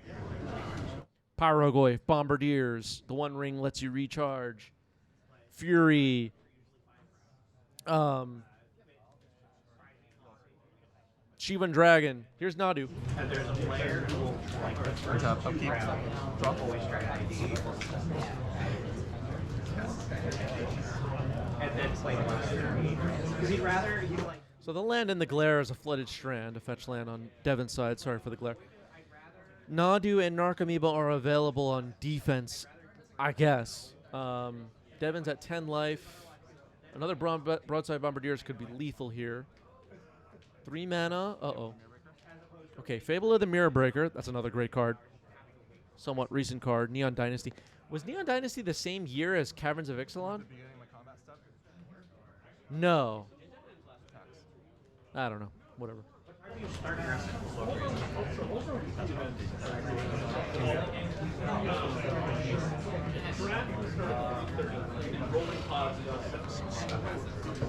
We started 6.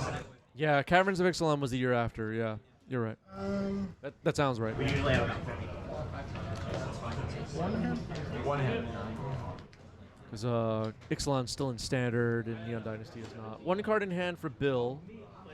Devin thinking about blocks now. Broadside Bombardiers has Menace. Fury has Double Strike.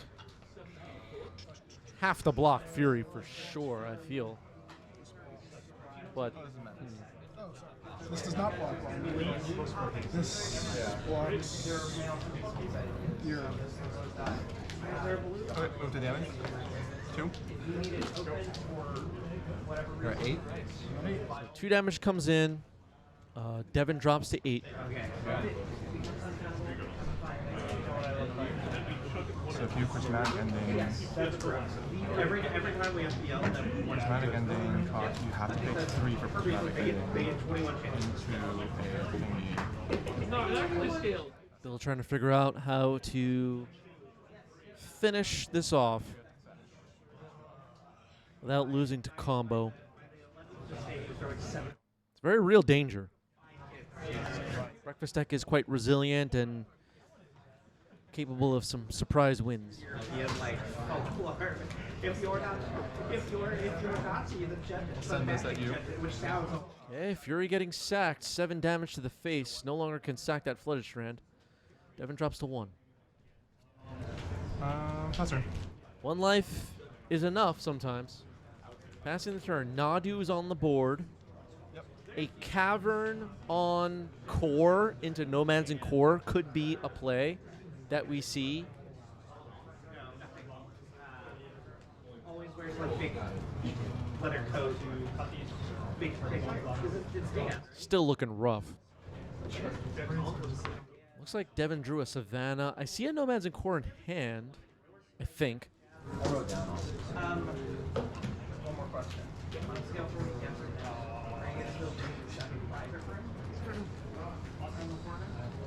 The one behind you. Yes. 1 life, can't fetch. The fetch land has been turned upside down as a reminder.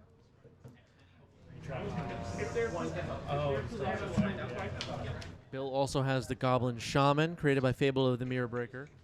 So there's another creature sitting there, in case anybody missed that. Bill will also be able to filter some cards on the next chapter of Fable, which could be bad news as well. Paragoyf is a danger here. Another Broadside Bombardier is obviously a big danger. The current Broadside Bombardiers might even be enough. It doesn't even need to get through for damage. It can just attack and boast before blocks.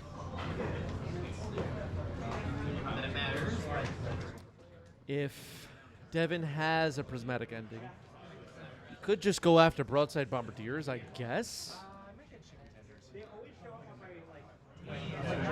There's also the possibility of... I'm just trying to think of every possible way. If Nadu has another blocker... All right, well... Yep. On this? No sense in thinking about it much longer. Prismatic Ending hits Broadside Bombardiers, okay. Plays a Tundra or a Savannah, maybe? Sorry for the glare. Prismatic on 3 into a land. This was kind of our B feature match table. Not as good a lighting as we had earlier on today's stream. Fable of the Mirror Breaker ticks up to Chapter 2. Bill's going to discard Chromox and Blood Moon. Losing the Broadside Bombardiers there was pretty huge. Another Broadside Bombardiers. I mean, that's a must counter. And it's not countered, so that is the game. Bill takes game 1. Just played another one on 1. I shouldn't have played a 2. You don't have that many 2s. Yeah, not that many. I guess, have you tried to play Vintage a little bit? Not really. I've tried Vintage. It's not for me. Gotcha. Yeah, I'm with you, Devin. All right, so Devin will be on the play here for game 2. The post-sideboard situation. Bill might have some graveyard hate cards. The breakfast deck does deal with the graveyard quite a bit. Devin now aware of what he's up against if he didn't know before. Will be careful of Blood Moon. Will get a chance to make some plays before a possible Chalice hits the board. Let's see how this goes.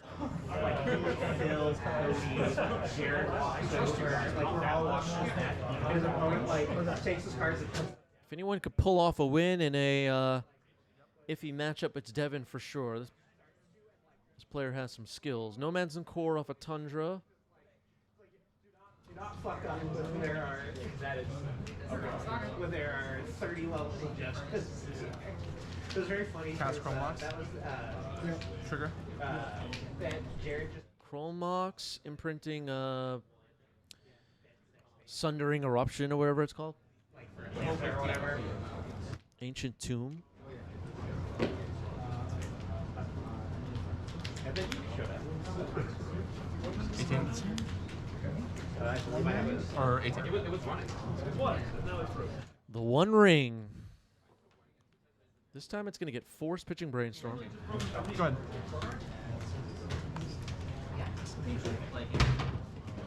Nomads and Core on the board. We could potentially see a fast win here for breakfast. Shuko. It's going to resolve. Attacking for 2. Or 16, sorry, not 12. I took 2, yeah. All right, no further land drop for Devin. Interesting. Interesting.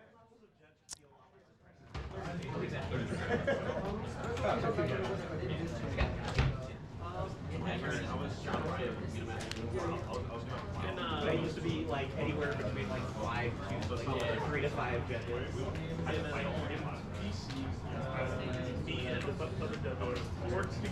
Things to play.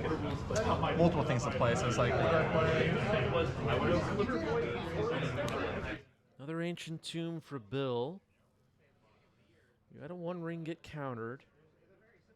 Sometimes also as the blue deck, you just daze, Force of Will, remove, whatever, the first couple of plays for the mono-red deck, and they're just out of ammo, and you could take advantage. Maybe Bill doesn't have as threatening of a hand as in Game 1.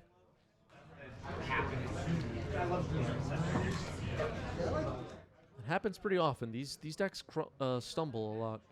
Chalice on 2.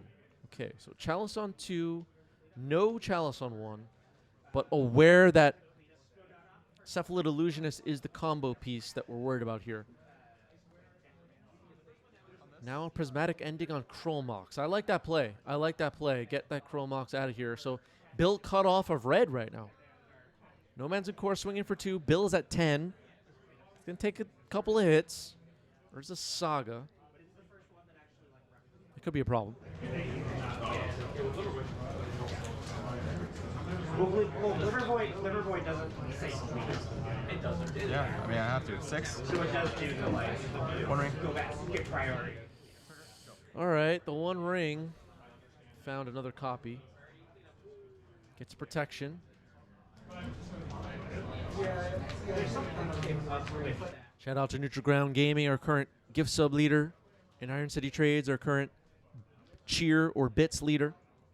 Thank you for the support, everybody, on today's stream. It's been a lot of fun.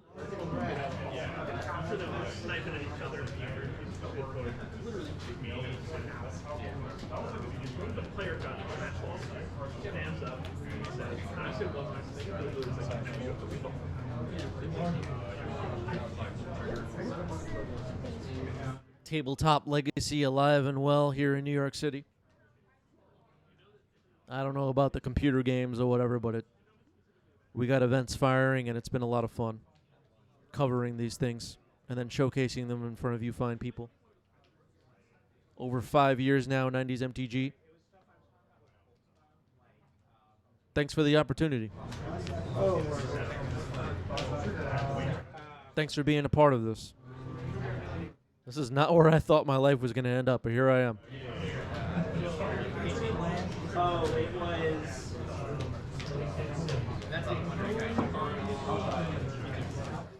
Nomads and Core are thinking about swinging with it. Well, next turn anyway. Bill has protection right now. Another Nomads and Core resolves. Bill's going to draw a card. Untap. Yeah, it was.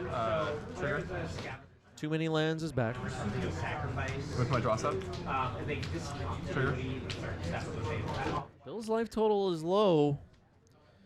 Despite not hitting land drops, Devin might pull this off. Ancient Tomb sort of shut off right now. Urza Saga on Chapter 2, but I don't know. Things are getting tricky. I mean, Ancient Tomb's not completely shut off, but I mean, tapping to pay 4 life to cast something here. Yikes. All Alright, so playing a Volcanic Fissure as a land tapped, it looks like. Can't afford to untap it.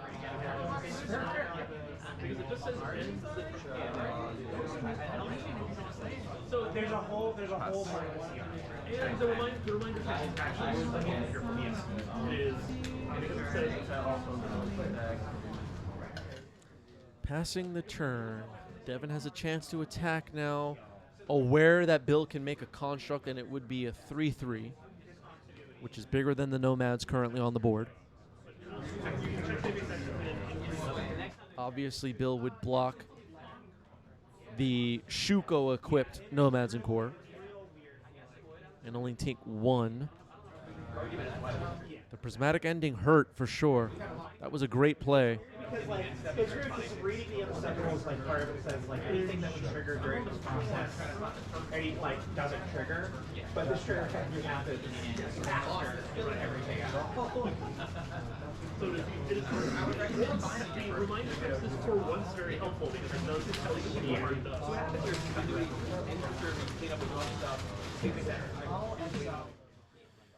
Seems like Devin still doesn't have another land, which hurts. Because I was getting it confused with like Ultima is a spell you can see with it, so I was drafting that one confused me. Like obviously like Blood Artist. Round 4 of the 90s MTG Legacy Open. 2 talented players facing off here in Game 2. And this looks like a tight one for both sides.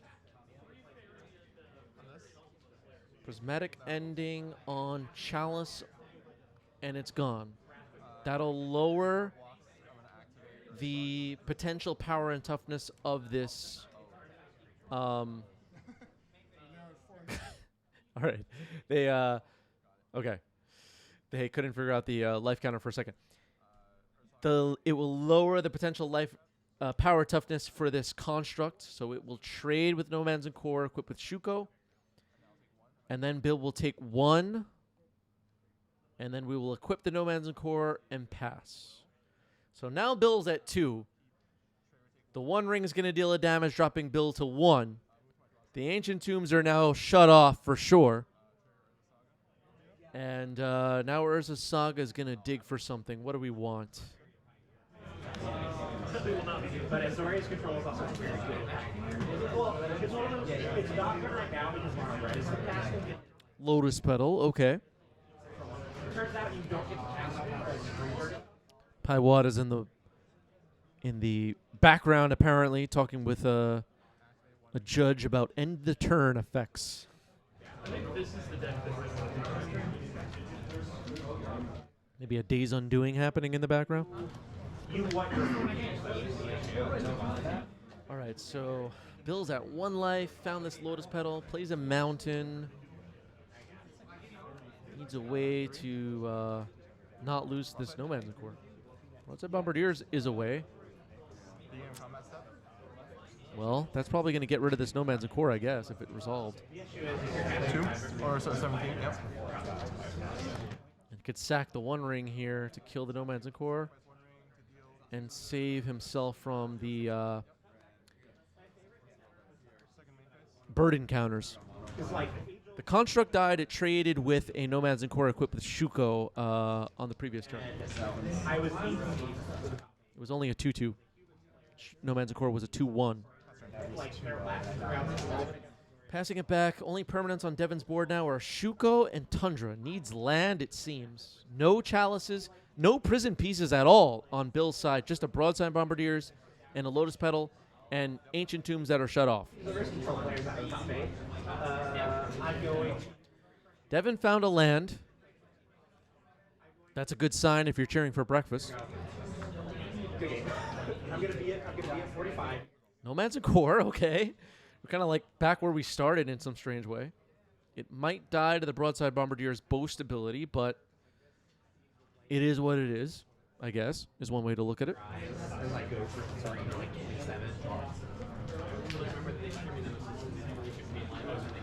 I have not played Pioneers since. Yeah, the Prismatic Ending shrunk the construct. It's fun. What's wild is that once again, So now fetching with Misty Rainforest. Finding a land. A removal spell on broadside could be huge here.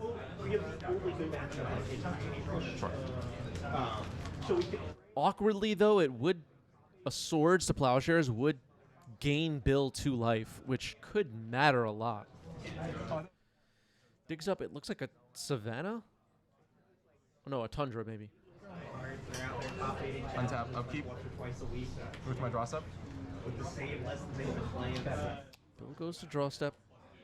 Is that Broadside Bombardier still? Move to the beginning of my combat step. Swords on the Bombardiers. Bombardiers is gone. Bill's up to 3. So Bill being at 3 means Bill can now survive a hit from No Man's Core, and can also potentially tap Ancient Tomb for mana if he wants to. I mean, he could before, but now he can do it safely. Chalice on 1 will resolve. Passing the turn.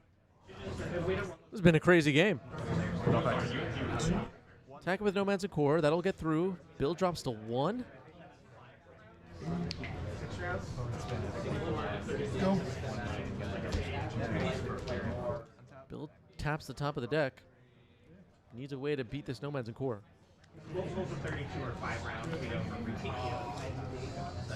So if you double that one more time, you get it. Yeah, good game. Wow. Moving on to game 3. That was so tight. I really wanted to, but mine's a little hard to throw away. Game 3. Now Bill will be on the play, so we might see some of those prison effects like from cards like Chalice of the Void, Blood Moon, etc. hit early. Races that are like high races, like just that I used to do back when I used to be in shape.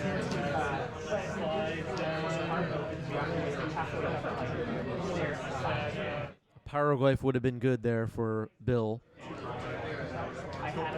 Looks like a mulligan to 6 for Devin. We are ready to go. I think Bill kept 7.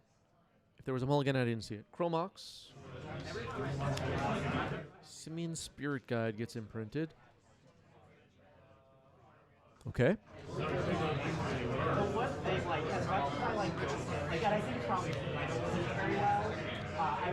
City of Traders pass the turn. Okay, Devin has to feel good about that. No turn 1 play. Could potentially mean something nasty is coming up on the following turn, but for now, we're okay. Tundra. No Man's Core. All right. No Man's Core played a huge role in game 2. It's getting deaded here, though. Dead Gone is the split card.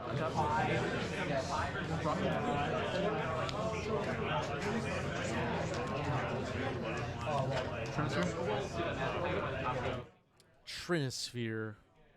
Well, there's one of the prison effects I was talking about.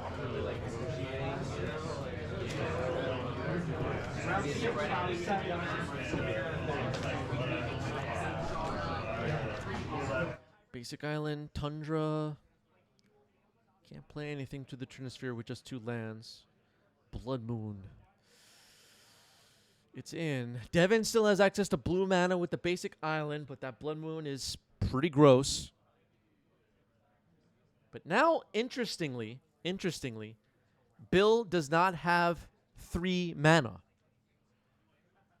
Sometimes with Trinisphere, you kind of screw yourself as the Stompy deck. All right, well, Bill had a 3rd land. Broadside Bombardiers, tacking. No, I'm at... No, I'm at... If Devin had played a Plains that turn and Prismatic ending that Chromox, Bill would have been in trouble. But as the Stompy player, you do take some risks. Broadside Bombardiers attacking. 16, land go. No boasts yet. Yep. All right, Devin made a 3rd land drop. That's making progress.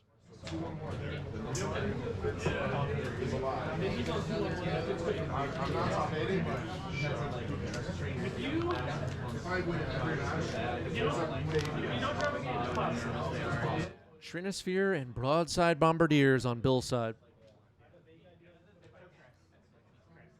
And then Blood Moon. Ponder? Yep. 3 mana Ponder. It's not so good when it's 3 mana. Yeah, this is with a 5% draw rate, but it's not good. This is saying with 3, 5, 1, 1, there will be probably like 5. Is Ponder's correct mana cost if they did it correctly? 3 mana? Kidding, of course, but maybe something we're thinking about. So actually, no, players can draw 4. Attacking for 2. Devin drops to 14. Now on Magus of the Moon. It's going to be a faster clock, and less likely Devin will break out of the moons in this game. Basic Island, a Tundra, and a Misty Rainforest. A little bit of glare on the Tundra. Sorry about that. The access to blue mana is super relevant here, though. If they were all mountains, Devin would be in serious trouble, but now Devin's only in some trouble. But as the turns go on, Devin's going to run out of time quickly. Especially since his Broadside Bombardiers can boast something and deal a lot of damage. If Bill has like a Fury or something like that, this clock's going to run out quick. We will facilitate that for you.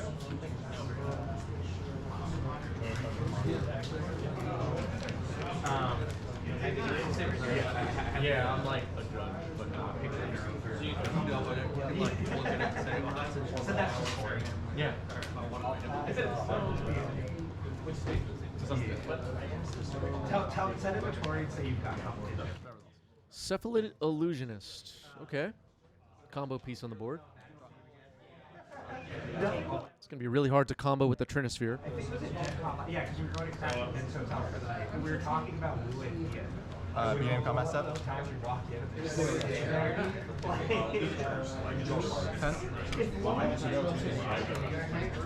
If Lua was a creature that yeah, Broadside Bombardiers and Greater Gargadon is a real combo. Sacrifice this, targeting this. Okay, gonna sack Chrolmox. Narcomoeba is found. That's not too bad. I mean, it's not great, but it's not too bad. Chalice of the Void, Access 1. Chalice on 1, the follow-up. Slipping away from Devin, it feels like. It's going to be really hard to fight through 2 Moon effects, a Chalice on 1, and a Trinosphere. Ouch! Broadside Bombardier still alive as well. Yeah,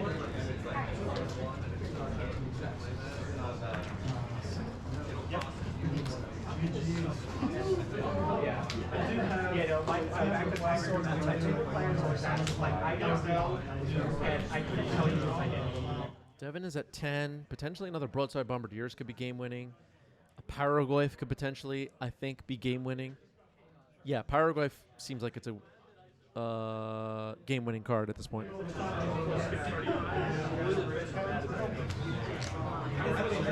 glad I didn't have any players out there. Yeah, I'm ready to give this the full 5 minutes.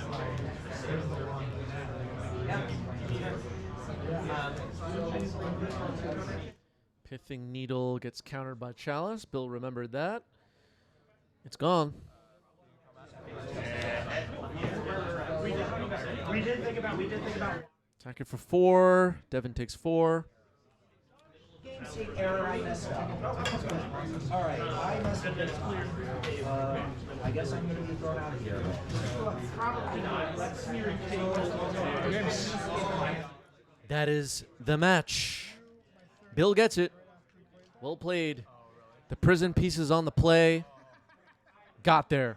Blood Moon, Trinosphere, Chalice. Ouch.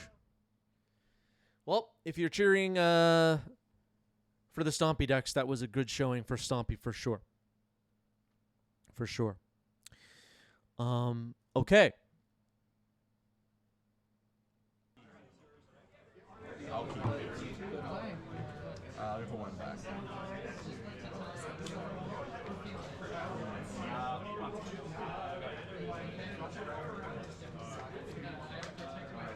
How much of a psycho am I? Big psycho. Big, big, big psycho.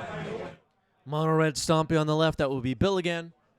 Reanimator on the right, that would be Dom, and it looks like Dom is taking a mulligan. Yo, don't never look. Hey, yo, never look, bro. All right, this is a competitive event, but these players are friends, so they're showing each other their hands. They know what they're playing and the whole thing. Force the first thing, wasteland you. I mean, you were on a what? You were on like a 1 in 4 out, like 25. I actually don't know anything about the show, Cats. I just know nothing. I know nothing. I don't have any idea what's happening. I'll put 1.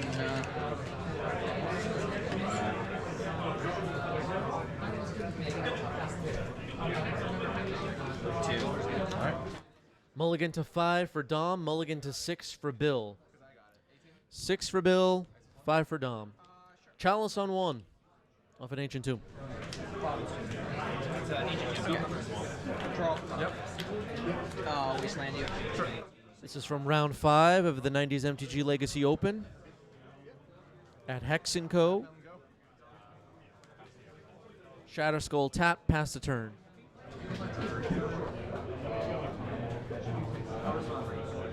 Camera got bumped. Looks like I fixed it. Yep. Sees you. Sure. Thoughtseize gets countered by Chalice. Pass turn. So, we were talking about this a bit earlier with the Stompy decks. Like, sometimes you get your turn 1 Chalice and it looks like everything's going to be amazing, and then you get wastelanded and you just do nothing and you lose the game. If you're rooting for Stompy, we're hoping that doesn't happen here. Undercity Sewers, Cervelle. I know your deck has 26 1-drops in it. So. The Chalice is doing some amount of work, I grant you. That was good, yep. The top card. Reanimate dumped into the graveyard. Nothing to do with that right now. Yeah. Fetch. Yep. But I do have some non-1 drops. Yep. The Big Tizzler. Illusion. Off of Basic Island. For 5? Or 2? He will be a 5/5, yep. Nice. Not sure what they announced here.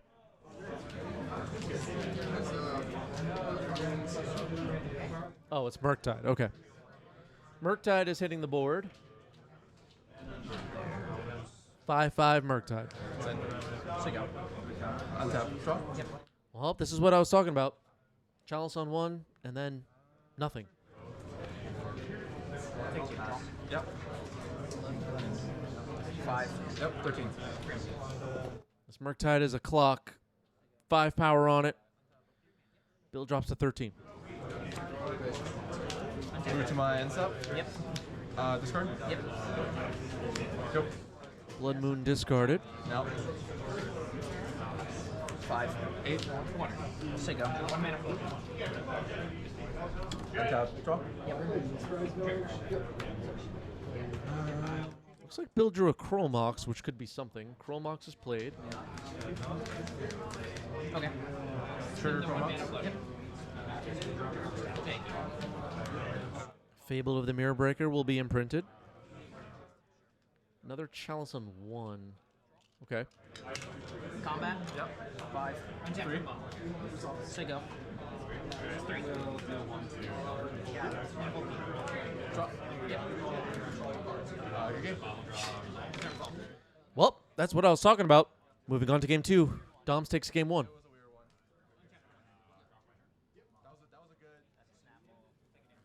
Not a good showing for Stompy there. Got that turn 1 Chalice and then nothing else. Like I'm just like I'm not even why am I playing this deck when I'm playing? But then like the counterpoint, the level 2 is like when my opponent knows I'm gonna be trying to turbo something. Pew Pew says my friend who has seen Cats like 10 times. Oh my goodness. Might have more time. I don't know. It's like a weird like. Yeah, no, that's true. But why not just? AP says stream still running. Legend 90s MTG. We're still here. We're still here. For sure. Alright, I'll keep this hand. Okay. That's what I'm talking about.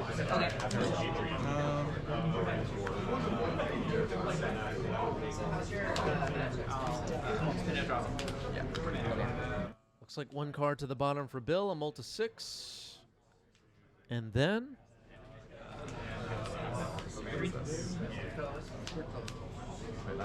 City of Traders, okay.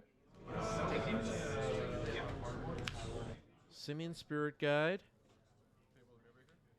Fable of the Mirror Breaker. Not bad, not bad.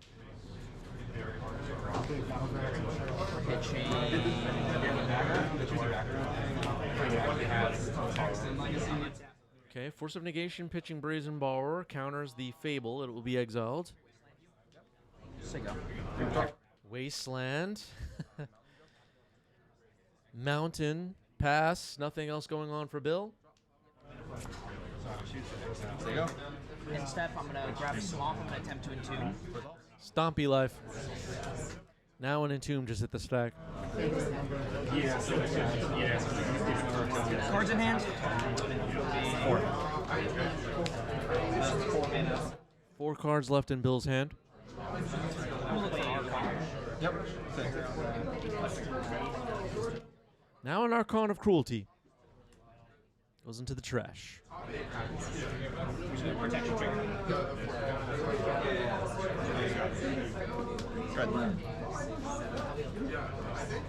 The Entomb Reanimate God. What's attempt to reanimate? Macabre. Ooh. All right, Farrah Macabre might save Bill here. Gets rid of that Archon of Cruelty and the Entomb. Play my land and Yeah, then drop. Yep. At least Bill had the ferry. Okay. Yes. Ancient Tomb. All right, we're in business, it looks like. Chalice on 1. Bill rebuilding a little bit. I'll force that pitching brainstorm. One hand. Force pitching Brainstorm. Chalice is countered. You know what? There's a couple times where I played on Grab my circle brand. Trading blows, man. Trading blows. Oh, the Macabre was backbreaking. Oh yeah, that's a Chinese one too. I was like, I win the had game. him, right? No, you don't. No, you don't. All right, the players appear to be having fun at a serious event. Not sure what's up with that. I'll leave that on top. Okay, go ahead. I'll play the Wasteland. I'll waste your tomb. Down. Dom's had the right disruption in this game, though. Counter the right things. Wastelands are pretty valuable in a matchup like this. All right. Sundering Eruption gets played face down as a Volcanic Fissure. City. City of Traders, okay. This game ain't over. I'm gonna try and prevent you from playing Murktide, I guess, and then Cantrip. Yeah, Blood Moon. Okay. Yep. Blood Moon is not bad. Bill's making plays. I'm gonna play land first and play Broadside. I'll force that pitching pop. That's it. Okay, Broadside Bombardiers is going to be countered. Adam's saying there's too many good vibes at the table. Can we get a judge? You know what? It's not a bad idea.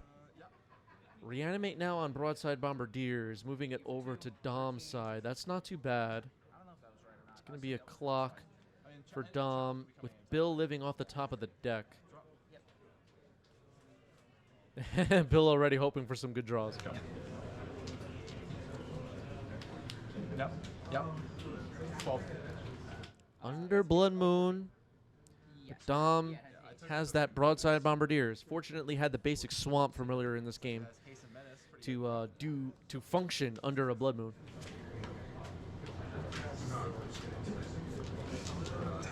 Monkey? Sure. All right, Simian Spirit Guide. It's a creature. 2.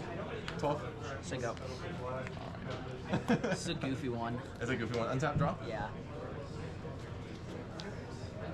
So you might have drawn another land or another blue card. Bill, you're killing me. Oh, man. Oh, that's actually a pretty big banger. I'm gonna try to... Oh, that's so hard, actually. Black or blue?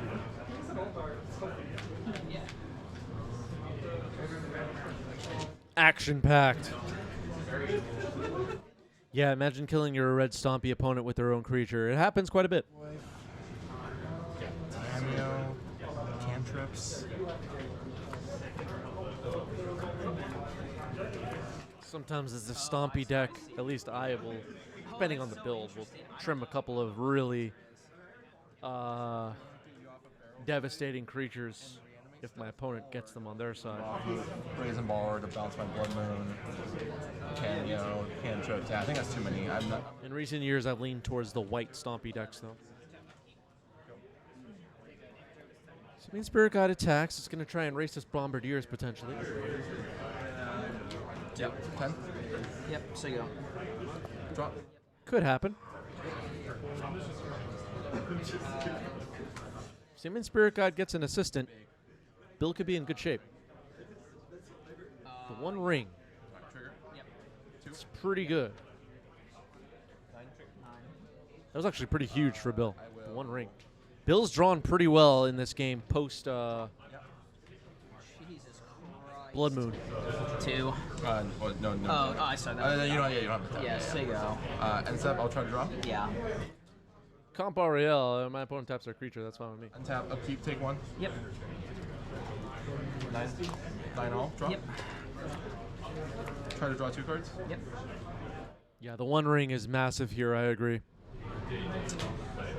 Yeah, it should be over. I'll start by going dead gone on my Bombardiers. Bouncing that back to you. It goes right to your hand. No, I'm taking 1 damage. Oh, you're killing it? Yeah. Okay. Okay, Broadside Bombardiers is going to die here to Dead Gone. You got it. I drew just land. All right, looks like we're moving on to game 3, I think. Land out. I know. I figured that's what you were thinking about. I don't think I want your ability to play cantrips into Brazen Baller versus just trying to top that. AP says I never have fun when I play. Just the way Richard Garfield intended. You know what? You do you, AP. I legitimately. I'll try this. You're trying that? I'm trying it. All right, let's see. Okay, Dom has kept 7, it sounds like. Dom will be on the play. Got stompied there in game 2.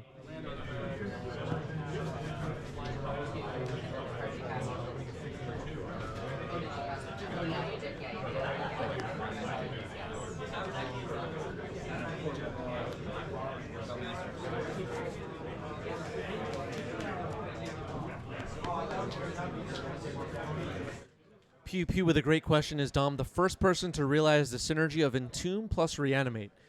Yeah, he came up with the combo. Yep. Blue to Delta, pass.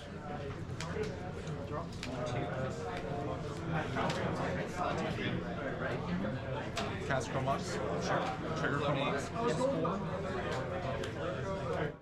Chromox, Imprint, Sundering Eruption, City of Traders, Trinosphere. Gonna fetch in response. That was awesome. So I'm gonna float black off that also. Yeah. And then days Yep. are awesome. And then there's the days. Yep. Okay, floating a black with Underground Sea. Days on the Trinosphere, which was a big play to start the game for Bill. And now Entomb, a big play for Dom. Quite a start here to game 3. Cards in hand?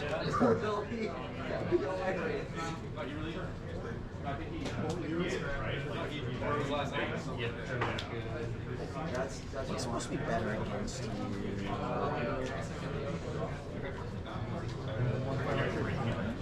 gotta just get the Archon. Okay, going for Archon of Cruelty. Okay. I wish I had one. I know, if you had one, like I was so It would've been sick. deep in the dirt. So in the JoJo. A lot of ninjas to call. I guess the order technically. Yeah, that's fine. Good. Okay. Draw. All right, let's see it. Entomb Reanimate Lord. Cards in hand. 4. Grab a swamp. Yeah. Attempt to reanimate. You got it.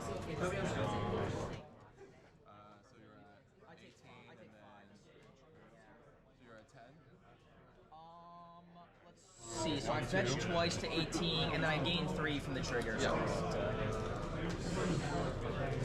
And then that's it.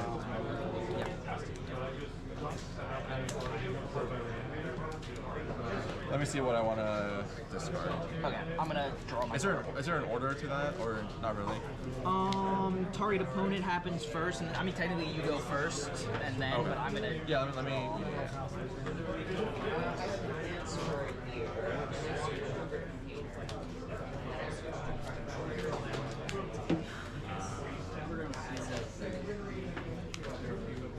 Makes sense. There you go. Hello, hello. Did my mic go out? Oh well. You have how many hands? 5. We fixed it. Yes. Sometimes this mic just decides to stop working.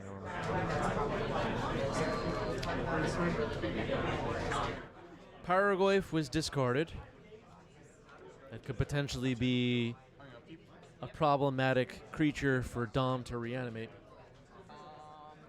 Trying to Gone, Archon of Cruelty. That's going to get forced pitching Daze. Unfortunately, didn't have an island to Daze there, but potentially a Simian Spirit Guide could happen, I guess. Archon's going to attack, drops Bill to 8. Bill's not going to be able to take many more of these hits. Yep. I'm gonna discard Okay. I'll seize you. Now a Thoughtseize. Fable Fury.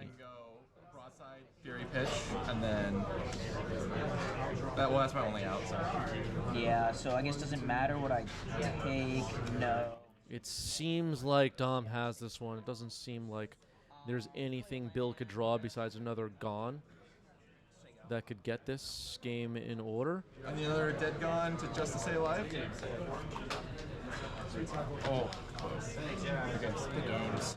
The One Ring, but that's not going to do it. GG's. Dom gets it. Both players actually went on to make top 8, which is pretty cool. But Dom gets that one. Dom gets that one.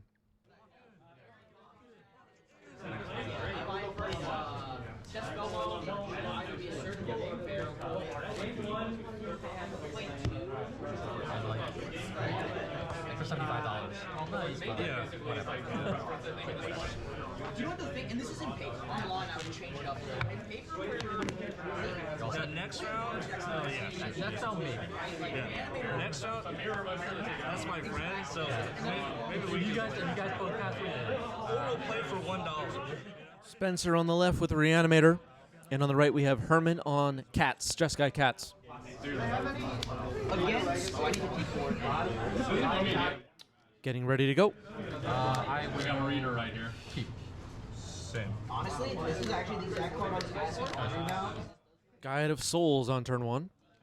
The Imperial Archangel is better because it has one other ability, which is that ability which I'll use. I think this is better because it's shrimp. Tameo for Spencer. Okay. Okay.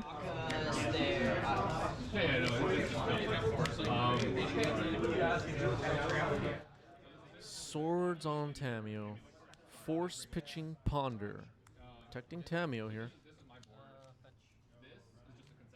Herman's going to fetch with Arid Mesa. I like the first because it's really good. Twitch chat hoping for some meows. No cats yet. Auto key. And then I'll power. Okay. It's just like this. I want the third one. I don't know if it's probably this. But what else is this? Oh yeah, I cut my actually this. If this was my because I threw it. This used to be. All right, passing it back to Spencer. Attacks with Tameo, makes a clue. I think you should probably have one. I think the last. Let's just match up our sideboards. I think it's pretty close. All right, so this to this. Now a brainstorm. It's going to potentially flip Tameo. Well, it will flip Tameo. And the Tameo Planeswalker, as most of you already know, really powerful. Pure, like, fair-ish creatures. I got. Sweet. I like that specifically for like the very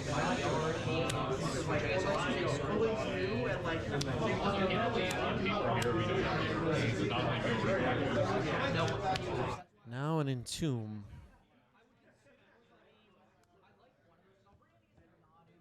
Did we forget? Oh, okay. There's a lot of Nadu, and there's also like. Sephiroth into the graveyard. Traxa. Yeah, so I would run one. I think 2 is too many. I would. How many of these do you have? 3 cards? 3 cards. 3 cards in hand for Spencer. The main one on the side. I feel like online meta, this is just like 4 minimum. Paper meta, probably 3. Like, I really wanted my 4th Bowmasters. I want my 4th Bowmaster. Flooded Strand got cracked. Plateau hits the board. This could be a surge fill. Surgical pump, it's good when you need it. This is She's going through. My only thought with this is that it's like the NT, just a good amount of paper. Well, this is also good against team. Well, it's different. It's like they don't always have it. They usually have it, but they don't always have it. How many Bowmasters do we have? All right, Ponder for Herman. Start the turn. Just that Guide of Souls right now. It's not going to be enough on its own to attack Tamio. It's going to need some help. I've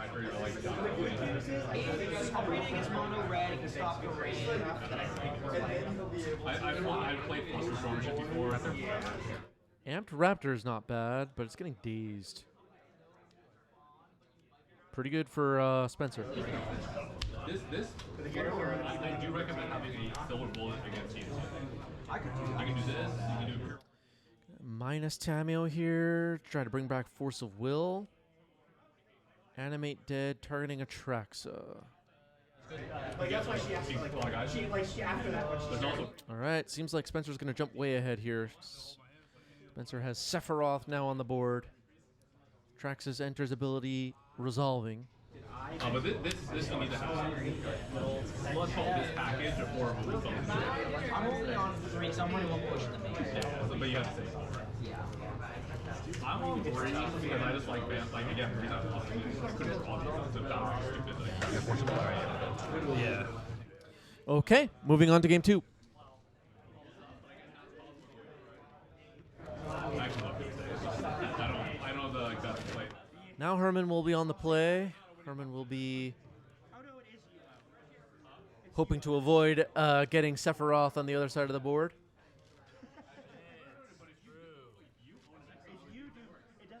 Don't want that. But it is really good in the ley line. So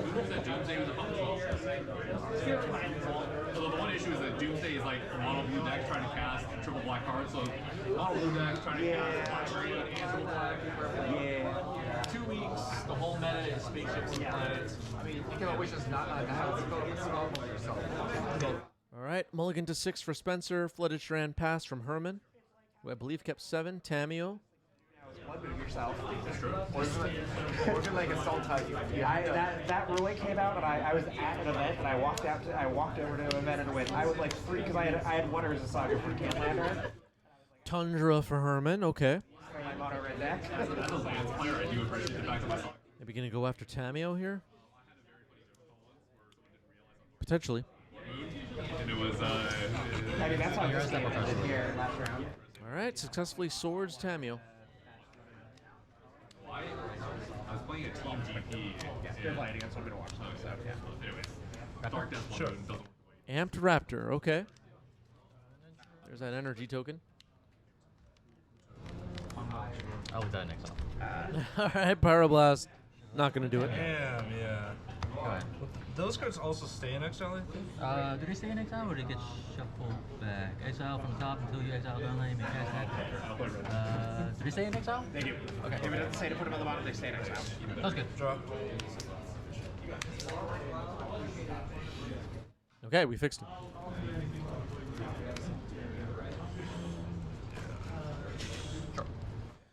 Bullmaster, go right after the dinosaur. It's gone.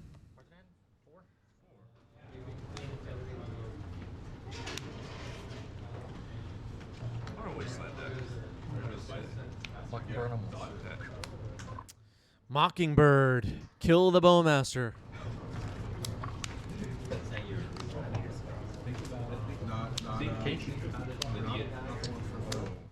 So Mockingbird caused the Bowmaster to kind of switch sides here. Cow Panda, thank you for the raid. Welcome everybody. Hit the weight. We're here watching some matches from the 90s MTG Legacy Open here in New York City. Graph Digger's Cage just hit the board for Herman. which is pretty good against Reanimator. Mockingbird is a copy of Orcish Bowmaster.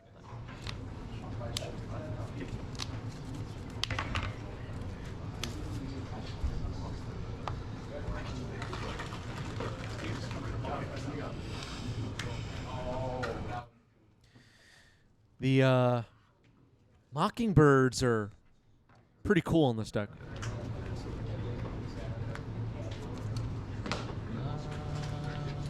I'll come in. Trade, I'll take one. Okay, the Orc armies will trade. And Spencer will take one. Grafdigger's Cage number 2. Not bad. Yeah. Go.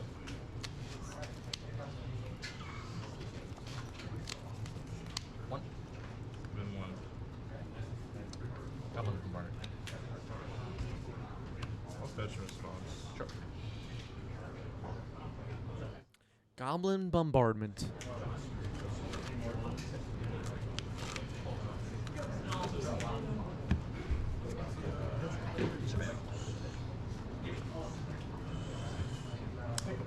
Surveils a Thoughtseize into the yard. Bombardment is in. Go.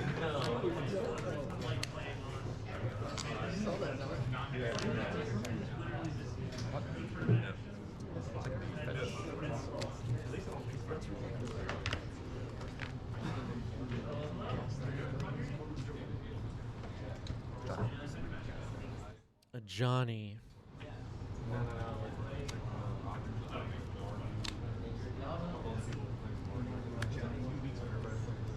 Going after a Johnny on the stack here. Force pitching Brainstorm. Robert's saying, I really like this Cats deck. I'm with you. This deck is awesome.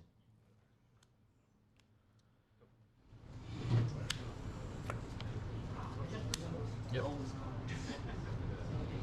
Yep. Ponder gets surveilled into the graveyard. Ponder. Yep. Herman looking for more threats to close this out. It seems like the Grafdigger's Cage is putting in some work right now. Herman has 2 energy currently. My Raptor here? Okay. I'm gonna keep that Raptor. Cast it from exile, doesn't it? Yeah. Oh, that sucks. Okay, so Amp Raptor gets around Grafdigger's Cage. Let me read this. Yeah, it's like creativity. Okay, yep, that's fine. Yeah, I'm gonna go to 4. Get an Ocelot Pride. And 1. Go. So now Herman has an Ocelot Pride. The Mockingbird is an Orcish Bowmaster. And the Amped Raptor. So we have a faster clock now. Plus the Goblin Bombardment. Could matter. Combat. Yeah.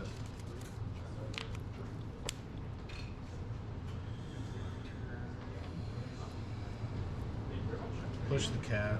I'll throw the cat at you. Good. I'll take 3. Okay, Fatal Push took out the Ocelot Pride. Now a Ponder for Herman. Well, actually, the Fatal Push was countered because it was sacked to Goblin Bombardment, but effectively it got rid of the Pride. Another guy. Yep. All right, another Ocelot Pride. Come on. Found a replacement.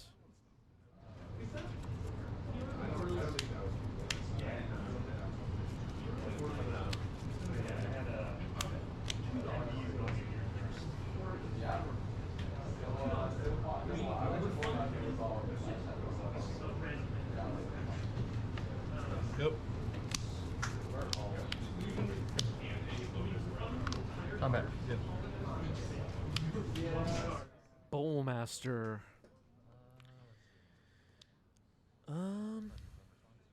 Brainstorm in response makes sense.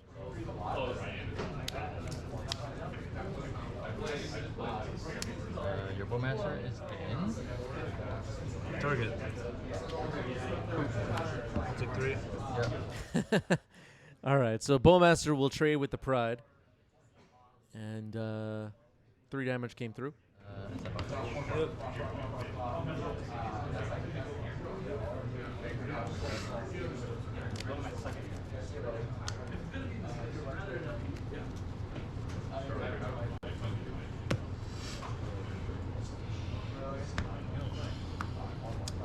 Yep. The Ocelot Pride itself gains some life. The Guide of Souls also gains life. Technically, Swords to Plowshares gains life. Alrighty. All right, moving on to game 3.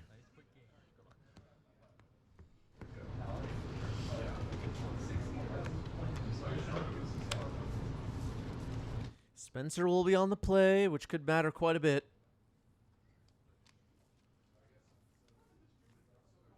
Players looking at their opening hands. Yep. Seems like both kept 7. Polluted Delta pass. Grafdigger's Cage. Yep. Fetching in response. Underground Sea. Yeah, I'm gonna float a black. Sure. Floating a black. D's the Grafdigger's Cage. Not bad, not bad. Yeah. And now Entomb. This is huge for Spencer. Gets Sephiroth, the Traxa into the graveyard.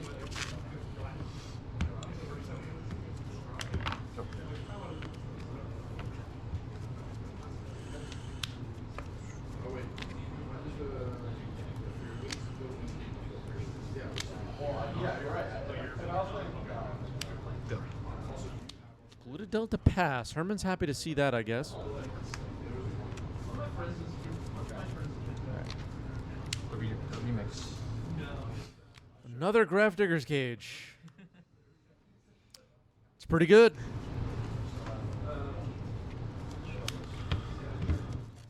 Surveil.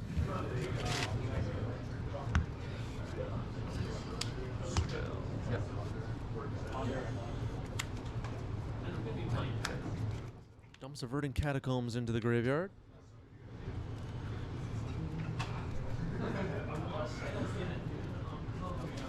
Now Brainstorm for Spencer.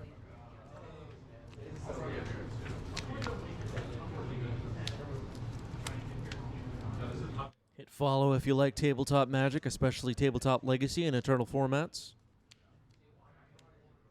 Thoughtseize, Ocelot Pride, Swords to Plowshares, Amped Raptor, Ponder, Tundra. Amped Raptor will be selected. It heads to the trash. Okay. Did you get Brainstorm? I just want to get my pad. Sure. Okay, writing down the cards in hand. Which makes sense. This is a semi-final match for the 90s MTG Legacy Open at Hex & Co. NYC. Invitational Series qualifier. That is all. Yep.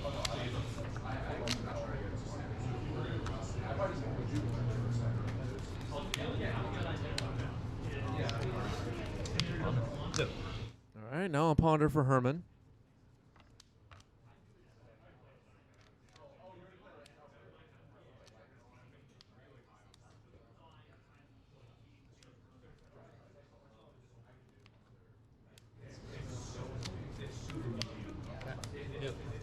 Okay, Ocelot Pride. Got that thing on the board again. Card's great.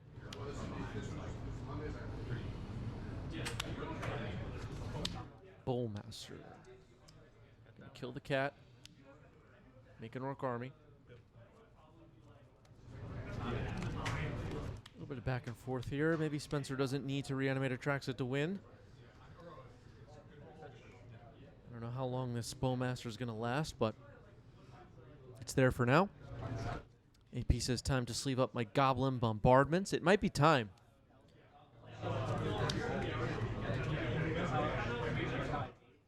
Where was life gain missed?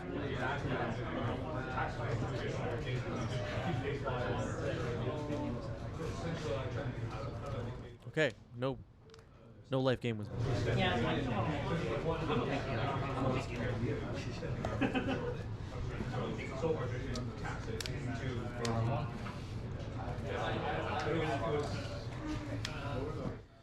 Mockingbird could potentially copy the Bowmaster.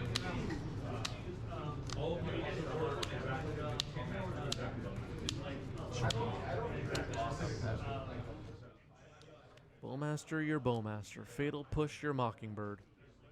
Everybody's gone.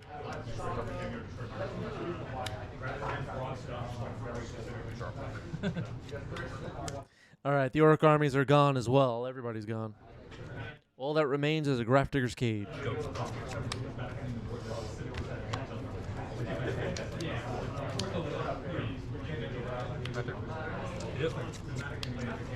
Okay, Amp Raptor is a good way to rebuild.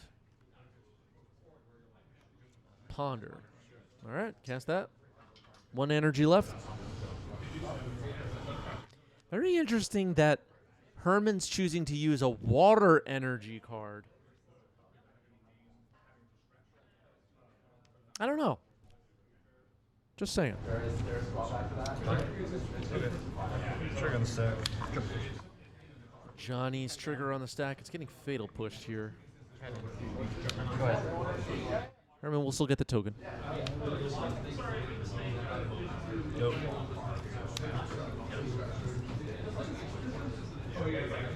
So Herman with 4 power on the board. Obviously, that's a clock.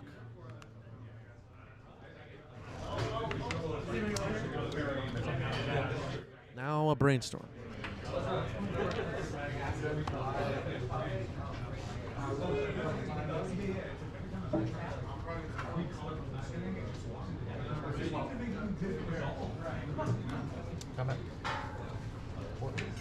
Attacking for 4. Spencer will drop down to 13.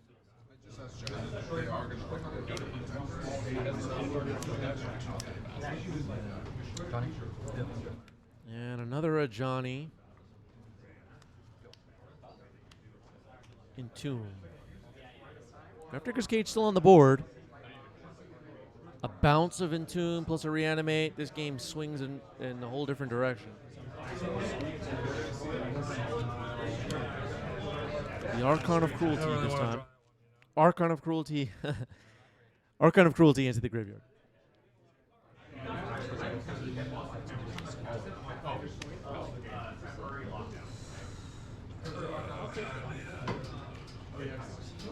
Well, judging by that sound, it doesn't seem like Spencer has a way to stop the cage.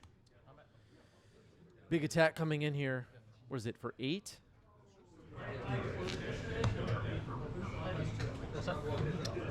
Yeah. All in. Attack for 7? Oh, it's attack for 7, actually. My bad.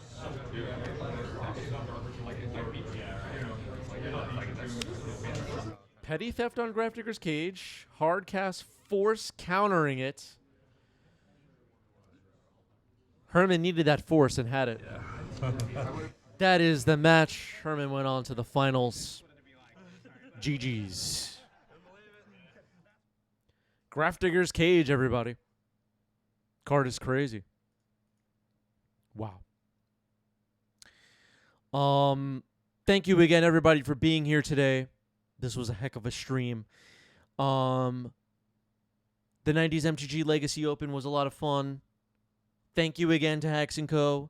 and Jen and the judges and the players that were there jamming and our paid members and to me. And that's it. I just want to remember to thank everybody. Yeah.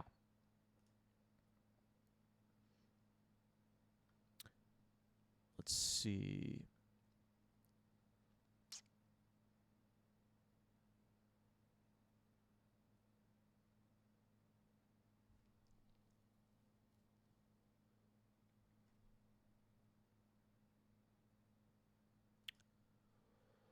All right. Stick around, everybody, for a raid. Wrapping it up here for today. Stick around for a raid. I'll see everybody soon. Make sure you're in the Discord. That's where we're all hanging out. Peace out.